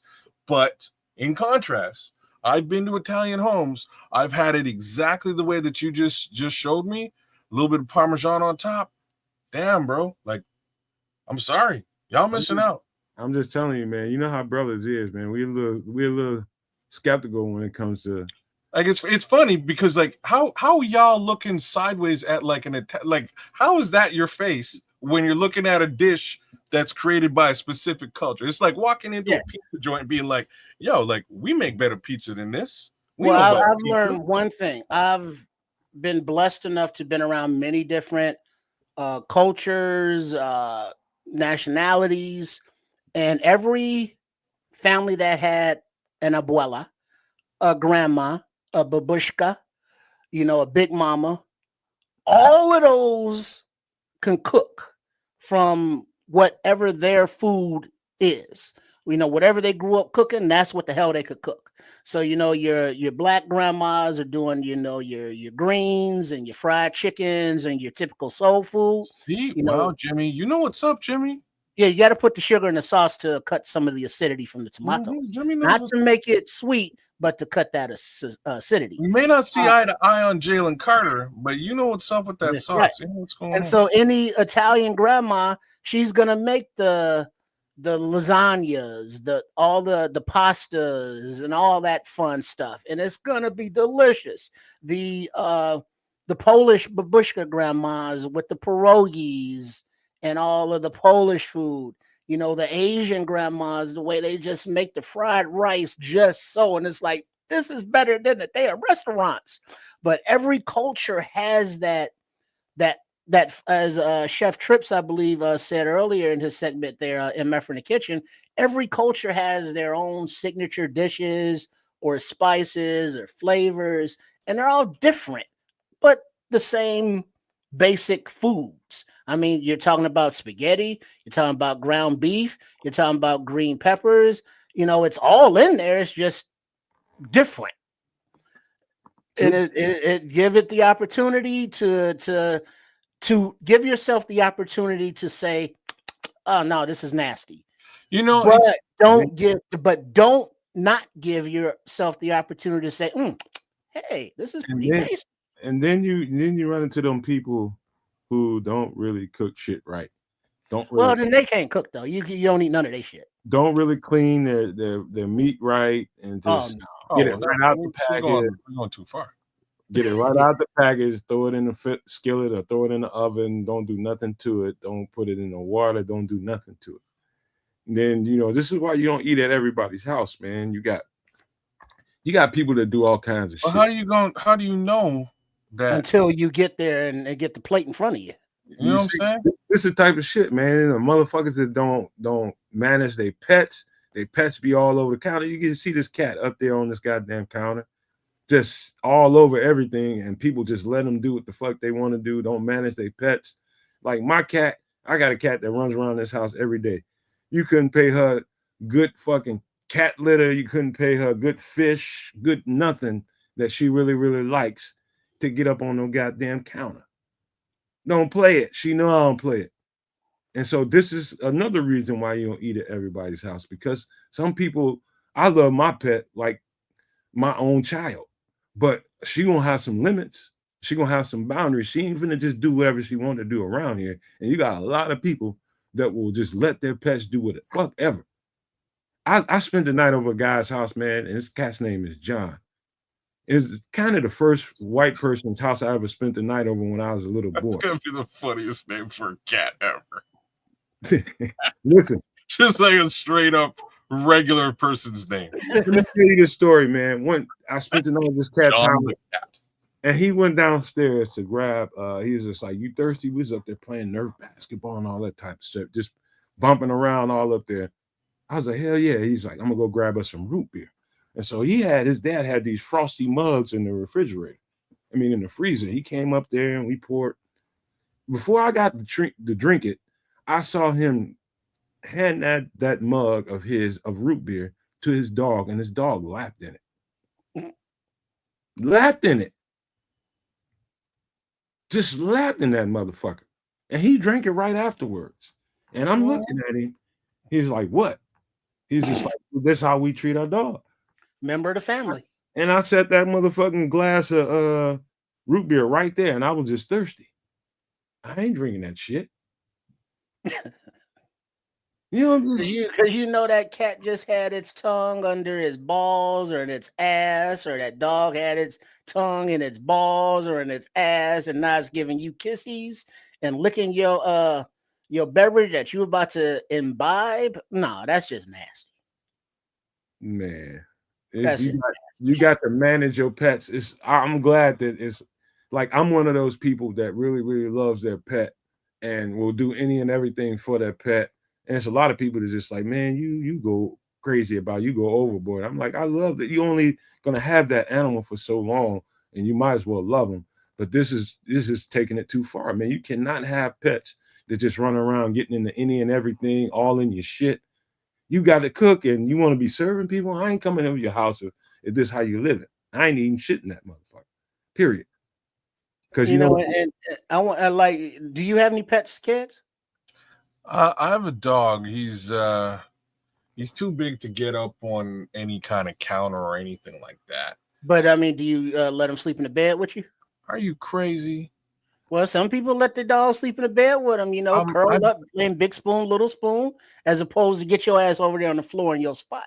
I had a hard time. Like, I had leather couches for the longest time. I refused to even let my dog up on the couch. But I'm going to say somewhere in and around 10, 11 years. We literally had to go and buy. My wife she was like, you need to go and buy a couch so that the dog can come up on the couch and I can snuggle with him. I was like, you know what? I'm taking my damn couch, my leather couch downstairs. You can have whatever couch you want and go get her couch. There you go. Knock yourself out.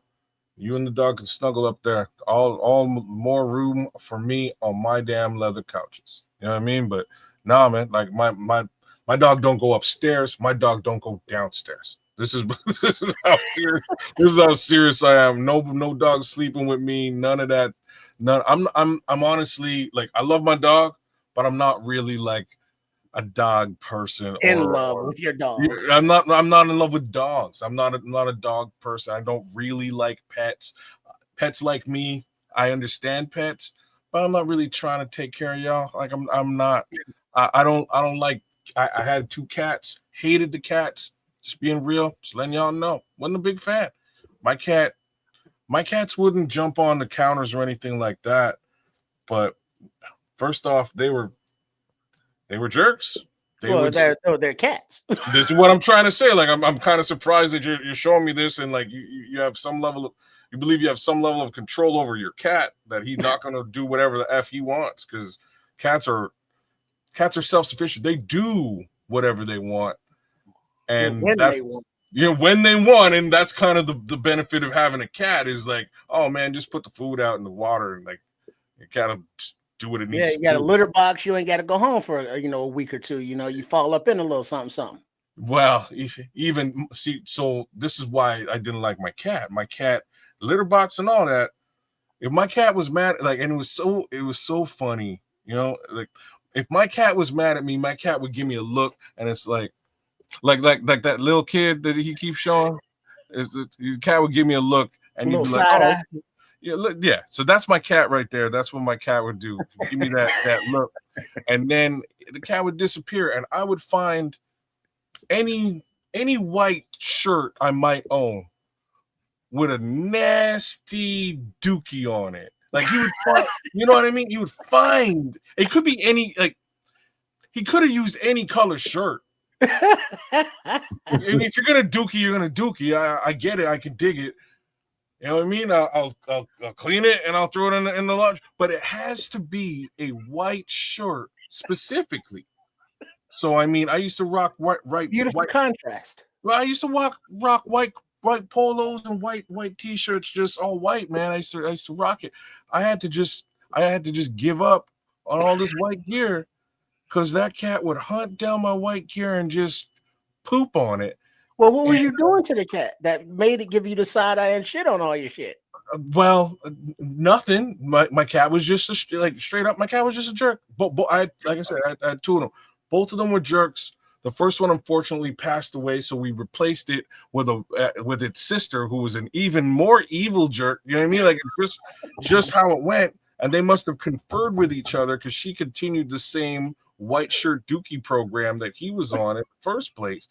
But in the end, I brought the dog home, and so I brought the dog home, and the cat was at the top of the stairs when the dog came in, and the cat gave me one of them same cut eyes we showed you. Gave me one of them, and bolted.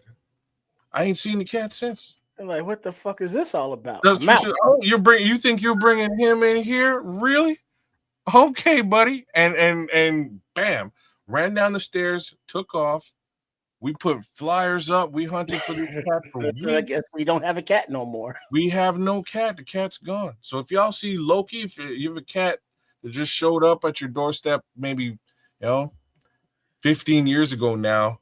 Hey, you named the cat Loki and wonder why it was crazy and evil? Hey man, I guess we probably should have thought that through in the first place, but you know what I'm saying? There's several reasons for not, the reason we're talking about, we got into cats and dogs and all that, but how people don't manage their animals and their pets, that's one reason. Then the most important reason why not to eat at everybody's house without actually knowing those individuals is because you don't know how they take care of their food. You don't know how they cook. You don't know how, like, everybody knows, especially where I'm from. I'm pretty sure it's like this everywhere, man. You got to clean meat. You got to give it a nice little wash over, and at least put it in some water and let it soak and rinse it all, whatever you're going to do. But don't just take that fucking piece of meat out of the package and don't give it a little treatment and then cook it and serve it to people. There's people that do that. There's people that don't cook. I don't know. I've in a few times in my life, whether I was at whoever's house, whether it was on the grill, somebody fried it, baked it, biting into a piece of chicken or something, and that some bitch bleed. Oh, that's salmonella. It's just, too many times I've had that experience, and you trying to be nice and you trying to be gracious all the time, and then you end up like this. No, it's like, who give me this raw ass chicken? Who cooked this shit? I ain't eating this. Don't eat the chicken. That shit is raw. You got to tell everybody because everybody gonna get sick. Because now I have, unfortunately, sometimes you gotta go number 2 when you're not at home. And hopefully you're not all sudsed up and naked, but sometimes you got to take your pants off. And nude at the same time. Well, maybe he was in the shower and had to poopy. That's what's gonna happen to you. What kind of madness is that? How you go? Because he ate the potato salad earlier to cook out.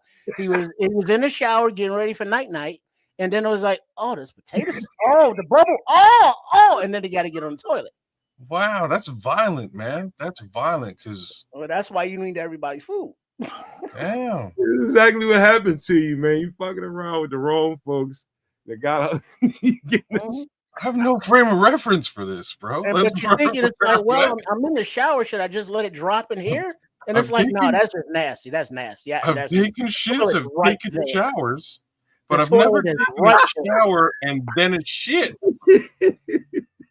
While still naked and lathered up, like that's crazy. That's madness. Yeah, that's real talk, But look at Samuel's comment. Sorry, I'm looking at Samuel said, "Stepped away, but I was listening. But let me tell you the truth. I get really clumsy when people fix me a plate that I know I'm not gonna eat. It's getting dropped, and I act too embarrassed to get another one." It's like, oh, Butterfingers. Oh, my bad. Let me fix you another. No, I'm good. I don't want to be wasteful. I don't want to be. My girl be tripping when I do it too, but I told her I can't go. That bad gonna happen, or you gonna end up like this motherfucker Clarence on the goddamn toilet. Wow. In the middle of your shower. This you can't have that, man. Scroll says that's Don Burr at Diddy's party.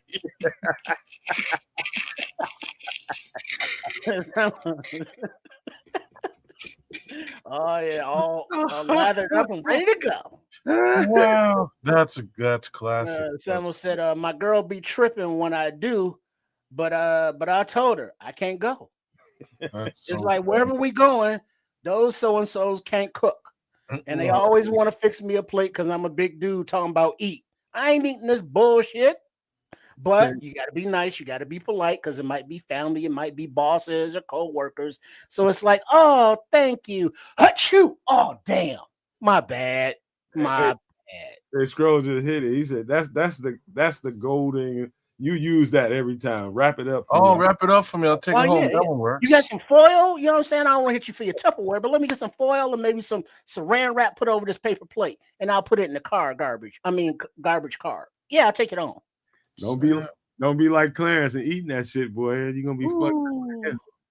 It's funny, man. I'm kind of specific with where I eat food too, but even then, I usually have folks come over here and cook for me first. This way I can sort of spy, you know what I mean? See what's going on. But I'm not really, I'm really meticulous with this particular scenario. And I ain't never been this guy. I'm still trying to figure out how he got in this position. Clumsy Sam to a whole side of the family and hers because I dropped so much. It's like, man, so you mean that many people? Oh, he dropped the damn plate again, Sam. The hell, Sam? Butterfingers. You know what? That did happen to me one time, and I ate too many. I ate one too many Maxwell Streets for the first time. And that's when I learned that eating too many sport peppers would be like rocket fuel to your stomach. Mm-hmm. They'd be going down smooth. It'd be like, oh, good, tastes good with this pork chop or this cheeseburger and these fries and this pop. It's like, but then as soon as you get there, it's like, oh God. Oh man, it was like rocket fuel. And I got home and I went to the bathroom probably 2-3 times before I even got in the shower. And it was like every 15 minutes I was in that motherfucker. And then I had the nerve to try to get in the shower like that shit was gonna stop because I was in the shower. And it didn't stop. I had to get out. So you are this guy. This is a picture of you, is what you're for the most part. This happened to me, man. Real talk. Real talk. Shit, man. I ain't never, and that's the other thing about me. Like I have, I've traditionally, this is why anyways, my stomach is generally a problem. So I know how to deal with my stomach in situations. I do. And like I tell you, man, I'm not getting in the shower until I do my business. You know what I mean? You do your business, then you take your shower. You don't shit shower, not shower shit. No. That time, kid, I had to go. I was in the streets, man. I was running around. I had to hurry up and get on about my business, man. And so I thought it was just gonna stop. I went to the bathroom 3 times, man. You go to the bathroom 3 times, you expect that shit to be over with, man. That's too much as it is. That ain't no, man. I would spend the extra time. You know what I mean? I'll spend the extra time. I get a. But do you know how I know that's a black household? The cover on the back of the toilet seat and the scale. I thought it was the scale first, but the cover on the back of the toilet seat does clinch it. You're right. Hey, that ain't funny, man. I got that shit in my bathroom right now. Fuck you. Shit. I ain't got no scale, but I got the cover on the back of the toilet seat. Man, I hate that. I don't like. You won't find that in a house that I'm living in, man. You won't. What, the scale? I hate. Oh no. We got scales, but the toilet seat cover. I hate it. Drives me crazy. Hate them things, man. Always have. That's better than having plastic on your fucking furniture. I'm not sure if either one of those things is good. You know what I'm saying? Like that's kind of where my it's funny because like my auntie who used to have plastic on the furniture was like, what are you doing? You know what I mean? Like she like what's fun? It got to the point where like she just banned us from the entire room. She bought all this new furniture for the living room, and it was like none of y'all can even fucking come in here. Well, that's a thing, though. Don't sit. You can't sit on the furniture at first. Yeah, that was what it was. Don't mess with it. It's I got bubble wrap on it, but eventually it was like, you know what? Just don't even bother coming in the damn room at all. But auntie, I thought it was the living room. Isn't this where we're supposed to be like living? No, this is where my couches stay. Yeah, so the couches have their own room.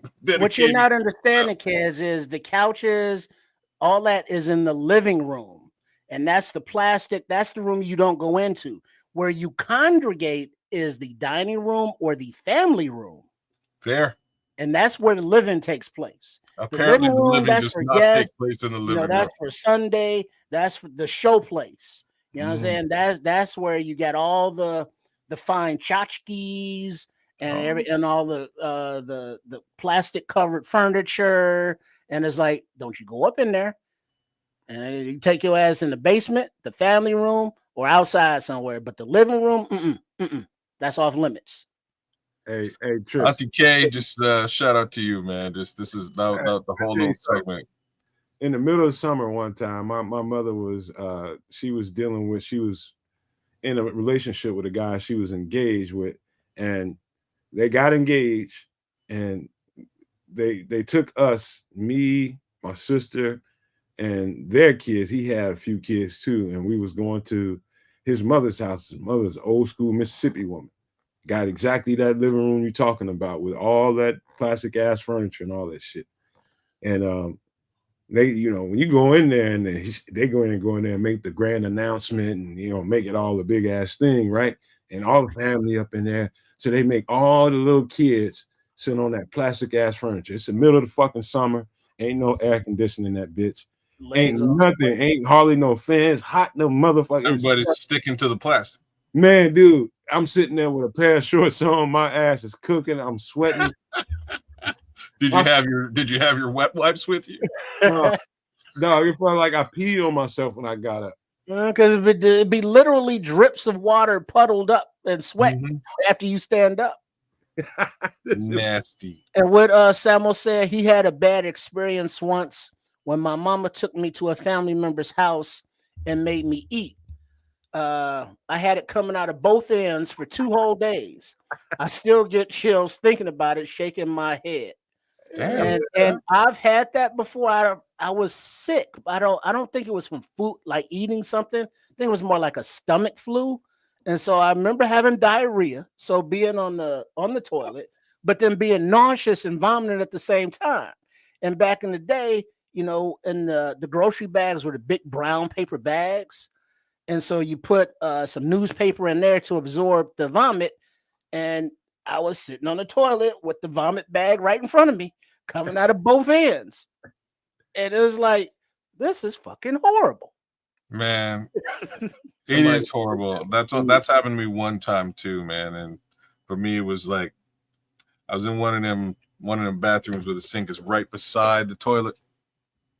So I kind of had to make a maneuver to do both things at the same time without destroying the room. It was very well played. And my aim is impeccable. And we'll leave this conversation right there. I think that's where it ends. Because Samuel was like, that's the worst feeling ever. It's like, yeah, it is. Because you also have to remember, because of all the draining of your fluids, you're dehydrating and you're losing all of your electrolytes. And it just makes you physically, weaker than the actual illness is making you. You ever, I don't know about you, kids. I think I might have asked you this before, but in Illinois, especially around me and little parks that I've been to, you got these things called crab apples, bro. Yeah, we got them. So crab apples, little green motherfuckers, they grow. Are you eating them? You out there eating them? Oh yeah, we was kids. We used to see, that's what that. Okay, I know where you're going now. We learn like. Yeah, that's Canadian kids. We don't eat the crab apples, man. We just whip them at each other. That's what we do. We ate them too. We ate one time. I used to get, me and my homies used to get like shirts full of them, and we used to put like salt in. We'd grab a little piece of aluminum foil, put a bunch of salt in it, and that's what we would do. Poke a hole in the bottom of the aluminum foil, and we'd sprinkle the salt on the crab apples as we ate them. I must have ate about, I ain't gonna lie, about 16, 18 of them bitches. We was tearing them bitches up while we was playing. We was playing basketball, football, just fucking around. Went to play sports. So we didn't have to go home. We would go back to the trees and eat some more apples. That's what we did to have fun. Man, that time, I can remember that time I went to the house. Man, it was like, I can't even describe it to you. It's like my stomach was just on an automatic, like I felt like I'd have never had to do a sit-up again in my life. My stomach was so balled up. And it was just coming out. I mean, when it was coming out, I was pissing out my ass. I ain't lying to you. And it was waterfall. Leroy Green, like it's one thing that he's naked on the toilet, but he's fully lathered up. And that's where things go a little bit sideways for me. There's a whole but look at the look on his face though. He's so sad and pathetic. He's not happy. How did I get myself into this situation? He ate crab apples. Diarrhea. Because I mean when you sit down and you're expecting, your luggage or your formed, and it just comes out, it's like, damn, who turned the faucet on? You pissing out your head. Yeah, Leroy, that was me at one time. Pissing hard. It's Nomad for sure. That was me for sure, man. But also, while you brought up crab apples and cleaning food, when you get like a bag of apples, clean the apples before you eat them. Oh yeah, you got. When you get a bag of pears or any fruit with a skin that's edible, wash that shit before you eat it. Wash all of your food. It's sprayed with pesticides. But some people, they just, hey, there's an apple, or you grab it off the tree. Now, if you have grown it, and so that you've taken care of it, that you've nurtured it, that you haven't put any pesticides or any of that stuff on it. But if you didn't, and it's just out of a store, it could be, little worms in there still. It could be anything in there. And so you don't want to just, hey, I'll eat it. Like oranges, of course, you're peeling that so you can eat the innards. But you don't know where that's been. Fruits, all of that, wash it. You don't know where that shit been. Them motherfuckers, that shit done traveled a ways. I can tell you this right now, like, this is the last thing I'll say before we get ready to close this, but one time I was, as a shorty, man, you gotta, I was trying to go to a football camp and my mother ain't had the money. So we had to, there was this, it was a fruit market, like I'd say about 7 miles from here.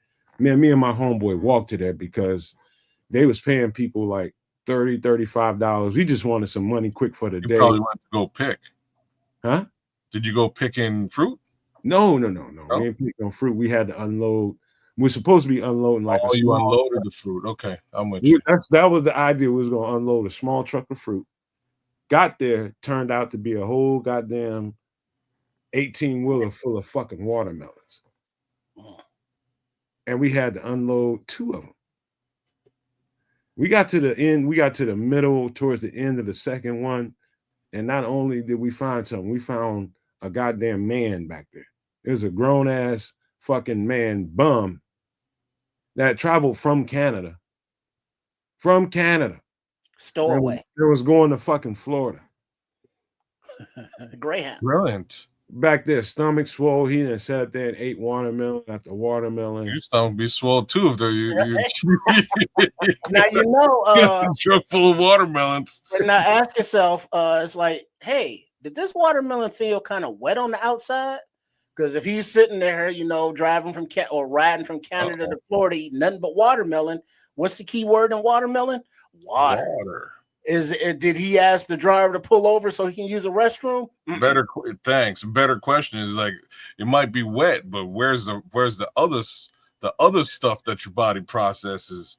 Because if he's a stowaway up in there, bro, might be I'm telling you right now, we start getting towards where he was at. We was probably like, I don't know, probably about couple of pallets away from him. So they had everything stacked up in boxes on pallets on top of each other.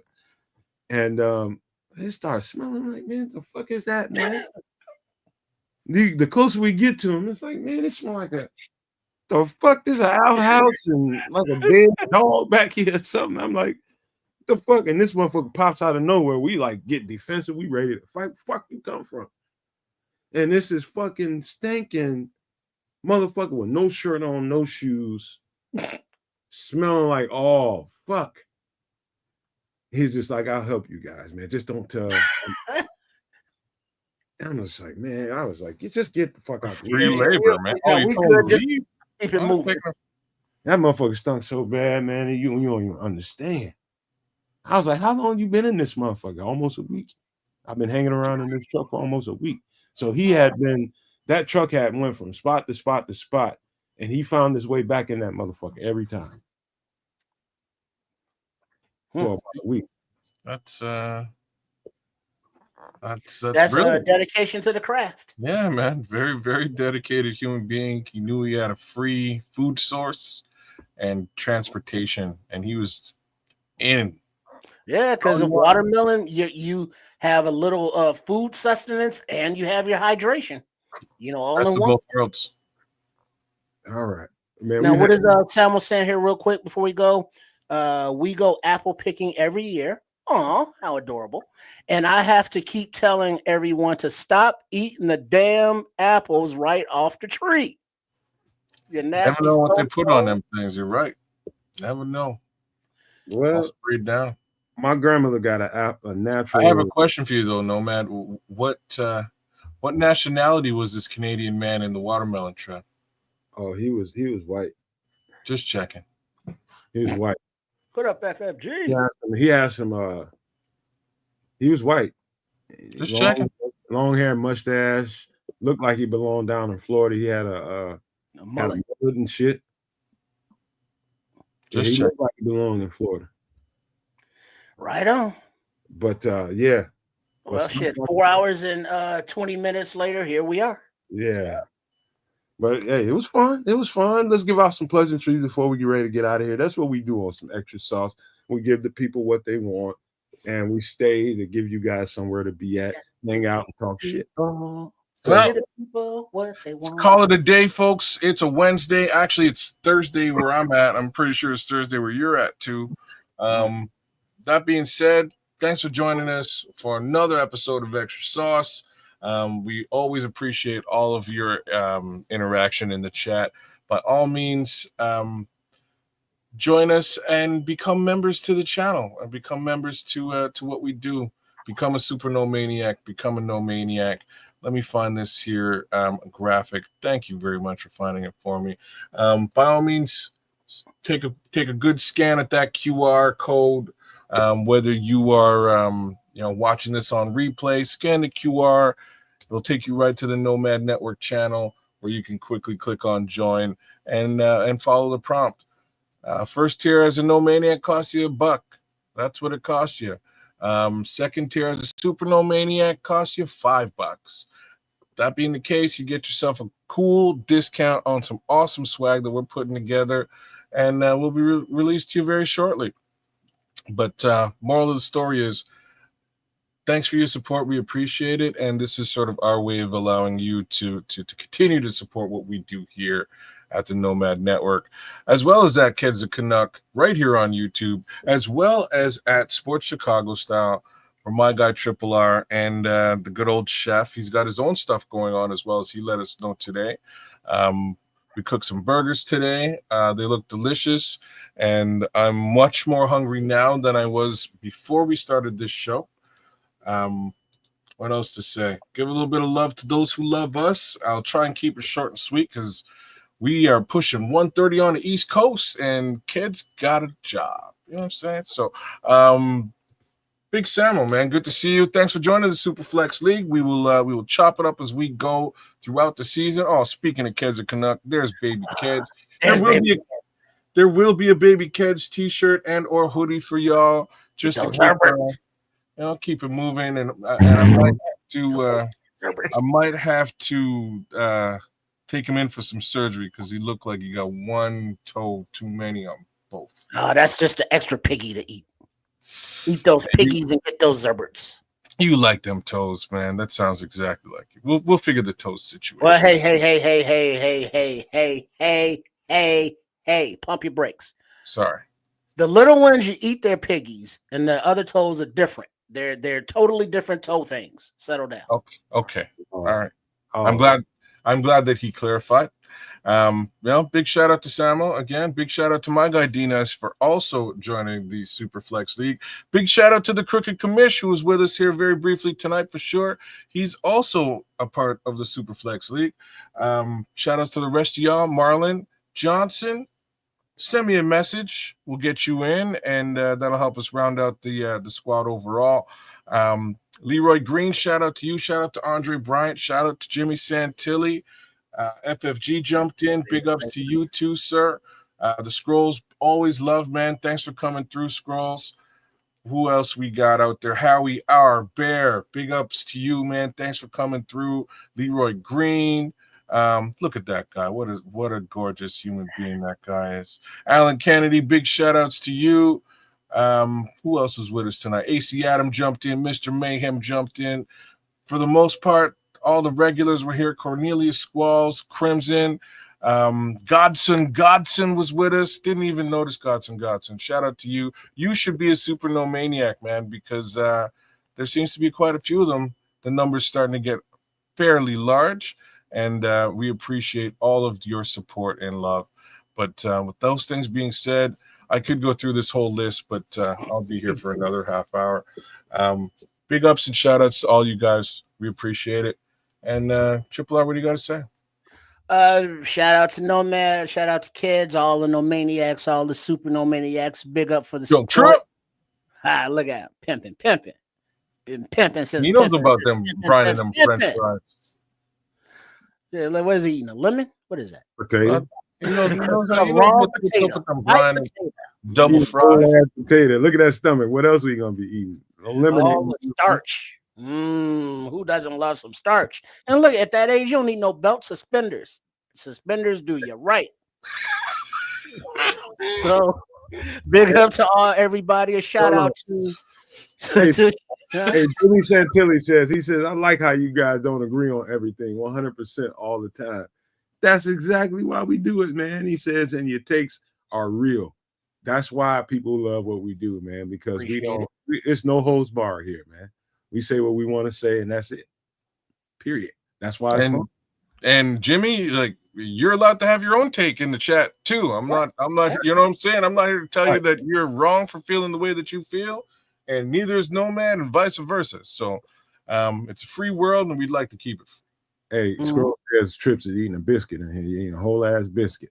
You sure? No butter, no jelly, no nothing. He said it looked like a church's biscuit. No butter, no jelly, no nothing. Just like churches. Dry as all get out. Like a straight up potato to me, but maybe it's a biscuit. I don't know. But yeah, shout out to Chef Trips for coming through earlier, doing his smash burgers. What is it? Au Chevals? It was something French, right? Au Cheval. Au Cheval with the bacon and the egg and the cheese. It was a lovely thing going on. MFer in the kitchen. That's the segment here on Extra Sauce. But you can also now find Chef Trips on his own platform there on the YouTube, or here on the YouTube, actually. It's the easiest way to find it is at Chef Trips, but the actual page is Shay Trips with Chef Trips. Please sub over there. Also, Trip Kundo with Coach Tripping and Trip himself.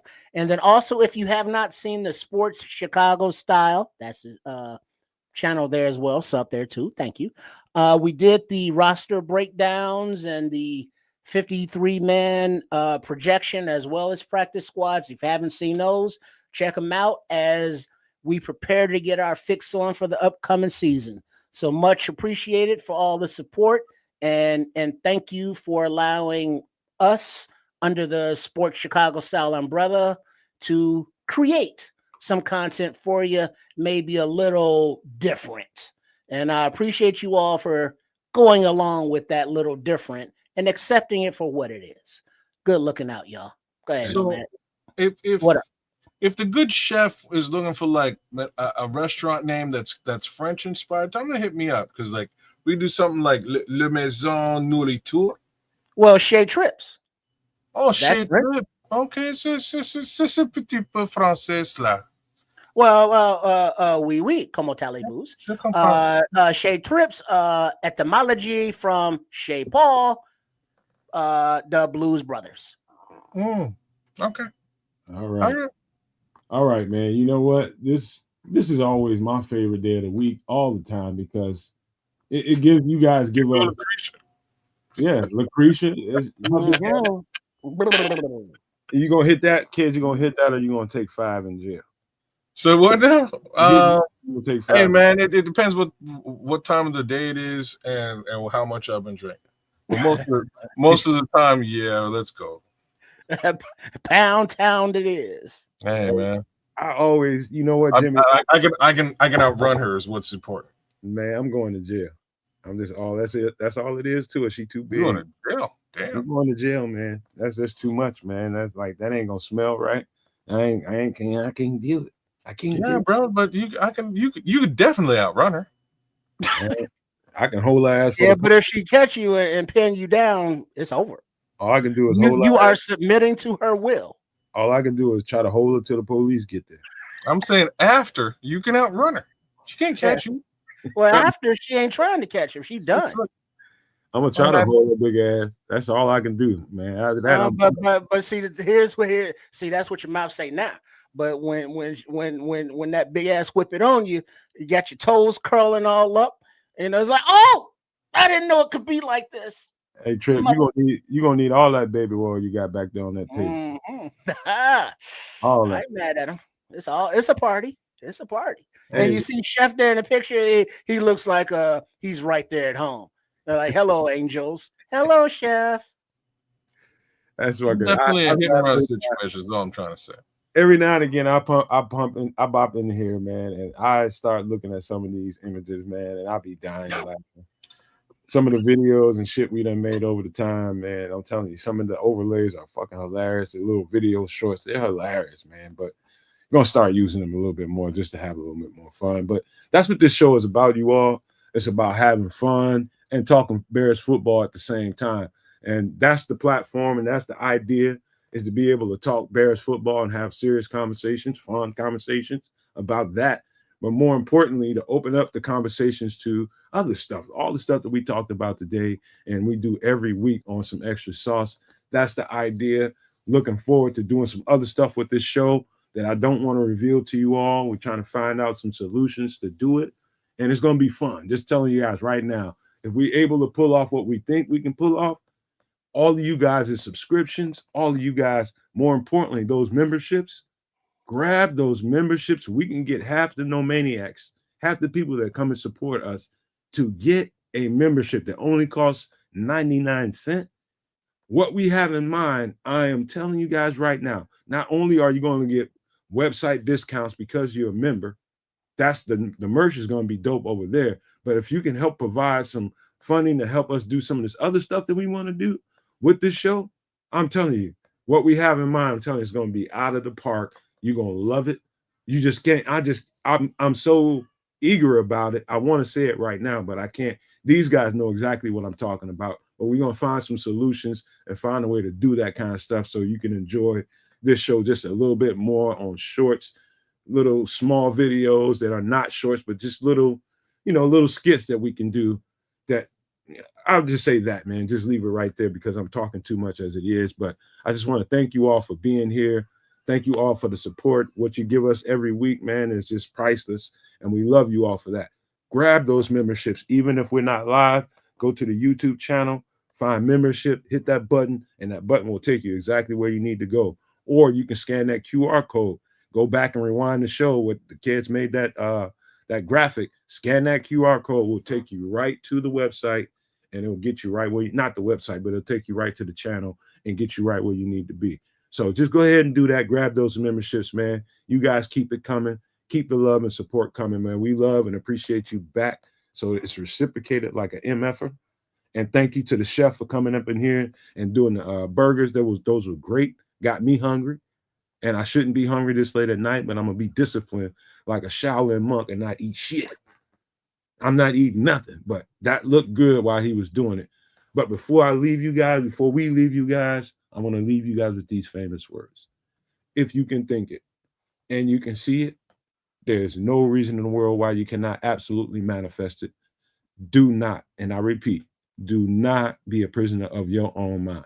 But with that being said, we are